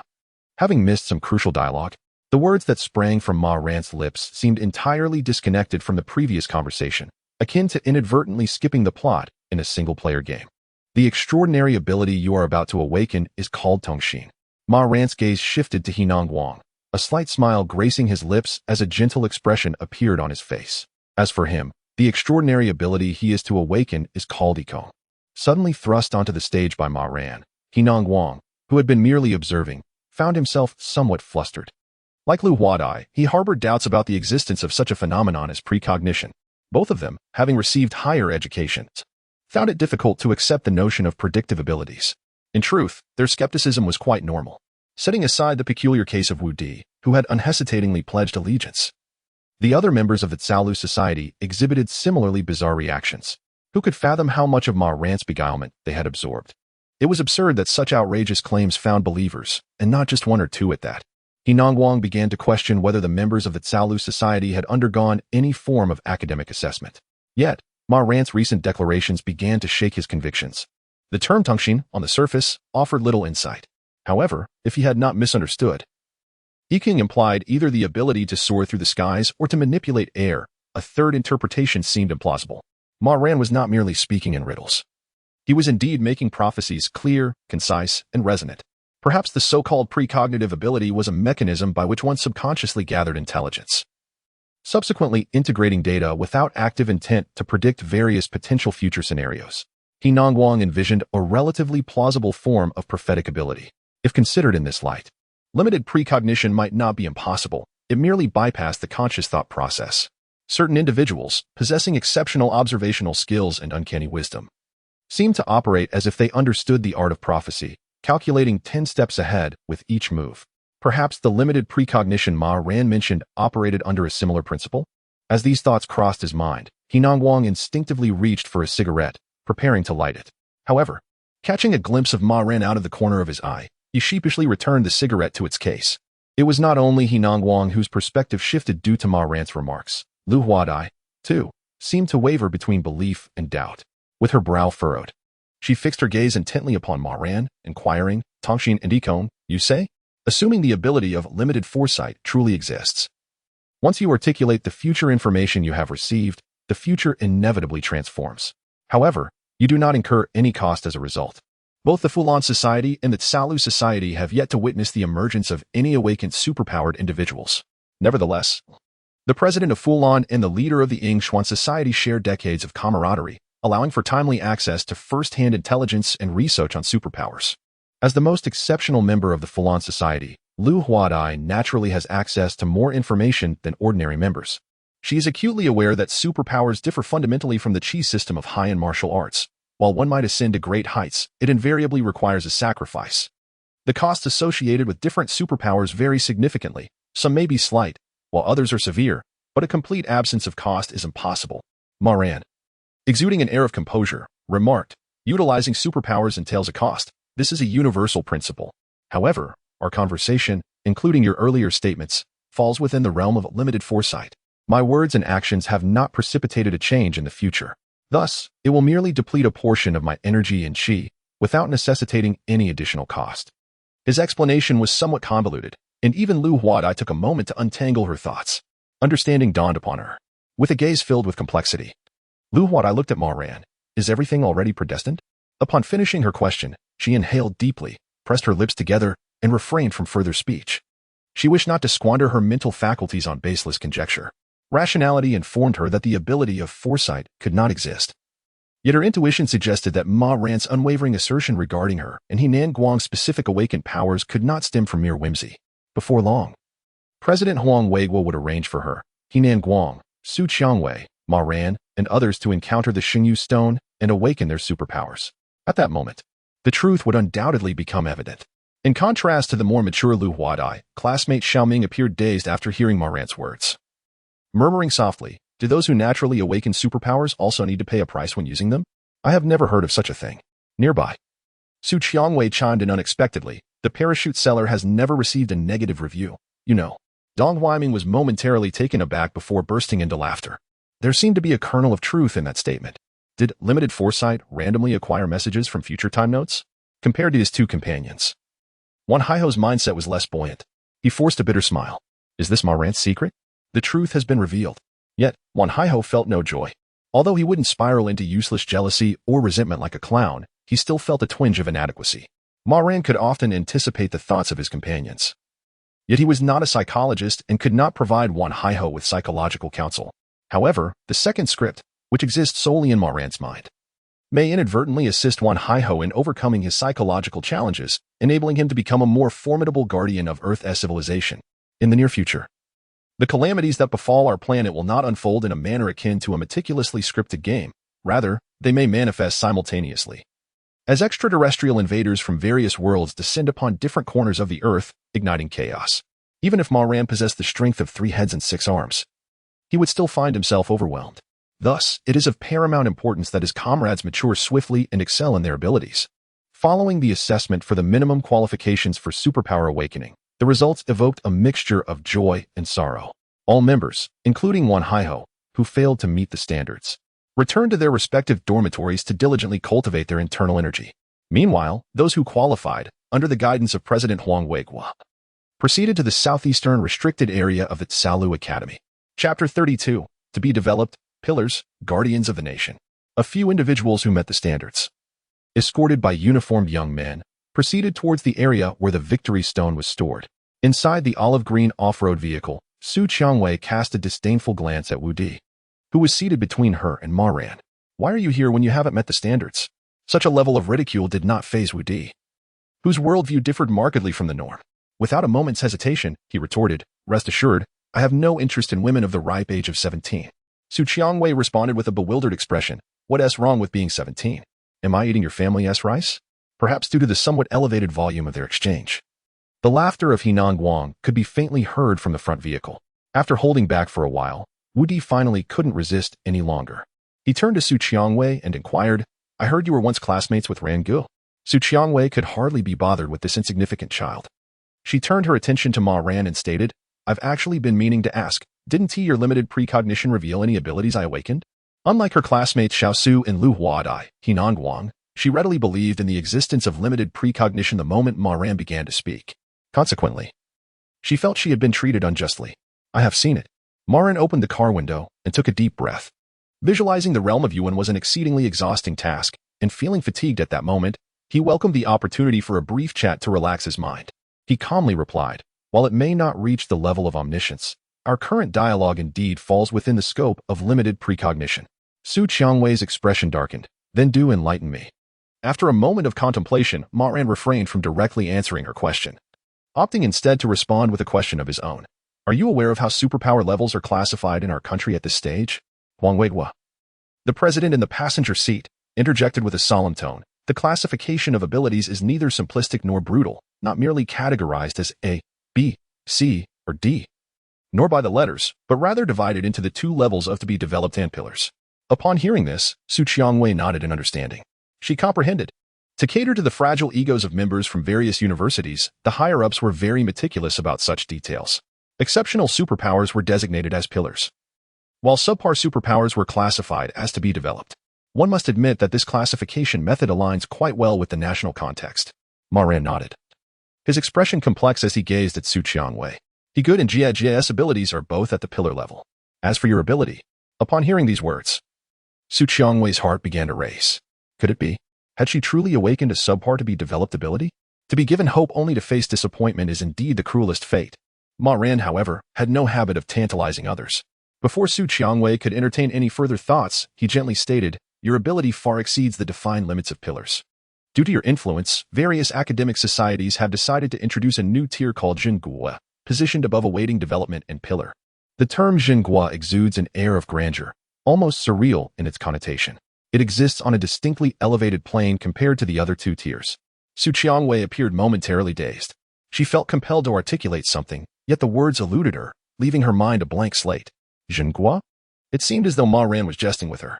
The term Zhenghua inherently implies an ultimate capability that plays a significant role in maintaining societal stability and ensuring national prosperity.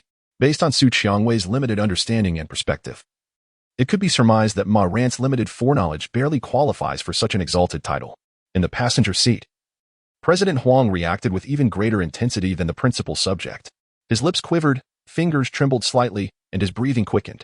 Recently, a superhuman known as God emerged in the United States. This individual's powers were eerily reminiscent of the deity portrayed in the Bible, capable of summoning or quelling floods and tornadoes at will, transforming stones into sustenance, purifying sewage into clean water, and resurrecting after 3 days of death. Although the limitations and cost of this individual's abilities remain unknown, the strength displayed thus far would have granted him the capacity to single-handedly suppress the globe a century ago, warranting the title of a divinity. Following internal discussions, several prominent figures within the academic societies proposed establishing a tier corresponding to God, named Zhenghua. This proposal, which delineates the benefits, responsibilities, and obligations of superhumans across varying levels, remains in a state of suspension and has not been formally approved. After all, no superhuman of a similar caliber has yet emerged within the borders of China. Good, good, good. President Huang was so overwhelmed with excitement that he struggled to articulate anything beyond a repetitive exclamation of approval. His face flushed, and the creases on his visage seemed more pronounced than usual, nearly bringing him to tears of joy. In Huang Weigu's perspective, a straightforward and clear logical chain existed here. Ma Ran was aware of the highly classified proposal. Therefore, his foresight was indeed genuine. Thus, his statements held a high degree of credibility. This led to the conclusion, Ma Ran embodies Zhenghua, and so does Su Qiangwei. Yet, Su Qiangwei felt no sense of transformation into a significant figure. She nervously inquired, "What exactly is my superpower? Be specific." As soon as the words left her lips, the vehicle came to a halt. The convoy had arrived at the heart of the sealed-off area of the Tsalu Society. Here, further vehicular movement was impossible, necessitating disembarkation and proceeding on foot. Su Qiangwei trailed closely behind Ma Ran, transforming into a curious child. "You seem reluctant to answer my previous question, don't you? I understand now. In the future of limited foreknowledge, you chose not to respond to my inquiry, right? Is it to avoid altering the future? In conversation, the concept of cost that you have frequently mentioned, what does it truly signify?" Ma Ran offered no reply, instead calmly gazing at President Huang. Comrade Lao Wang, suddenly enlightened, realized, "Allow me to elucidate. The Tsalu Society in Hubei and the Fulan Society in Anhui are remarkably similar, both intending to embark on a dual extraordinary path from the outset, with two formidable power systems advancing in tandem. Far away in Sichuan, members of the Qinglian Society devote themselves to mastering the Black Rock steel martial arts system, focusing intently on cultivating internal energy. Meanwhile, the Yingchuan Society in Hunan diligently study superpowers, amassing a wealth of data and advanced experiences in this domain. During the process of exchanging information with the Yingchuan Society, Lao Wang obtained a plethora of crucial intelligence. Initially, he hesitated, uncertain whether to withhold this information until the opportune moment arose to share it with the members. Now, however, Lao Wang resolved to impart the intelligence he had just acquired to the young people present during their journey. The law of superpowers, as it stands, consists of but a singular principle. President Huang Weigu declared gravely, "Gains must be accompanied by losses." The newly arrived Lu Huadai, Henan Guang, Su Qiangwei, along with the additional member Wu Di, all gathered around, attentively listening. Deities Q refer to celestial beings, while pertains to terrestrial deities, collectively, encompasses all divine entities. Note, ZH denotes respect. The term ZH is an erroneous usage, as this word does not exist.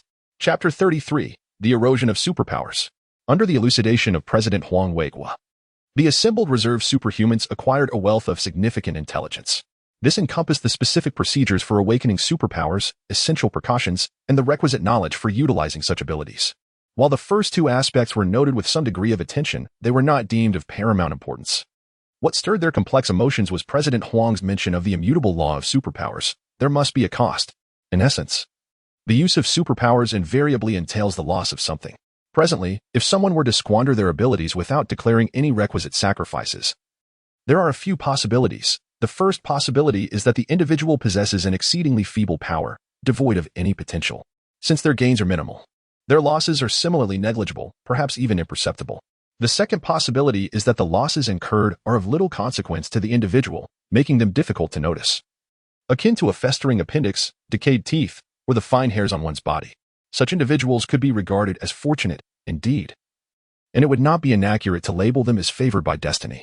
As for the third possibility, the superpower itself harbors inherent risks, which may include but are not limited to loss of control, emotional breakdowns, or alterations in personality. In his 2 lifetimes, Ma Ran has observed that all superhumans have paid a price, even when one's mental state is less than optimal. Every use of their powers exacts a toll, be it blood, flesh, hair, or even sensory perceptions such as taste and touch. It may also involve abstract concepts such as wisdom, knowledge, or skills. This phenomenon is referred to as the erosion of superpowers. Upon thorough contemplation and rational analysis, Ma Ran reached a conclusion. Among all the superpowers he has encountered, only the ability of impersonation and its proliferative capacity stand as exceptions. This implies that Ma Ran would be immune to the erosion of superpowers. Upon this realization, he spoke calmly, stating that employing his limited precognition ability to alter a predetermined future would consume his lifespan, manifesting externally as accelerated cellular aging. Although he harbored numerous speculations prior to his rebirth, Ma Ran could not assert with absolute certainty. Now, however, he could confidently declare that the impersonation ability would sift through and select the aspects of the setting that would be advantageous to him personally. Everyone listened attentively. Even Lu Huadai and Henan Guang, who were somewhat skeptical of the existence of a limited precognition, placed significant weight on Ma Ran's viewpoint. After all, within the realm of domestic superhumans, Ma Ran was indeed among the most distinguished figures of the foremost echelon. President Huang had articulated everything that needed to be said. By using myself as an example, I wish to convey to everyone the importance of not harboring any false hopes. It is imperative to take this matter with the utmost seriousness. At this juncture, I would like to add a small personal insight. When exercising abilities under sufficient mental fortitude, one should be able to mitigate most of the dangers posed by superpower erosion. Ma Ran's gaze swept across the assembly. The nuances of this matter must be grasped by each individual. At least at this stage, no one can offer assistance in this regard. Henan Guang, walking alongside Ma Ran, nodded thoughtfully, understood. In daily life, concealing one's abilities and refraining from exercising them may lead to a disheartening realization during critical moments. The latent superpowers intended to serve as trump cards are, in fact, of little consequence. However, the necessity of daily honing these extraordinary abilities comes with the vigilance against their encroachment and backlash, presenting a greater risk than the cultivation of inner energy, demanding immense patience and self-control. Ma Ran's few remarks struck the reserved superpower candidates like a bucket of icy water, leaving them chilled to the bone. Yet, President Huang Weiguo quickly intervened to alleviate their concerns. There is no need for excessive worry. The Yingchuan Academy has commenced the refinement of a systematic and scientific approach to superpower development. Moreover, our nation's technology for printing artificial organs has reached a mature stage. Even if the heart, liver, spleen, lungs, or kidneys sustain damage, swift healing is achievable. Our medical team is among the world's finest. As he spoke, the group finally arrived at their destination. In the distance, an ancient octagonal well secured with iron chains came into view. The surroundings were impeccably tidy, devoid of any fallen leaves or rocks. Within this well resided the victory stones, the key to awakening their superpowers. President Huang Weiguo, from a distance, pointed at the enigmatic ancient well. You are all aware of the precautions. I shan't belabor the point. SGNGWI, Li Hudi, HN Guding, and Ma Ran ambled toward the octagonal well. Now, in the bitter cold of Gulong's Hong, a piercing wind howled. As they approached the well, it felt as though they had stepped into a realm apart, calm and warm, devoid of any chill. Inside the octagonal well, not a single drop of water was present, but rather it was filled with an array of small stones of various shapes. Prior to their arrival, President Huang Weiguo had informed them that these stones, referred to as victory stones, were the essential items for awakening superpowers. The four extended a hand toward the well's mouth. A low hum filled the air as the stones began to tremble slightly. Moments later, four victory stones levitated gently, drifting toward the palms of the four individuals. The stone that captivated Ma Ran bore a resemblance to a hexagram, shimmering with a kaleidoscope of colors: red, orange, yellow, green, blue, indigo, and violet, making it extraordinarily eye-catching. This particular victory stone exuded a fragrance akin to orchids and flew with a swiftness that surpassed the other three. In a flash, it reached Ma Ran's palm. However, as soon as this hexagram-shaped victory stone made contact, a muffled thud resonated, and it was sent flying away. In less than half a second, the hexagram-shaped victory stone shattered completely, vanishing without a trace. Ma Ran maintained an impassive expression, displaying remarkable composure. His suspicions had finally been confirmed. The situation mirrored that of his previous life, solidifying his belief that the impersonation ability and the victory stone's superpower system were fundamentally distinct. The impersonation ability was more domineering, more aggressive, and exhibited a strong exclusivity. Ma Ran was unconcerned about this scene attracting unwanted attention during the awakening process facilitated by the victory stones. An overwhelming influx of information would render one oblivious to the external world. In truth, this initial layer of protection was sufficient. However, Ma Ran opted to incorporate a second layer of safeguard through the art of illusion.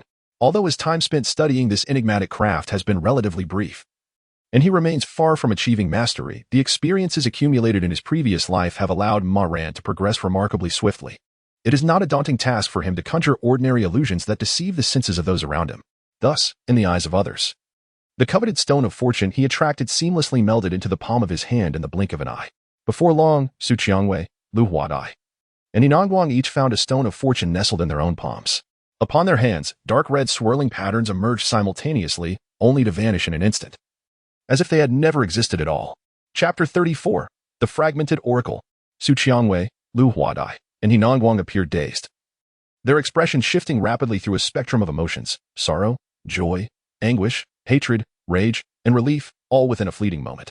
Ma Ran maintained a calm demeanor, quietly observing from the sidelines. Why is it necessary to undergo a test prior to the awakening of superpowers? Is it merely a whim of President Huang to add another layer of complexity for everyone's torment? The answer is clearly negative. The peril contained within the victory stone far surpasses that of the alien masks used as testing apparatus. Should one become lost, their psyche would shatter instantly, reducing them to a mere puddle of flesh and blood. This is a nefarious trap laid by the LX-93 aliens. Those who do not meet the requisite conditions will be deemed inferior by the victory stone, rendering them incapable of becoming a signal source, ultimately leading to their elimination. Conversely, those who meet the standards, upon awakening their superpowers, also become tools exploited by the LX-93 aliens. In essence, every successfully awakened superhuman is equivalent to a signal transmitter. This phenomenon bears no relation to natural awakening or artificially induced awakening. Is what is termed natural awakening truly a product of nature? No, it is not. Ma Ran understood well that these so-called natural awakeners are merely bait set by the LX-93 aliens to entice their prey. There exists no fundamental difference between the two. What justification is there for not destroying these victory stones? Who can assure that other nations will be as diligent as yours in eradicating every last one? If such assurance cannot be provided, then similar actions are utterly futile. Ma Ran noticed that after several breaths, victory stones recoalesced within the octagonal well. Viewed from this perspective, the victory stones appear inexhaustible, forever replenishing. Yet their existence is confined to a radius of 3 meters around this ancient well. Should one venture beyond this boundary, they would dissipate automatically. The 3 fatigued reserve superhumans, under President Huang's direction, withdrew from the vicinity of the octagonal well. Only then did they find the leisure to contemplate and comprehend the superpowers they had just acquired. Yinangguang, with a gleam in his eyes, summoned a cyclone beneath him and gradually ascended into the sky, hovering 3 meters above the ground. It was indeed the power of flight. However, lacking mastery over his newly acquired ability, the exhilarated Yinangguang plummeted from the air. Thud. A dull sound echoed. Despite suffering a hard fall due to his second-tier internal energy cultivation, he emerged unscathed. With a swift motion, he flipped himself upright, his gaze fixated on Ma Ran. So, the ability of limited precognition is indeed real. Yinangguang felt as though his worldview and understanding had been profoundly overturned. To fly unaided, without external assistance. This has been humanity's long-held dream. And today, he has successfully realized that dream. What could possibly explain this phenomenon? It is utterly incomprehensible. Can you hear my voice? Suddenly, the voice of Lu Huadai resonated within Yinangguang's heart. He abruptly turned around, only to realize that this leader of the Fulan society had not actually spoken. He noticed that the manner in which Lu Huadai conveyed her message was entirely distinct from the way an ordinary person would communicate. It did not follow the conventional pathway of sound waves traveling through the ear canal, eardrum, middle ear, lymphatic fluid, nerve impulses, and auditory center. Her voice echoed directly within his heart. Just as Ma Ran had predicted, my ability is called sympathy. For anyone whose appearance and name I know, I can transmit information unilaterally, disregarding distance. Lu Huadai's voice resonated within the hearts of everyone present. However, my mastery over this sympathy ability is not yet refined. Conveying messages to 10 individuals is already at my limit. The greater the number and distance, the more substantial the cost I must bear. Lu Huadai did not explicitly reveal what that cost would entail. After transmitting her voice, her lips turned a shade of dark violet, and her gaze dimmed, indicating considerable exertion. Yet, the complexity in her eyes when she looked at Ma Ran was unmistakable. Lu Huadai's understanding had been upended. The ability to foresee truly exists. Ma Ran paid no heed to the gazes of those around him. As if lost in thought, his eyes wandered, fixating on an unusual sight.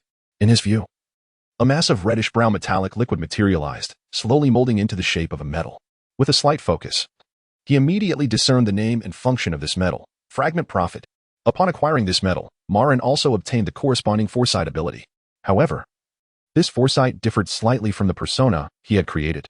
It bore no side effects of lifespan depletion, yet its effectiveness was consequently diminished. At this stage, it would cost him about half of his internal energy and vitality to randomly capture 1 or 2 fleeting glimpses of future events. Ma Ran was not overly concerned about this. As a reincarnator, he was inherently prescient. Without the occurrence of a butterfly effect, this new ability could merely serve as an enhancement, a means to rectify mistakes. Now that the metal had manifested, the next step was to find a way to upgrade it. Presently, his focus lay elsewhere. Ma Ran squinted slightly. Before his rebirth, he believed that the proliferation ability of acting was directly proportional to the number of individuals who acknowledged him. However, he later realized that matters were not so straightforward. Foresight is a superpower that involves the realm of time.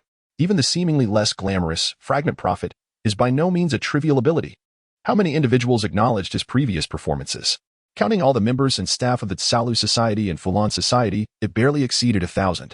Initially, Ma Ran thought that this performance would require a considerable amount of time to yield results. Yet, now, the metal named Fragment Prophet and the proliferation ability had undeniably appeared before him. Perhaps there exists a correlation between acting skills and performance effects? The thought process is flawed. Ma Ran's expression remained impassive, yet his mind raced with thoughts like lightning. These factors indeed have an impact, but they are not the decisive elements. With the blessing of the scholar's metal, his thoughts accelerated, and memories from both past and present materialized before him. Each performance became a comparative option. In less than 3 seconds, Ma Ran reached a conclusion. The most significant influencing factor is the individual differences among the audience. Each spectator, in their assessment of performance ability, holds an entirely different value. The individuals around him, such as Huang Weiguo, Su Qiangwei, Wu Di, Lu Huadai, and Henan Guang, possess immense value as audience members. Of course, this is merely a conjecture that requires further practical validation. A deep sigh escaped from Lu Huadai not far away. Overwhelmed by fatigue, she momentarily lacked the energy to employ unity. She turned her head to glance at Su Qiangwei and directly inquired, "What exactly is the national treasure-level superpower that Ma Ran mentioned?" Chapter 35, Metamorphosis. The abilities of Skyward and Unity significantly surpass those of the majority of naturally awakened individuals recruited by the Yingchuan Academy, possessing considerable tactical and strategic value, thereby justifying their classification as pillars. However, what precisely is the superpower that Su Qiangwei refers to as National Guardian? My ability is named Metamorphosis. The voice of Su Qiangwei resonated in the hearts of all present. To observe, analyze, comprehend, and learn the myriad laws of this world, channeling countless formidable powers into one. So it merely entails directly copying the superpowers of others. Your abilities are truly remarkable. Ma Ran lifted his gaze, realizing that Su Qiangwei was already soaring in the air. She ascended higher than Henan Guang, reaching a height of approximately 4 to 5 meters. Excluding the possibility that Su Qiangwei simultaneously awakened both Unity and Skyward, her so-called Metamorphosis ability becomes quite comprehensible. It involves replication and enhancement, surpassing the original. She was both transmitting thoughts and flying, yet she appeared utterly unwearied. In fact, her movements seemed even more vigorous, displaying an added vitality compared to before.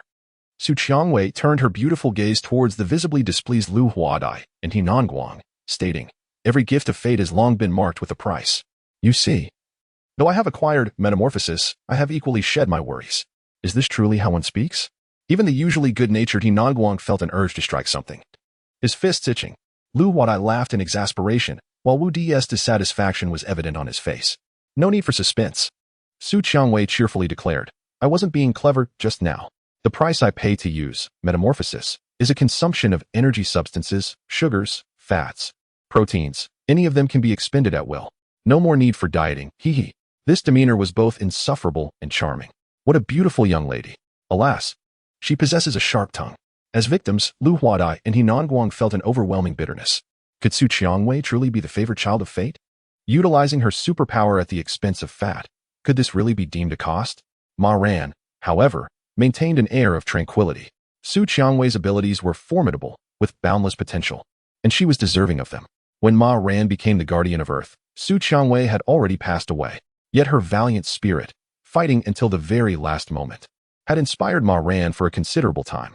Records explicitly state that Su Qiangwei, in her dedication to safeguarding her compatriots in Hainan, had willingly overdrawn her body, exceeding the limits of her metamorphosis ability, ultimately succumbing to exhaustion. Su Qiangwei's remains weighed less than 30 pounds. Ma Ran had seen her posthumous photograph. It was precisely Su Qiangwei's demise that imparted to Ma Ran a profound understanding of the weight of the phrase emaciated to the bone. It can be said that before her rebirth, Su Qiangwei was the spiritual idol of Ma Ran. Ma Ran, come, let us spar. Su Qiangwei's voice interrupted Ma Ran's reverie. She beckoned with her finger, exuding an aura of fierce determination. Ma Ran, today, I shall make this pretentious fool meow. Ma Ran, ever unflappable, maintained his calm demeanor. Familiarize yourself with your abilities first, and we shall engage in 2 days. To be honest, Ma Ran found it rather perplexing to understand her intentions. Although the potential of transformation was formidable, Su Qiangwei could currently only wield unity and levitation. What was she aiming to achieve? Soaring into the sky only to bring herself crashing down. Suspended in midair, Su Qiangwei floated like a sprite amidst the snow, gracefully dancing and leaping with the wind. No. Right now? Ma Ran sighed, raised his finger, and gently poked in her direction. As you wish then. A formless, colorless sword of energy abruptly manifested, flashing through the air. With a soft pop, Su Qiangwei's expression changed drastically as she suddenly lost her balance, her head heavy and feet light, plummeting downward. With a flail? She was about to fall awkwardly when a slender, well-defined hand reached out, grasping the nape of her neck with a firm grip. The energy within that hand vibrated gently, dissipating the impact. Su Qiangwei emerged unscathed. Straining to turn her head, she discovered Ma Ran regarding her with an expression akin to that of a bemused observer. Hey, what kind of look is that? Nothing, Ma Ran replied, releasing her. Su Qiangwei drifted to the ground like a feather blown by the wind. Did you just counter my move with some secret technique of the Ma family? Her playful sarcasm was abruptly interrupted by Ma Ran. Just a minor technique in the use of internal energy. Moreover, filling 32 meridians to reach the 5th stage of internal energy allows for some offensive capability.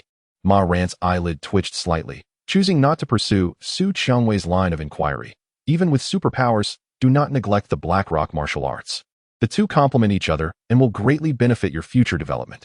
It seemed that since awakening her transformation ability, Su Qiangwei had become considerably more vivacious than before. Perhaps this was her true nature. She had been rather constrained in the preceding days. As for reaching the 5th stage of internal energy, he certainly had not attained that level. After harvesting a wave of gains through disguise, Ma Ran had only just reached the 4th stage of internal energy. He was still quite distant from the 5th. However, Su Qiangwei had just copied the levitation ability from He Nanguang and was nowhere near mastering it. At this moment, a slight illusionary stimulus was all it took. If she did not lose her balance right then and there, it would indeed be strange. Ma Ran employed the art of illusion to fabricate a scenario, feigning camaraderie, thus avoiding any hint of exerting his full strength. His performance left no room for flaws. Do not say that the spectators could not discern any difference, even if there were video recordings to be examined at a later time. Upon meticulous analysis, it would be revealed that Ma Ran had only unleashed an internal energy equivalent to the 4th level. They would conclude that he was deliberately holding back, discreetly preserving Su Qiangwei's dignity. Internal energy at the 5th level? The smile on Su Qiangwei's face vanished instantaneously, replaced by a fierce glare directed at Ma Ran. Even if you remain silent, I shall not relent. She was not the least bit surprised by her failure to replicate Ma Ran's limited precognition ability. The process of analyzing, copying, and optimizing other superpowers through transformation resembled downloading a game. The more formidable the ability, the greater the capacity required, demanding increasingly sophisticated hardware.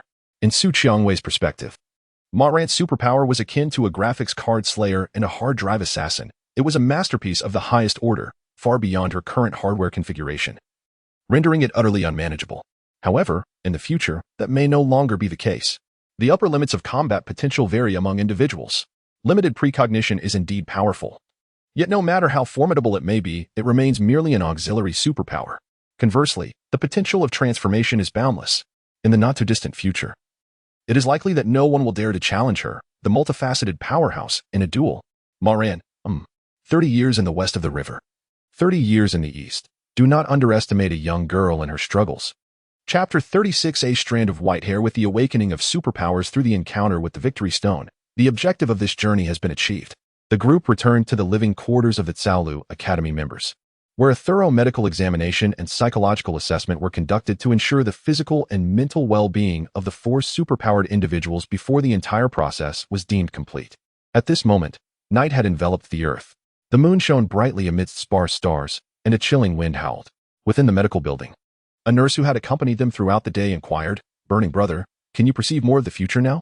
She noted that the superpowers of Su Qiangwei, Lu Huadai, and He Nongguang had all emerged from nothingness, whereas Ma Ran had transitioned from a state of partial awakening to complete awakening. Although his enhancement was not as pronounced as that of the other three, it was improbable that there had been no change at all. Ma Ran responded in a calm tone, "The frequency at which I receive future information has merely increased.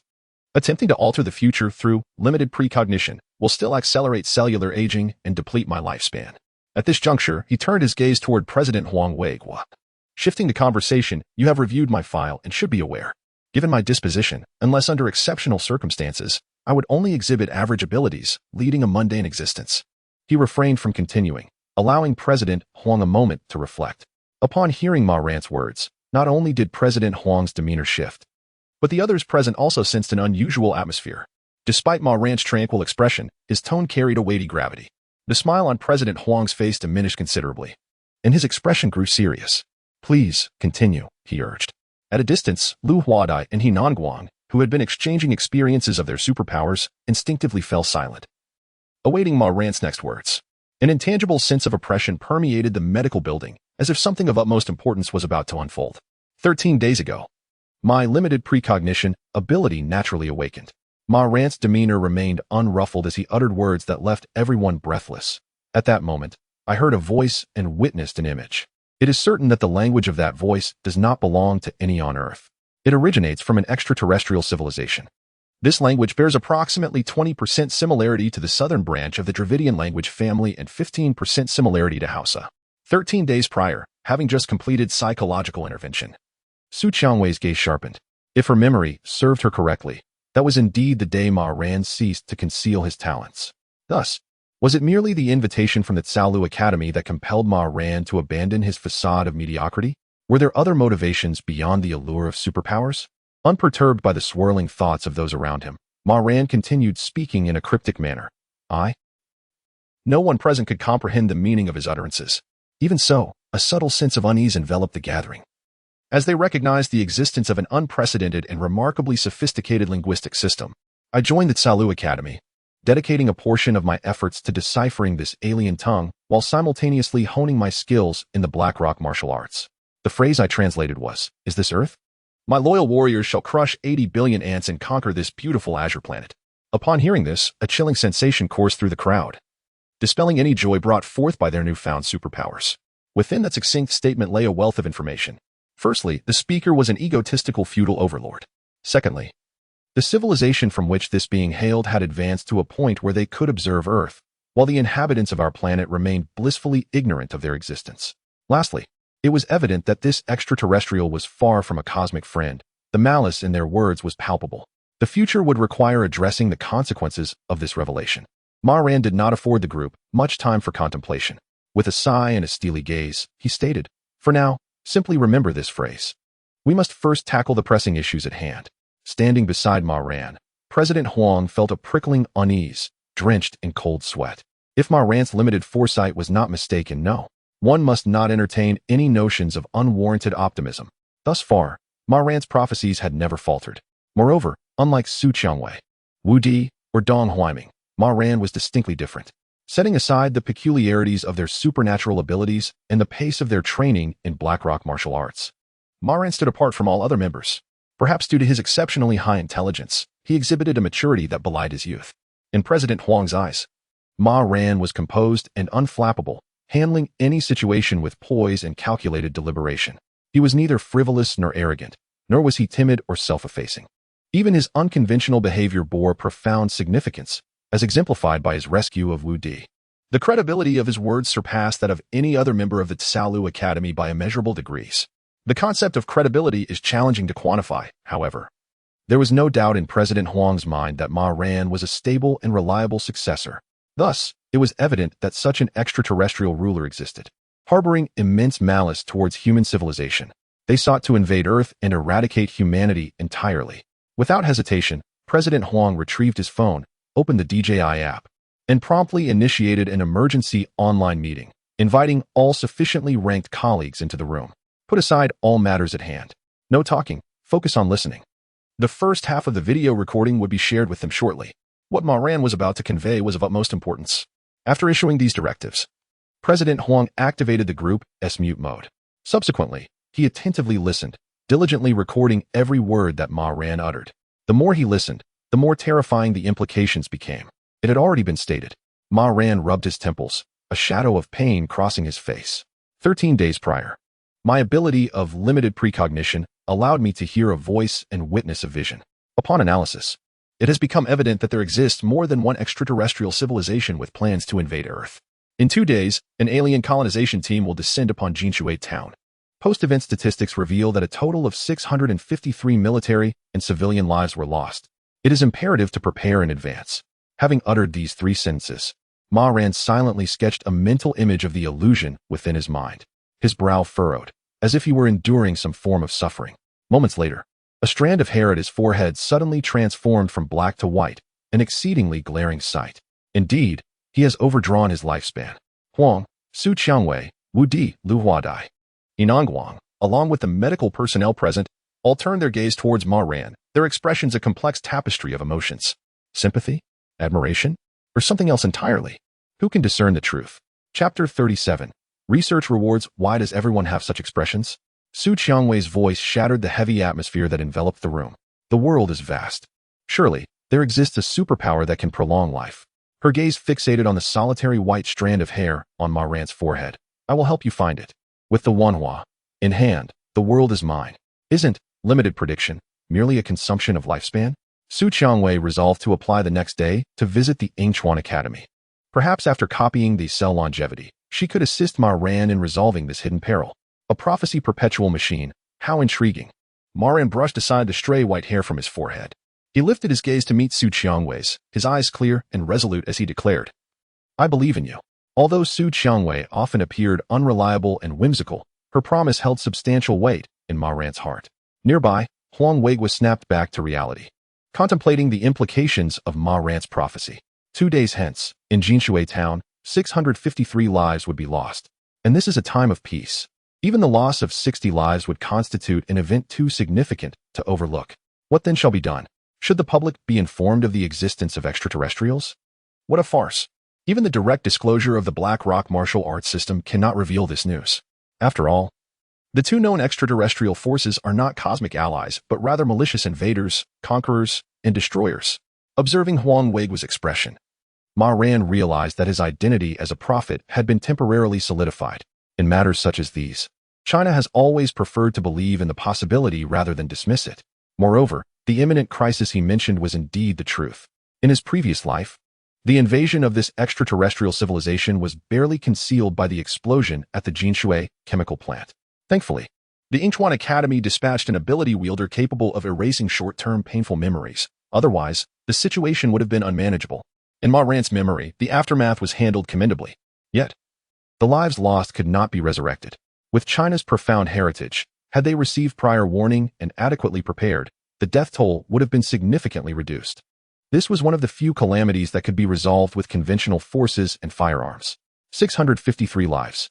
Compared to the current global population, it seems an insignificant number. Ma Ran understood better than anyone that in the final years of his previous life, even the combined population of 10 shelters would not suffice to reach that figure.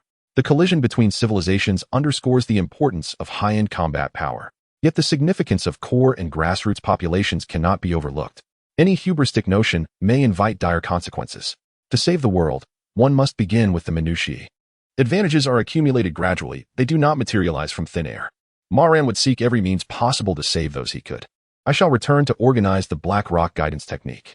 Ma Ran glanced at the time and assured President Huang, I will send it to you before 8 this evening.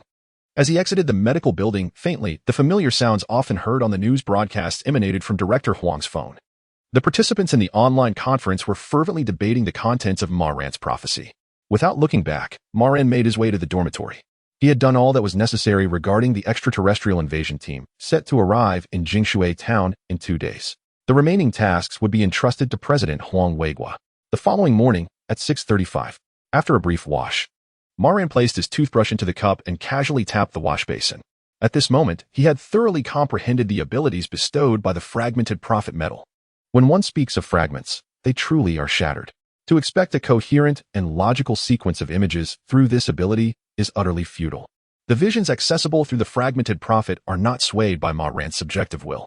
The future scenes he could foresee are highly random. They might depict someone brushing their teeth or a gambler fixated on the television awaiting the lottery numbers to be announced. The practical utility of the fragmented prophet remains limited until it ascends to a higher level. Nevertheless, its existence is essential for him. Ma Ran cannot afford to remain idle each day, awaiting random glimpses of useful information. Yet, it offers an entirely new perspective. Observing the same event from different angles yields vastly different insights and thoughts. As a reincarnated individual, Ma Ran possesses the foresight to alter numerous events. But this does not render him omniscient or omnipotent. With the unfolding of his plans, the butterfly effect intensifies and the unknown variables multiply. The abilities of the fragmented prophet can assist Ma Ran in addressing gaps when such situations arise. Simultaneously, he can utilize his prophetic capabilities to lay the groundwork for subsequent narratives. In the chaos of life, this is your commentary on existence. A disdainful smile encapsulates your arrogance. Suddenly, the phone rang. A familiar voice penetrated his ears. Son, have you woken up? It was his mother, her tone mingled with surprise and a hint of concern. Yes, Ma Ran replied honestly. I was just about to have breakfast. Make sure to eat on time and cultivate good habits. Hey, don't interrupt. I'm talking to my son. A cacophony erupted from the other end of the line. Moments later, his father took over the phone. Your mother has been rambling without getting to the point. A sudden influx of money appeared in our bank accounts, around 3 million, it seems, labeled as research funding. Son, you haven't embezzled the grant from the Chalu Academy, have you? We must uphold integrity in our actions. Hey, why are you interrupting? I haven't finished speaking. Ma Ran's lips twitched slightly as he replied in a low voice. It must be a mistake by the staff. That 3 million is not research funding.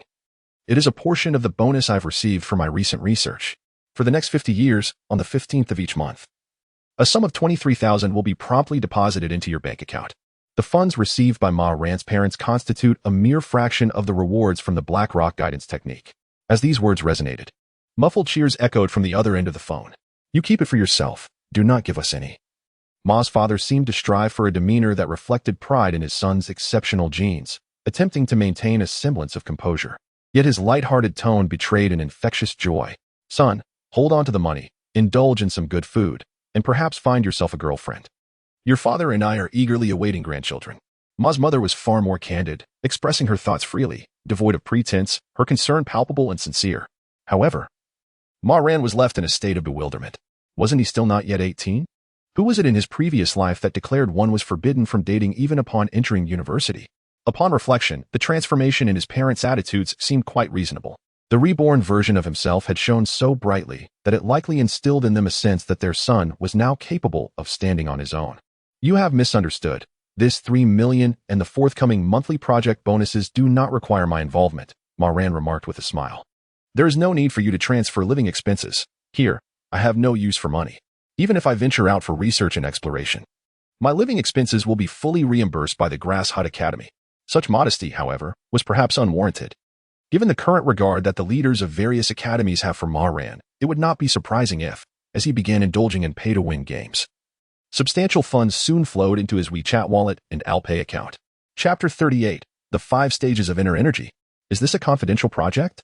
Have you signed any non-disclosure agreements? Can I and your father post about this on social media? Such is the straightforward concern of a mother. Ma Ran chuckled softly. Last night, President Huang specifically mentioned this matter to me. As my family, you are entitled to some understanding of the related circumstances. It is perfectly acceptable to provide a general overview of my identity, as long as we refrain from disclosing specific details about the research project. Indeed, not every member of the Tsalu society possesses this privilege. At this juncture, Ma Ran carefully chose his words and modestly remarked, "My situation is rather unique. As my research achievements slightly surpass those of others, the information I am about to share should be kept in your hearts for now, without divulging it to others. The project I am currently investigating is akin to the inner strength mentioned in traditional martial arts dramas. I am not jesting. I speak with utmost seriousness. This energy is fundamentally a highly concentrated form of biological energy, commonly referred to as inner energy. It is sufficient for you to be aware of this for the time being. And I advise against sharing it with anyone else, as the cultivation of inner energy entails considerable challenges and numerous issues. However, I shall gradually improve it, rendering it more effective and accessible." At this point, Ma Ran jested, "Perhaps by next year, the 9th set of calisthenics for elementary and middle schools will be replaced by inner energy exercises." After a brief conversation with his parents, Ma Ran ended the call. The remaining rewards for the Black Rock guidance technique required some time for his profile to be entered into the internal database. Bang, bang, bang. Suddenly, there was a knock at the door. Ma Ran opened it to find a large gathering of people outside, an intimidating sight at first glance. Leading the group were Dong Huaiming and Wan Haiho.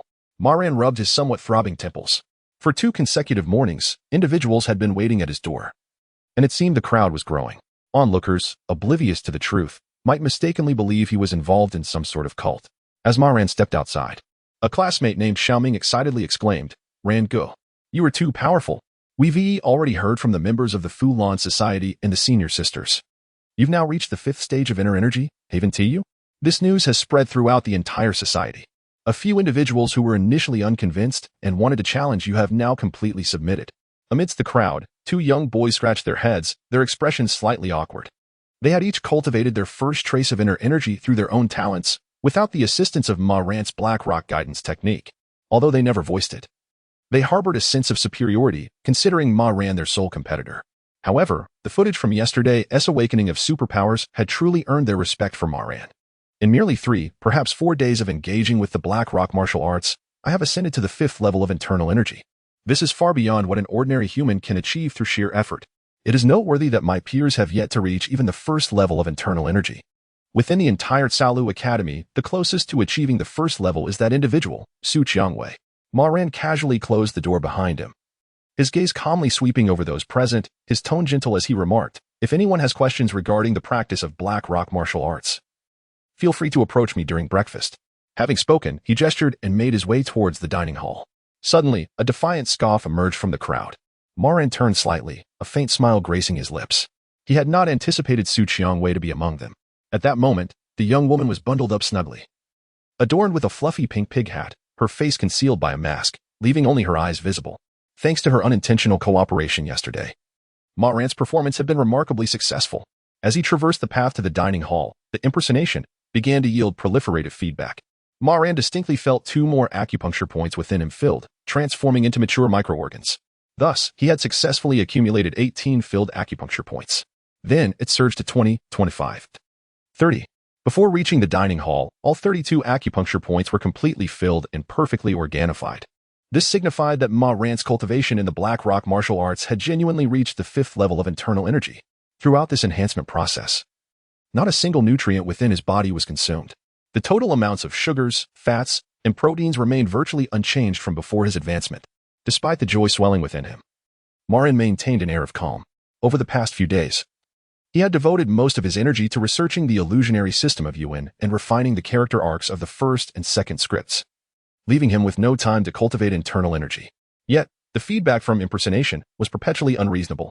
Upon reaching the entrance of the dining hall, Ma Ran glanced around, seemingly searching for something. The members of Tsalu Academy trailing behind him also paused, patiently awaiting his next move. What was he up to? In the crowd, Su Qiangwei adjusted her mask slightly.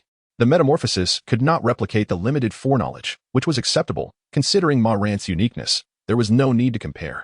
However, her application to engage in an exchange of learning with the Yingshuan Academy had been swiftly rejected by Lao Wang. She was still feeling quite vexed. What scheme was Ma Ran concocting now? Just as Su Qiangwei was about to inquire, Ma Ran's voice suddenly resonated in the ears of the crowd. While awakening my superpower yesterday, I diligently practiced for a while and broke through the bottleneck of the 4th level of internal energy.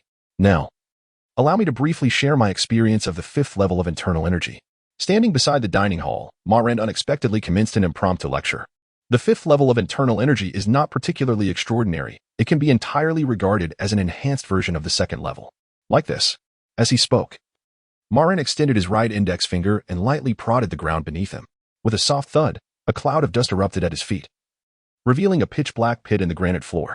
At this juncture, it became feasible to construct a high-speed channel for internal energy within his body, allowing for the compression and creation of energy projectiles that could be transmitted and subsequently released. This initial capability imparted a degree of offensive power.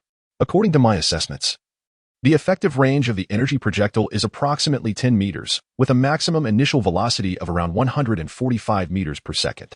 From my observations, even if the level of internal energy were to be further enhanced, it is unlikely that this ability could be significantly augmented, as the human body, being flesh and blood, cannot withstand excessive internal pressure. Ma Ran opened his hand, speaking calmly. The origin of the Black Rock martial arts, when juxtaposed with the advancements of earthly civilization, appears somewhat antiquated, yet it should not be underestimated. Though the paths diverge, they ultimately converge in purpose. To put it in simpler terms, the 5th level of internal energy functions as a projectile, with the human body serving as the firearm. While its lethality pales in comparison to that of true firearms, it possesses advantages in terms of concealment, convenience, durability, and reliability. Overall, each has its merits and drawbacks. Upon hearing this, Su Qiangwei parted the crowd and squatted beside Ma Ran. She reached out and touched the pit created by the energy projectile, falling into deep contemplation. After a moment, Su Qiangwei rose, her gaze intensely fixed on Ma Ran, muttering incomprehensible phrases. Is that it? Oh, no. Let's do that again. Clearing her throat, she adopted a serious demeanor and declared, Ma Ran, remember this. In the future, I will show you mercy. Chapter 39. An initial analysis of the extraordinary next generation. The Black Rock martial arts. No one paid attention to the increasingly agitated Su Qiangwei. What? She was the second-ranking prodigy of the Tsaolu Academy? In theory, that was indeed the case. Excluding Ma Ran, the top scholar, Su Qiangwei was undoubtedly the strongest member of the Tsaolu Academy in terms of both her internal energy cultivation progress and her superpower intensity. Unfortunately, as a man who seemed to carry a spotlight wherever he went, Ma Ran was impossible to overlook. A failure does not merit remembrance unless one is named Yuluan. Presently, everyone was still immersed in the spectacle that Ma Ran had just delivered, unable to regain their composure. Just look at the words he had uttered. After dedicating a modicum of effort to awaken his superpower, he had soared to the 5th level of internal energy. Was he even human? Moreover, upon reaching the 5th level of Black Rock martial arts, one could unleash internal energy projectiles with bare hands, acquiring a means of mid-range attack.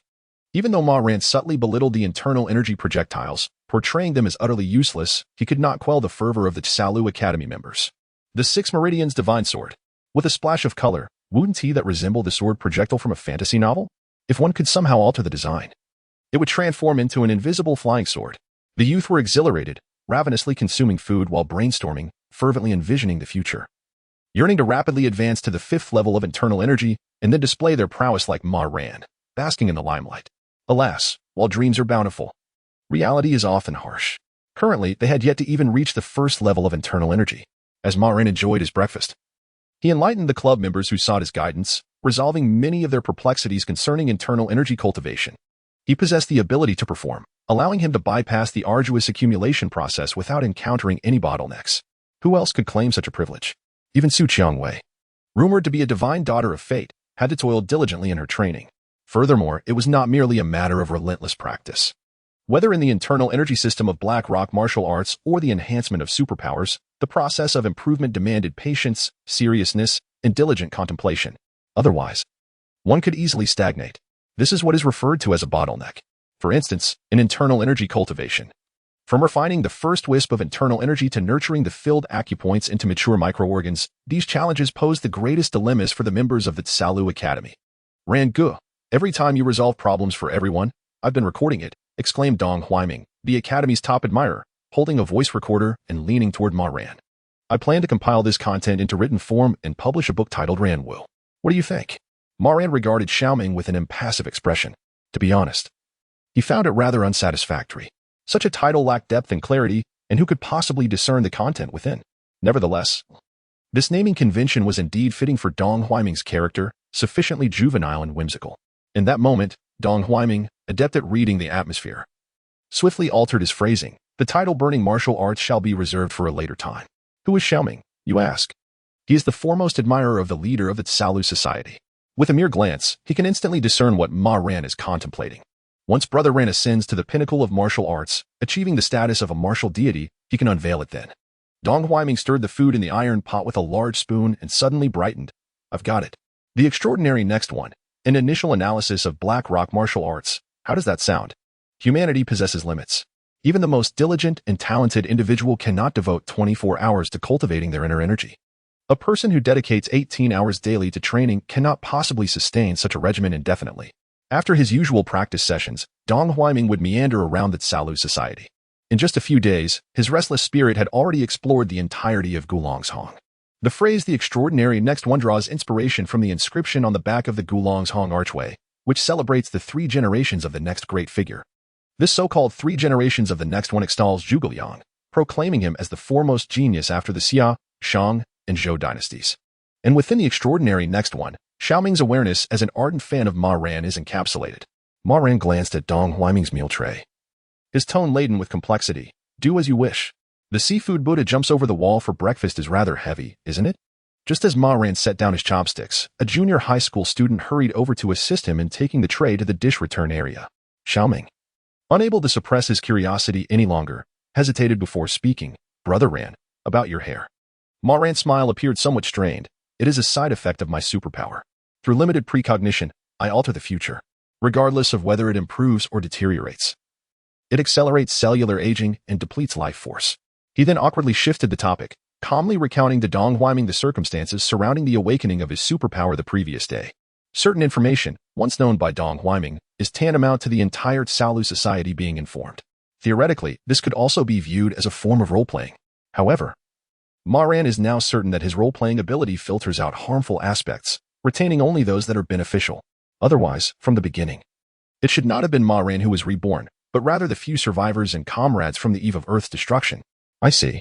Dong Huaiming's expression turned somber as he carefully considered his words, pausing for a while before cautiously saying, Brother Ran, you should try to use this ability sparingly in the future, though he is a late-stage patient of a certain adolescent phase. With a thought process quite distinct from the norm, he has nonetheless received many years of education steeped in materialism. In Dong Huaiming's view, the superpowers of manipulating water, fire, wind, and thunder can still be tenuously explained through scientific theories. Yet, among the 4 abilities, limited precognition, metamorphosis, flight, and synchrony, only flight sounds relatively plausible. The other 3, when considered individually, defy scientific explanation. However, in his quest to alter a certain future, Ma Ran has evidently expended a portion of his lifespan. Fear not, for I am well aware of my limits. Shortly after returning to the dormitory, Ma Ran received the remaining rewards for uploading the Black Rock guidance technique. These rewards were divided into 2 parts. The first was a brand new smartphone devoid of any brand labels, resembling the latest model from Xiaomi. Its overall performance was exceptionally impressive, and its reliability surpassed that of all other smartphones available on the market. Most importantly, it came pre-installed with an application called Dajiang, a platform for the exchange and study of supernatural abilities and phenomena within the country. Typically, only members who have joined the society and undergone at least a month of assessment are eligible to access this application. However, President Huang Weiguo facilitated Ma Ran's entry, bypassing the assessment process. Through this software, one could obtain first-hand intelligence on supernatural occurrences and stay promptly informed of the latest research achievements from other societies. Additionally, there was a certificate, vivid red with gilded edges. The white-bordered text on the back provided clear stipulations. 1. This certificate is issued by the Tsalu Society, designated for individual use only and is not transferable. 2. Holders are granted temporary exemptions from conventional laws and in legal disputes, are subject only to the judgment of the Society's court. 3. In total, there are 7 provisions, succinctly yet clearly outlining the privileges and obligations of the certificate holders. Chapter 40. First contact with extraterrestrials. Ma Ran cast a fleeting glance and then chose not to dwell any longer. This was something he had long coveted in his previous life. Even without the proliferation medal of the Scholar of Magic, he could easily memorize its contents. The front of the certificate bore the words Certificate of Supernatural Phenomena Researcher prominently at the top. Name, Ma Ran. Gender, male. Affiliation, Salu Academy, rank, official. Access to restricted areas, A0, A3, A8, A9, B2, B5, B7. In the blue box at the lower left corner, there existed a QR code business card. The partners listed at the bottom included nearly 10 academies, such as Fulan Academy, Yingchuan Academy, Qinglian Academy, Ziyuan Academy, and Baiwei Academy. Excellent. A glimmer of light flickered in Ma Ran's eyes, a smile gracing his lips. This certificate would prove immensely beneficial, with the formal designation of a researcher in supernatural phenomena. The execution of his subsequent plans would encounter significantly fewer obstacles. Although A0, A3, A8, A9, B2, B5, and B7 were presently marked as relatively safe zones. The only constant in the world is change itself. Many crises unfold without prior psychological preparation or any forewarning of their impending arrival.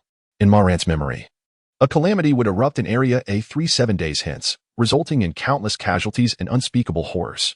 The extraterrestrial invaders he had foreseen during his awakening of superpowers were not aligned with the same forces as the impending disaster in 7 days. The former, given Earth's current technological capabilities, could be caught off guard and annihilated with minimal cost if adequately prepared. Conversely, those lacking sufficient mental fortitude who ventured forth would merely squander their lives. Indeed, individuals with wavering resolve might even become fodder for the enemy, facilitating their rapid ascendance.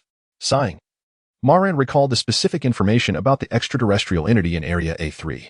The creature, which could kill in dreams and devour brainwaves, was theoretically an almost insurmountable existence at this stage. In his previous life, had it not been for a senior from Fulan Academy fortuitously sacrificing himself in a mutual demise. Allowing the creature to develop further, Earth might have already become its playground, possessing knowledge of many future events. Ma Ran had to concede that Earth's civilization was remarkably fortunate. Numerous star-level catastrophes had been narrowly averted through serendipity and coincidence. He was unwilling to rely excessively on the ephemeral nature of luck. In his former life, many disasters were nipped in the bud under various fortuitous circumstances. Yet, after his rebirth, many things were bound to change. What if one morning, Ma Ran consumed an extra bowl of rice, necessitating the Salu Academy's cafeteria to procure more ingredients from a nearby market, thereby preventing a certain elderly lady from buying the vegetables she desired? If that lady, fueled by anger, engaged in a quarrel at the market and left with a heart full of resentment. After returning home, the lady vented her frustrations on her husband and children. Ironically, her child happened to be the pivotal figure in thwarting a certain calamity. Feeling wronged, the child opted to immerse themselves in video games at an internet CAF rather than seek solace in the park, thereby failing to crush the seed of disaster. Consequently, the catastrophe took root and swiftly spread, resulting in the annihilation of human civilization. Who, then, should bear the blame? This sequence of events may sound foolish, yet it harbors a tangible possibility. Even if the likelihood is but a minuscule fraction, Ma Ran cannot remain indifferent. Thus, he resolved to personally venture to Zone A3. While Ma Ran diligently endeavored to enhance his ability to conjure illusions, the residents of Jinshui Town and the visiting tourists were methodically evacuated. An overabundance of weaponry and combat personnel was preemptively deployed, and a new quarantine zone materialized within a short span of time. All individuals participating in this operation were the Sea Army de la Sea Army. Many had spent years battling drug lords along the borders, honing their combat skills amid the chaos of gunfire, each one possessing an unyielding will to fight and a heightened sense of awareness. Prior to their departure, they were thoroughly briefed on the significance of this mission. Though somewhat rushed, the preparations were deemed adequate. Time ticked away relentlessly, precisely as foretold by Ma Ran. The following morning, amidst the desolation of the small town, a bizarre rectangular prism, measuring 3 meters in length, 2 meters in width, and 5 meters in height, suddenly materialized. The pristine white structure appeared metallic from a distance. To the astonishment of onlookers, the sides of this peculiar prism suddenly rippled, akin to the surface of water disturbed by a thrown stone. Subsequently, humanoid beings, resembling earthlings in stature, began to emerge rapidly from the fully sealed prism. Clad in completely white protective suits, they wielded objects resembling toy guns. There was no commander nor any orders being issued. This group of extraterrestrials swiftly arranged themselves into a conical formation, advancing rapidly through Jinshui Town.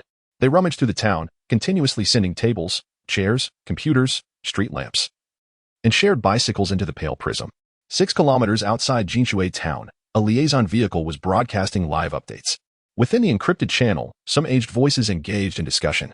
Are these truly aliens? Although their exact appearance remained concealed, their physiques bore a striking resemblance to humans, with 2 hands, 2 feet, and a head. Given the current circumstances, It appears this group of extraterrestrials are sentient beings, wielding technology far surpassing that of human civilization. It is inadvisable to launch a direct attack. It would be prudent to first establish contact and communicate. Such cooperation could potentially yield mutually beneficial outcomes if they are willing to share their scientific advancements for compensation. It could represent a significant opportunity for rapid development in our country. No, I disagree. Ma Ran has already glimpsed the future through limited foresight. What we are witnessing now only underscores the validity of Ma Ran's prophecy. Thus, I firmly believe that this group of extraterrestrials are unequivocally invaders, killers, destroyers, annihilators. Had it not been for the prophecy, at least 600 Chinese lives would have been lost at the hands of these extraterrestrial invaders. In a bid to avert this tragedy, Ma Ran has already exhausted his lifespan. What are you, the elders, truly contemplating? If we do not launch an immediate offensive, shall we allow his sacrifices and contributions to be in vain?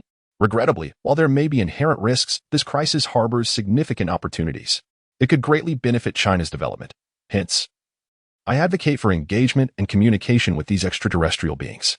After a round of deliberation, those in favor of initiating contact to gauge their intentions emerged victoriously, albeit by a slender margin.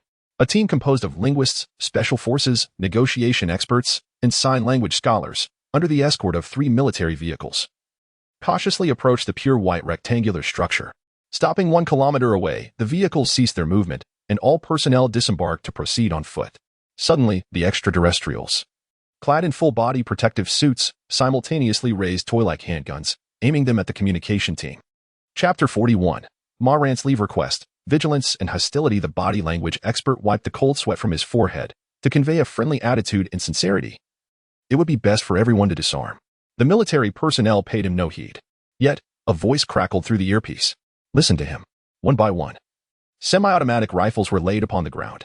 Almost simultaneously, the extraterrestrial invaders pulled their triggers. Resolute, unyielding. There was no hint of hesitation or indecision. It was as if this synchronized volley had been executed countless times before. Swift and efficient, it instilled a deep-seated fear in onlookers. Bang, bang, bang. Scorching red lasers streaked through the air, landing amidst the negotiation team in the blink of an eye. The aliens' marksmanship was abysmal, their accuracy lacking. However, their weaponry compensated for this flaw. The searing lasers merely grazed the back of the negotiation expert's left hand, yet within a mere second, his entire arm was scorched and oozing a nauseating scent of burnt flesh. Moreover, 2 seconds later, the expert was enveloped in a charred blackness, reduced to a mere husk. Open fire! Open fire! Open fire! A voice brimming with rage echoed through the command channel. Authorize free retaliation. Annihilate this alien scum. Ma Ran had not slept a wink the previous night, tirelessly envisioning the impending invasion until dawn broke. Around 10:40 in the morning, an urgent video conference invitation arrived via the DJI app. Ma Ran finally awaited the outcome. Under the barrage of fire, all extraterrestrial invaders had perished, with not a single one surviving. Yet, during this confrontation, 39 brave souls had made the ultimate sacrifice. The sole solace was that civilian casualties were 0. When comparing the final casualty figures to the numbers Ma Ran had foreseen, it seemed far more favorable. However, no one felt joy. Instead, a sense of dread loomed. Ma Ran did not glance at President Huang Weiguo beside him, but kept his head bowed, gazing at the camera of his phone. After a pause, he sighed and said, "It is my inadequacy. My foresight is limited. If only my restricted foresight could be stronger." Prior to this, Ma Ran had only mentioned the time and location of the alien advance party's arrival, as well as the human casualties. After all, this incident was something he had not personally experienced in his previous life, and he was unaware of all the details. In the final years of his past existence, there was a consensus among all Earthlings. Upon encountering any extraterrestrial life, one should refrain from attempting communication, harbor no illusions, and engage directly, whether through ambush or frontal assault. All means necessary should be employed to eliminate the foe. This was the hard-earned lesson learned by many guardians of Earth, paid for with their lives and blood. Reflecting on this, Ma Ran's expression darkened, and his fist clenched tightly. His teeth ground together with a sharp sound. His eyes clouded with foreboding. I hope such events do not recur in the future. The possibility of such a development had crossed Ma Ran's mind as well. It is implausible for everyone to harbor the same unwavering trust in him as Lao Wang does. Following this incident, Ma Ran's identity as a prophet will be firmly established, garnering increasing trust and attention from those in authority. Yet, the thought of the over 30 lives that should not have perished fills Ma Ran with profound discontent. Upon hearing these words, President Huang felt a sudden jolt in his heart. He opened his mouth, pondered for a considerable time, and finally spoke. "This is indeed our oversight. You have performed exceptionally well. Without your foresight, we cannot fathom the extent of the calamity that might have ensued. The alien assailants may lack precision, yet their military acumen is commendable. When they unleashed their firepower, it was with the same callousness as a gaming addict dispatching NPCs, devoid of any empathy. Based on Ma Ran's prophetic insights, coupled with an analysis of the defensive configurations in Jinshui town, traffic conditions, and the training levels of the local garrison, the leaders of various factions had overestimated the enemy's combat capabilities as much as possible. However, reality has shown that the Earthlings' assessment was still an underestimation of the alien invaders. The extraterrestrial aggressors boasted remarkably advanced equipment and weaponry. In comparison, Earth's armaments fell significantly short. To illustrate, it is akin to the disparity between a flintlock musket and an M4A1 rifle. The stark white, full-body protective suits appeared unremarkable, yet whenever projectiles struck, they would manifest subtle ripples, dissipating the force of the shockwaves and shrapnel. After the withdrawal of a scant few members from the negotiation team, the battlefield commander decisively initiated a saturation fire mode. As bullets and shells erupted, the protective gear of the alien invaders was finally breached. The advanced team of 50 extraterrestrials was completely annihilated. At this juncture, Huang Weiguo paused, his hands trembling slightly. It is evident that you had already provided prophecies and warnings. Yet we foolishly thought that more friends lead to more paths and even entertained the delusion of forming an alliance with the aliens for mutual advancement. We were too naive. Even among terrestrial civilizations, not all nations share China's penchant for peace. How could we expect the aliens to align with our worldview? If anyone must be held accountable for this affair, it must be one among us, the older generation. This is the heartfelt sentiment of President Huang. He is now enveloped in guilt. Had he been more decisive and resolute in the encrypted communication channels just a few hours prior, perhaps no one would have perished. After all, with Ma Ran's foresight, the various factions had already coordinated with equivalent agencies and made thorough preparations. The discrepancies in casualty figures do not indicate a flaw in Ma Ran's premonition. Rather, they underscore the significant contribution he has made. Ma Ran, I am truly sorry, child. You are the supernova of our nation and the hope for our future. Please do not burden yourself with excessive pressure. The fault lies with me. It is all my error.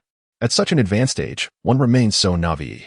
After today, I shall voluntarily submit my resignation letter. I implore the organization to impose a punishment upon me. This way, I will find some solace within my heart. Alas, you have all meant well yet acted to the contrary. Henceforth, I must abandon any notions of luck. Can you truly bear the weight of responsibility? When calamity strikes, do you contemplate escape? Where would you run? When the aliens invade once more, will you simply retreat and hide, pretending it never occurred? Let us remember the errors we have committed, and for the remainder of our days, strive with all our might to atone. Ma Ran has little time to indulge in melancholy. Since the beginning of this year, Earth has been akin to a novice in an online game, bewilderedly confronting successive waves of extraterrestrial aggressors. The enemies arrive in droves, their frequency surpassing the crumpled paper in a reclusive man's wastebasket. After committing the faces and names of the fallen to memory, Ma Ran quietly exited the online conference hall. He took a deep breath, turned to Lao Wang, and spoke earnestly. I wish to request leave to visit Zone A3. Chapter 42. The extraordinary man. The individuals at the Tsalu Academy who have come to know and understand Ma Ran are not acquainted with the true essence of the man. Rather, they are familiar with the facade he has constructed. The genuine Ma Ran is not the detached, expressionless figure he presents. In moments of joy, he erupts into laughter, and in the face of sorrow, he experiences profound discomfort. In light of the recent alien invasion, Ma Ran has performed commendably. Compared to the 653 fatalities in his past life, the 30 or so lives lost this time seem trivial. Stripped of emotional bias, it is evident that Ma Ran's efforts have borne fruit. To save a single life is akin to constructing an immense pagoda. Having safeguarded over 600 lives through his foresight, it would be no exaggeration to declare his deeds as immeasurable in virtue. Yet, he cannot shake the feeling of dissatisfaction. If given the chance, he yearns to save every one of his compatriots. However, it is clear upon reflection that such aspirations are unattainable. Next time, I shall do better. Ma Ran inhaled deeply, a glimmer of determination shining in his eyes, silently encouraging himself. A week later, disaster struck Area A3. The death toll was projected to far exceed that of the recent alien incursion. Situated between Suizhou and Jingmen, Area A3 is designated as a safe zone, and Ma Ran, having obtained the credentials of a researcher in supernatural phenomena, is indeed qualified for unrestricted passage. Perhaps a field study, coupled with a change of scenery, would aid in his emotional adjustment? President Huang Weiguo believed he had grasped Ma Ran's intentions. After a brief contemplation, he decisively approved Ma Ran's leave request. Very well. You may take a half-month as leave to rest and not overthink things. The cycle of life and death is a natural part of existence, every moment. Lies are lost across the globe. With time, perhaps you will come to terms with it. Upon expressing this, President Huang sensed that his words may not provide the comfort intended. Yet, a youth like Ma Ran surely understands the harsh truths of life without needing further elaboration. After pondering for a while, Huang sighed and patted Ma Ran on the shoulder. In this gesture lay a multitude of unspoken sentiments. No matter what transpires in the future, or how the world may change, remember that both I and the Tsalu Academy will always stand by your side. Ma Ran nodded slightly, acknowledging, a week off should suffice. He is acutely aware that, due to accidents, illness, hunger, cold, natural disasters, and various other causes, individuals are perishing on Earth at every moment. Moreover, he has witnessed more death than all the members of Tsalu Academy combined. Yet, he finds it impossible to grow accustomed to it. From this perspective, the assessment given to him by Lu Huadai before his rebirth rings particularly true. Little Ran, you possess many admirable qualities, yet your heart is too tender. You constantly seek to save everyone. But sometimes, one must confront the moral dilemmas of humanity, sacrificing the few to save the many. With your level of awareness, you cannot hope to protect the Earth. Such a filtered critique, however, seems insufficiently candid. Soft-hearted? Those whom Ma Ran is guided to their next lives would surely disagree. Now, he believes that Sister Dai's words, in certain respects, encapsulate the truth. Ma Ran is neither a saint nor afflicted by any delusions of grandeur. When confronted with those who are ungrateful and potentially treacherous, it is customary for him to stand idly by. And it is all too common for him to add to their misfortunes. However, Ma Ran firmly believes that all individuals deserving of salvation possess the right to survive. Each time a survivor, who shines with the brilliance of humanity amidst the darkest and most desperate crises, perishes, he feels a pang of sorrow. Regardless of how many times he has witnessed such tragedies or the experiences he has endured, he remains unable to acclimate to this reality. In truth, he is unwilling to confront life and death with a heart that is numb, like a mere shell of a person. He is neither excessively virtuous nor profoundly sinister. He is simply an unremarkable guardian of Earth's civilization, diligently striving to fulfill his responsibilities.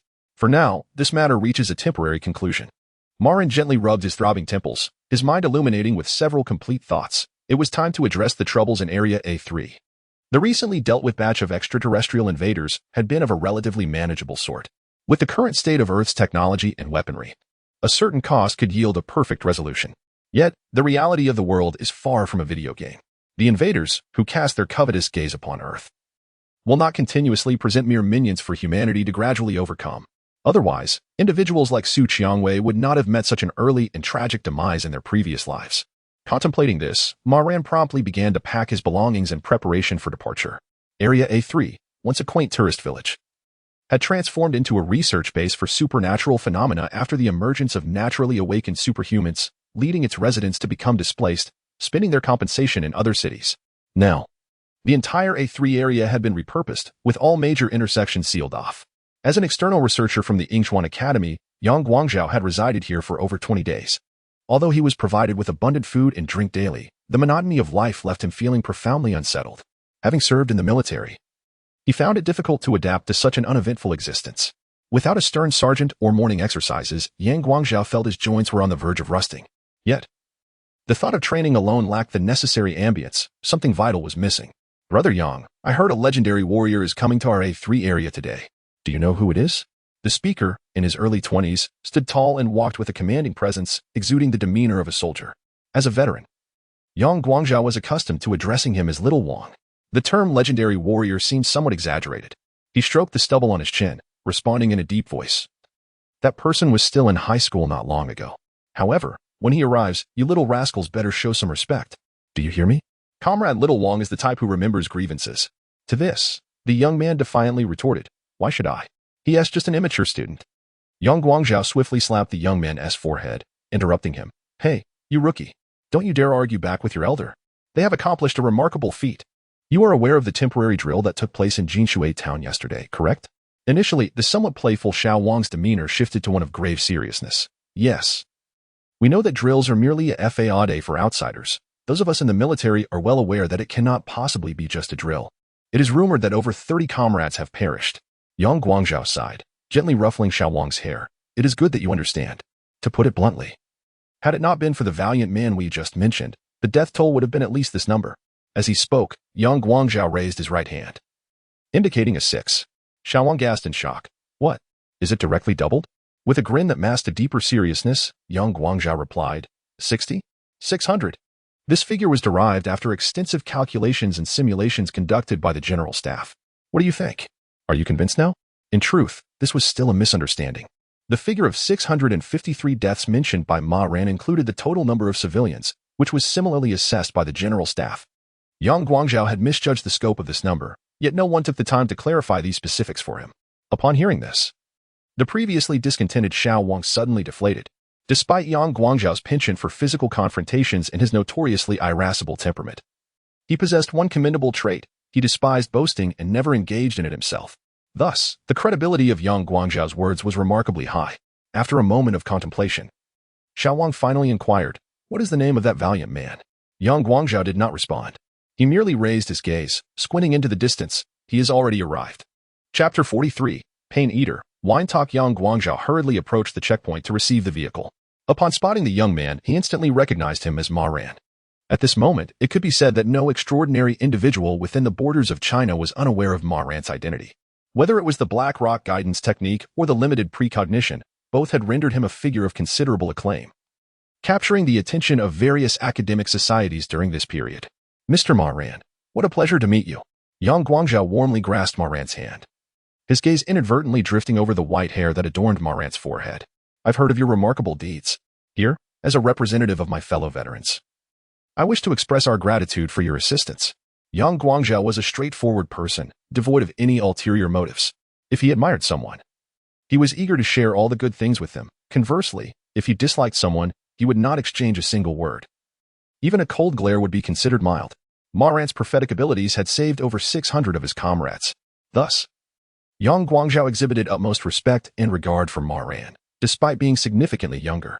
"Greetings, Senior Yang from the Yingchuan Society." Ma Ran smiled as he addressed Yang Guangzhou. "We are both logistics support type ability users. Let us converse more whenever we have the opportunity." However, Ma Ran intended to maintain a certain distance from him to prevent the secrets of his resurrection and role-playing from being uncovered. He was deeply impressed by this man, who bore the dual identity of a veteran and a senior in the Yingchuan Society. The Pain Eater, Yang Guangzhou, possessed the ability to erase another person's painful memories by simultaneously touching their brain with both hands for over 10 seconds. The price for this was that the painful memories would manifest in Yang Guangzhou's own mind. It was an excruciating ability that could easily lead to mental instability. Nevertheless, this brother remained remarkably resilient, showing no signs of mental collapse until he was obliterated by artillery fire. In his previous life, Ma Ran had briefly encountered Yang Guangzhou. He had always remembered the man's words: "No matter what happens, clench your fists, bite down on your jaw, and hold on a little longer. You will endure." Yang Guangzhou not only spoke these words but lived by them, embodying his convictions through action. After a moment of intense scrutiny, Ma Ran suddenly spoke. "I've admired soldiers since childhood. My dream is to protect the homeland, guard the borders, and defend civilization, just like you." This heartfelt admission left Yang Guangzhou feeling somewhat uncomfortable. Based on the information he had gathered, Ma Ran did not strike him as someone with high emotional intelligence. Could this be genuine sentiment? Shaking his head to dispel the chaotic thoughts, Yang Guangzhou waved his hand, and immediately, someone came to assist with the luggage. "You must be weary from your journey. Go rest in the dormitory for a while. We will host you this evening. I happen to have a few bottles of Matai and Wuliangya. Let us indulge." The distance from the Tsalu Society to Zone A3 was not far, so the fatigue from the journey was hardly overwhelming.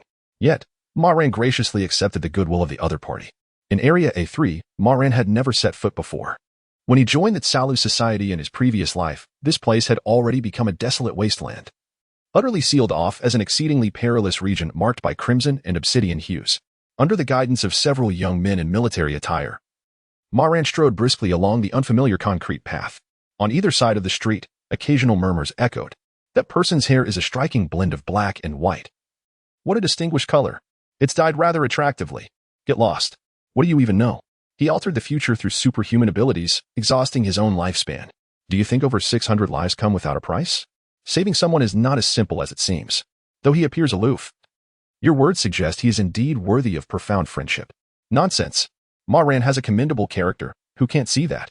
Do you even have the right to befriend him? Hey, why don't I have the right? Even though I haven't cultivated internal energy yet. I am a champion in martial arts. Come on. You, a mere county champion, dare to bring that up? Regardless, tonight I intend to drink with Ma Ran. Well then, I shall join. I happen to be on vacation these days. What do you mean? Is it not a late night? Goodness, that very night at 8:30. Yang Guangzhou and his companions were already in high spirits, indulging in hot pot and singing. In their drunken revelry, they appeared even more animated than during the day, casually offering toasts and urging one another to drink. Ma Ran was equally unreserved. Unlike extreme superpowers, internal energy served as a versatile tool with myriad applications. In fact, once one reached the second stage of internal energy, it was possible to expel alcohol through the pores. However, such behavior was deemed wasteful and conspicuous. At the dining table, while others drank normally, he would appear as if he had bathed in alcohol. Though it might not be apparent now, as people's perceptions broadened in the future, they would surely recall the situation and deem him insincere. Ma Ran himself was reluctant to engage in such practices. Not to mention that Yang Guangzhou and the others had brought out their prized vintages. Even a bottle of $3 Erguo would be considered exquisite nectar to him. In the final years of his previous life, he could barely afford to eat, let alone procure grains and vegetables for brewing. Utilizing internal energy to expel alcohol was nothing short of squandering precious resources.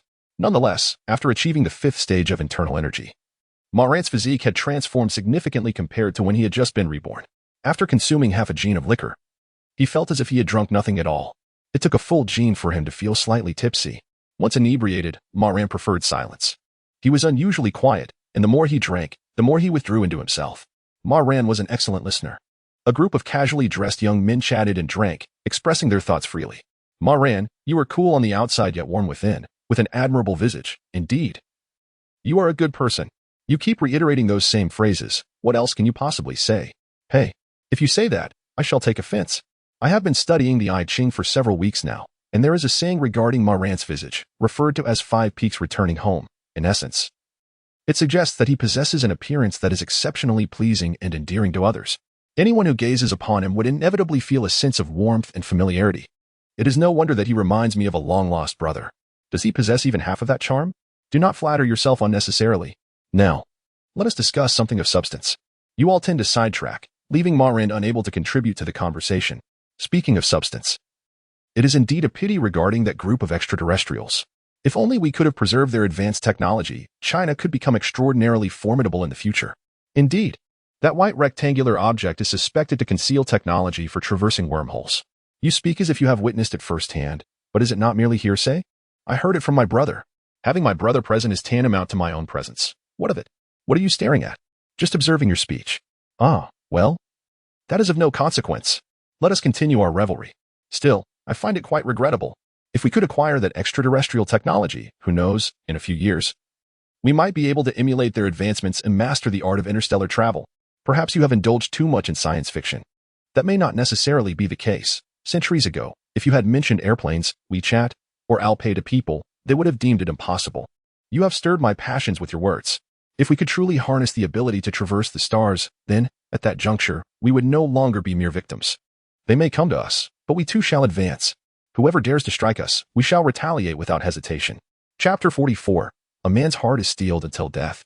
In the fleeting moment when the extraterrestrial invaders were vanquished, their weapons, armor, and the enigmatic rectangular devices presumed to be interstellar travel apparatuses self-destructed, transforming into ashes with not a single valuable component left behind. Ma Ran exhibited remarkable composure. The aliens' habitual protocol of immediate self-destruction upon defeat was a well-established norm among invaders from diverse civilizations, aimed at preventing the acquisition of their technology by others. Ma Ran, don't just listen. Say a few words yourself. Upon hearing this, Ma Ran, with an impassive expression, nodded slightly and filled his glass to the brim. He raised his goblet, his gaze resolute, and proclaimed in a resonant voice, "A man's heart is steeled until death. Let us mend the heavens." This was the longest sentence Ma Ran had uttered at the dining table. With that, he tilted his head back and consumed the fiery liquor in one swift motion. In truth, many guardians of civilization indulged in smoking and drinking to alleviate fatigue and stress. However, as the apocalypse of Earth approached, even a mere cup of wine or a subpar cigarette became exceedingly precious, necessitating designated moments of respite to share and savor with comrades.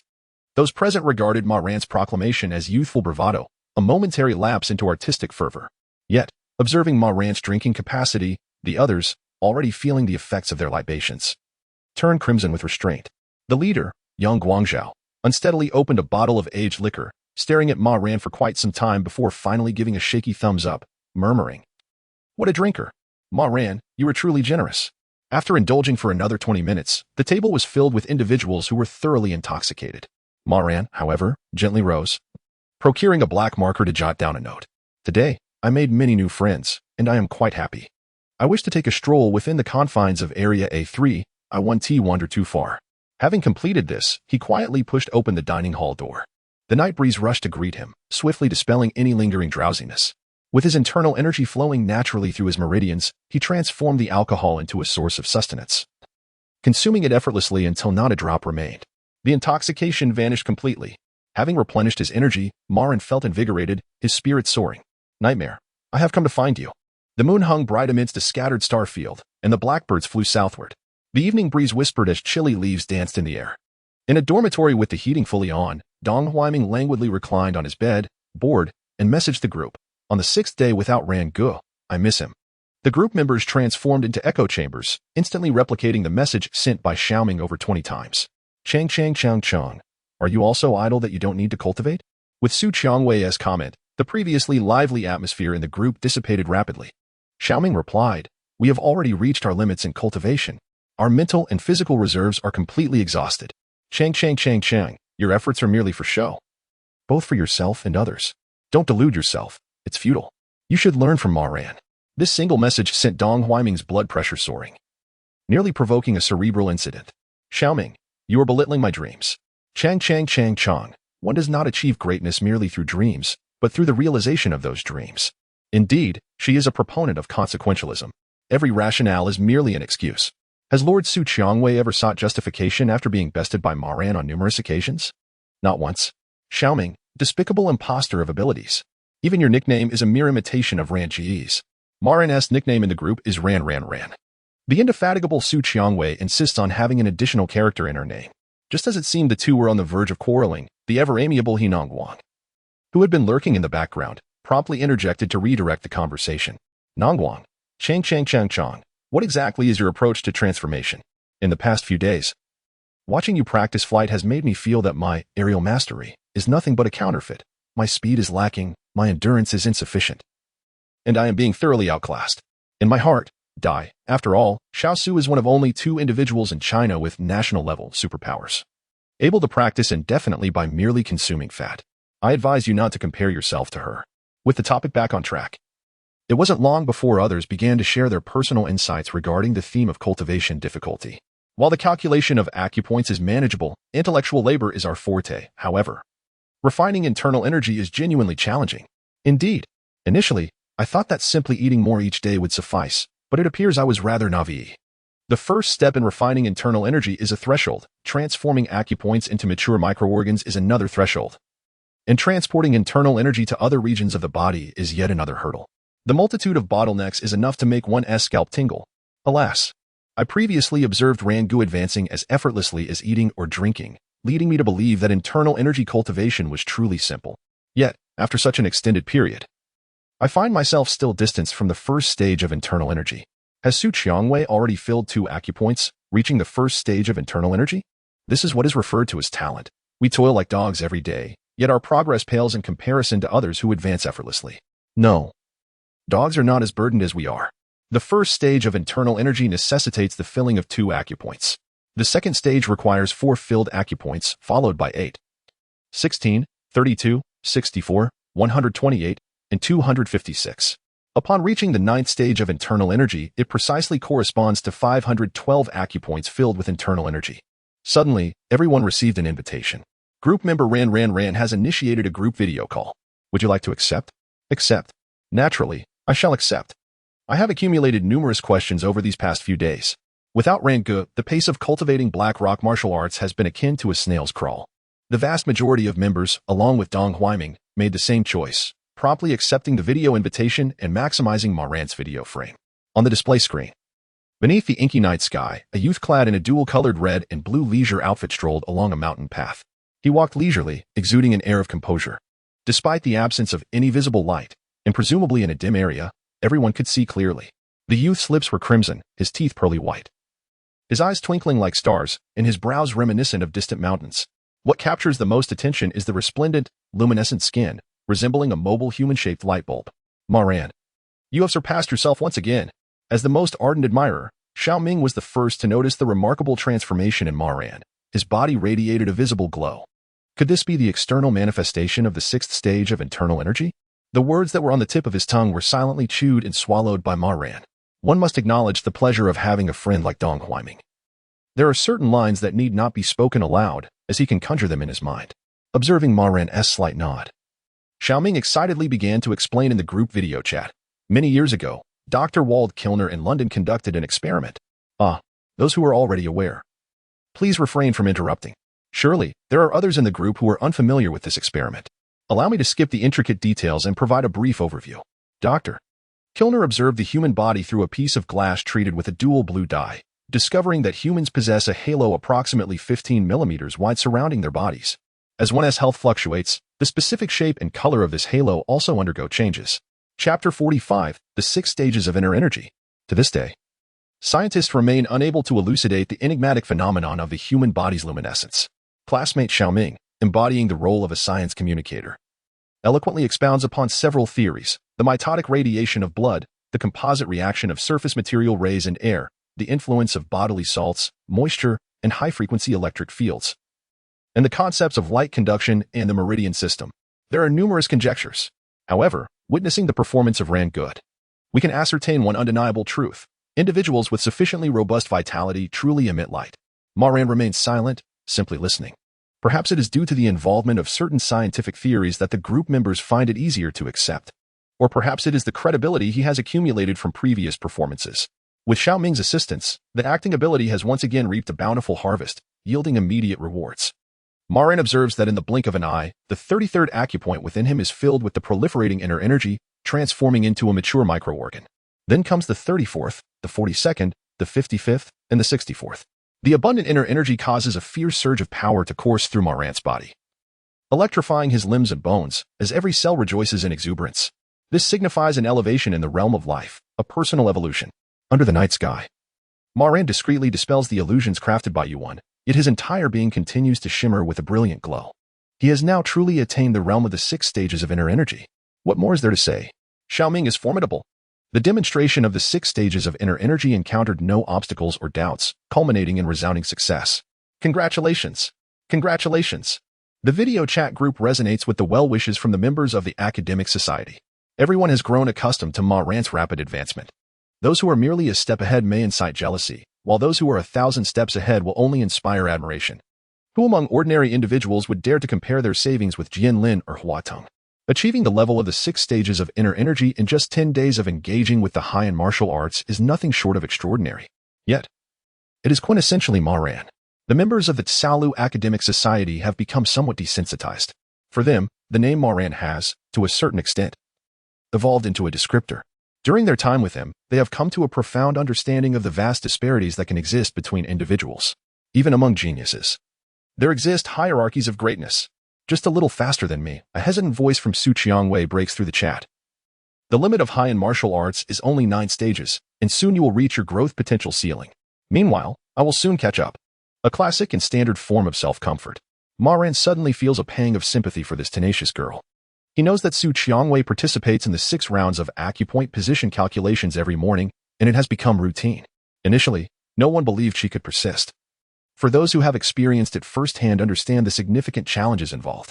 Every morning, performing calculations thrice reaches the limits of endurance for most individuals. Yet, Su Qiangwei relentlessly pushes herself to her utmost limits, surpassing them daily. Therefore, excluding Ma Ran, her rate of progress outpaces that of anyone else. She perseveres. In Ma Ran's view, Su Qiangwei's extreme training serves as an effective means of fortifying her willpower. This practice benefits both her martial arts cultivation and the enhancement of her supernatural abilities. By sweating profusely and enduring hardships regularly, she increases her chances of survival when calamity strikes. Ma Ran holds deep admiration for this young woman. He resolves to offer her some encouragement. Su Qiangwei, your approach is indeed commendable. Given your rate of growth, if you persist, it is likely that in just 116 days, you will be able to deduce the locations of all the acupoints. The cleverness of this remark almost caused Su Qiangwei's composure to shatter. Although I deduced all 512 acupoints in an hour and even verified them, your level of intelligence already merits commendation for achieving such a feat. After imagining the unspoken continuation of Ma Ran's words, Su Qiangwei felt a surge of frustration that nearly overwhelmed her. Tomorrow, she resolved to make a trip to Henan. She decided to replicate all the supernatural abilities of the Yingshuan Academy, preferably those that enhance combat prowess. Upon her return, she would ensure that Ma Ran, the arrogant one, experiences the true essence of a justice-driven, face-slapping hero. Don't be angry. Suddenly, Wu Di, who had been silent throughout the video chat, spoke up. We are all comrades. There is no need for anger. Rangu isn't particularly articulate and can easily provoke irritation. If you cannot endure, perhaps reflect on why others can. Su Qiangwei exited the video chat group. Bang, bang, bang, bang. Su Qiangwei pummeled the brown bear pillow on her bed into a flat, round shape, sending fluff flying throughout the room. Damn it, why? That guy Ma Ran's supernatural ability must be brainwashing, right? It must be. After only a few days in Gulongzhong, he has amassed such a legion of mindless followers. What will happen next? Will the Tsalu Academy still belong to me, Su Qiangwei? The video chat did not last long. After half an hour, with a simple good night, Ma Ran exited the group. Ma Ran chuckled at the thought of Wan Haiho, who had remained silent and attentive throughout the chat. It seems he truly has psychological issues. The script written for the second persona, Wan Haiho, could serve as an excellent entry point.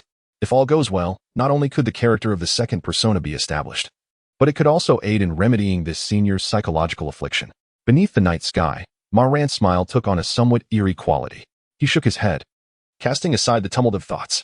The most pressing matter at hand is to confront the creature ominously dubbed the Nightmare, which has rampaged through Zone A3 for 3 days and nights, rendering this region a desolate wasteland. If not for the presence of Ma Ran, the Nightmare would commence its invasion tomorrow, infiltrating the minds of all humans within Zone A3, manipulating their dreams, and silently extinguishing their lives. Except for young Guangzhou, who departed today due to a temporary mission issued by the Yingxuan Academy. Every combatant and logistical personnel in Zone A3 is doomed to perish. All shall meet their end. The deceased bear no visible wounds, nor do they exhibit signs of suffering. Instead, an eerie smile perpetually graces their faces. Had it not been for a fortunate senior from the Fulan Academy fortuitously encountering the core of the Nightmare and sacrificing himself in a fatal confrontation, the seeds of disaster would have likely led to the annihilation of human civilization. As Ma Ran strolled through the nocturnal landscape, an unfamiliar male voice pierced the stillness. Halt. Do not move, or I shall fire. Chapter 46. The Gun of No Killing. Hunting elephants. Ma Ran measured his expression, only to discover a young man, clad in night vision goggles, aiming a gun at him. The individual was dressed in a strikingly similar blue and yellow uniform as Lu Huadai, Yinan Guang, and Wu Di, possessing a robust physique, standing approximately 195 meters tall. As Ma Ran's gaze shifted, it fell upon the weapon in the young man's grip. I am Ma Ran from the Tsalu Society, here for an on-site inspection in Zone A3 about a week ago. It is ill-mannered to point a gun at others. The firearm bore a resemblance to a desert eagle, featuring a sleek, matte black coating, with a caliber designed to deliver devastating power, aptly named the hunting elephant. This weapon was specifically engineered for practitioners of internal energy cultivation and is one of the pioneering extraordinary weapons unique to Chinese culture. Its recoil is formidable, an ordinary person, upon pulling the trigger, might dislocate their wrist before even hitting their target. Ma Ran's impression of it was notably vivid, as in his previous life. Wu Di frequently referenced a novice guardian whose wrist had been shattered by a single shot as a cautionary tale. The time was precisely 1:05 a.m. The tall youth adjusted his night vision goggles with his left hand, maintaining an expressionless demeanor as he coldly addressed Ma Ran. At this hour, a reasonable person would not be wandering alone in such a place. I never aim a gun at fellow members of other societies. But are you truly human? Ma Ran had to concede that his actions might appear peculiar to an outsider. However, the young man's extreme reaction and heightened vigilance hinted at deeper issues. In the entirety of Zone A3, even disregarding the transient individuals, there should be around 100 rigorously trained, highly disciplined personnel stationed. The tall youth continued icily. Yet, there is not a single lucid person here. Everyone I encountered has succumbed to a state of slumber. No means can rouse them. Upon hearing this, Ma Ran calmly replied, If you doubt my words, the identification I carry should suffice to prove my identity. The highly cautious young man narrowed his eyes slightly, feeling a bead of sweat form in his palm. Despite having the dark barrel of the gun trained on the boy before him, Ma Ran exhibited an air of calm composure. The tranquility reflected in his eyes sent a shiver down the youth's spine. I have seen a photograph of Ma Ran. The tall youth gulped, feeling the hair on his arms stand on end. Although he had the situation under control, the other's demeanor made him feel as if he were the one at a disadvantage. He struggled to steady his aim. You certainly possess a face identical to Ma Ran's, but that does not prove you are him. The identification could be forged or acquired from another. Ma Ran regarded the tall youth with a steady gaze and calmly stated his name and background. Song Chu, an irregularly recruited member of the Fulan Society, joined under the identity of experiencer of supernatural phenomena. with exceptional talent in the Black Rock martial arts. Before enrolling in the second phase, Wu Di consistently ranked among the top 3 in internal energy assessments. His experiences during a travel encounter with extraterrestrial beings, which resulted in the annihilation of his companions, have rendered him exceptionally vigilant. If I am not mistaken, you must have now filled all 4 energy points and advanced to the second tier of internal energy cultivation. At this juncture, Ma Ran, with a relaxed demeanor, began to gently mobilize his shoulder and neck joints. After a brief moment, he turned his gaze towards Song Chu and remarked, "Since you are aware of my name, you should also comprehend that even with the hunting elephant in your possession, you pose no threat to me whatsoever. You are tall, robust, and possess well-developed athletic reflexes. Your innate gifts are formidable, and your practical combat abilities have reached the average standard of the third tier of internal energy. You are indeed impressive." Ma Ran regarded him with admiration. "Truly remarkable. With your innate endowments and the enhancement of internal energy, even fully equipped elite special forces would find themselves outmatched. However, I currently stand at the 6th tier of internal energy. Perhaps you are not fully acquainted with the implications of this level. Allow me to demonstrate." As Ma Ran spoke, he leisurely raised his hand and gestured forward with a few light taps. Upon witnessing his movement, Song Chu's pupils dilated instantaneously as he prepared to fire at non-lethal areas to thwart Ma Ran's perilous actions.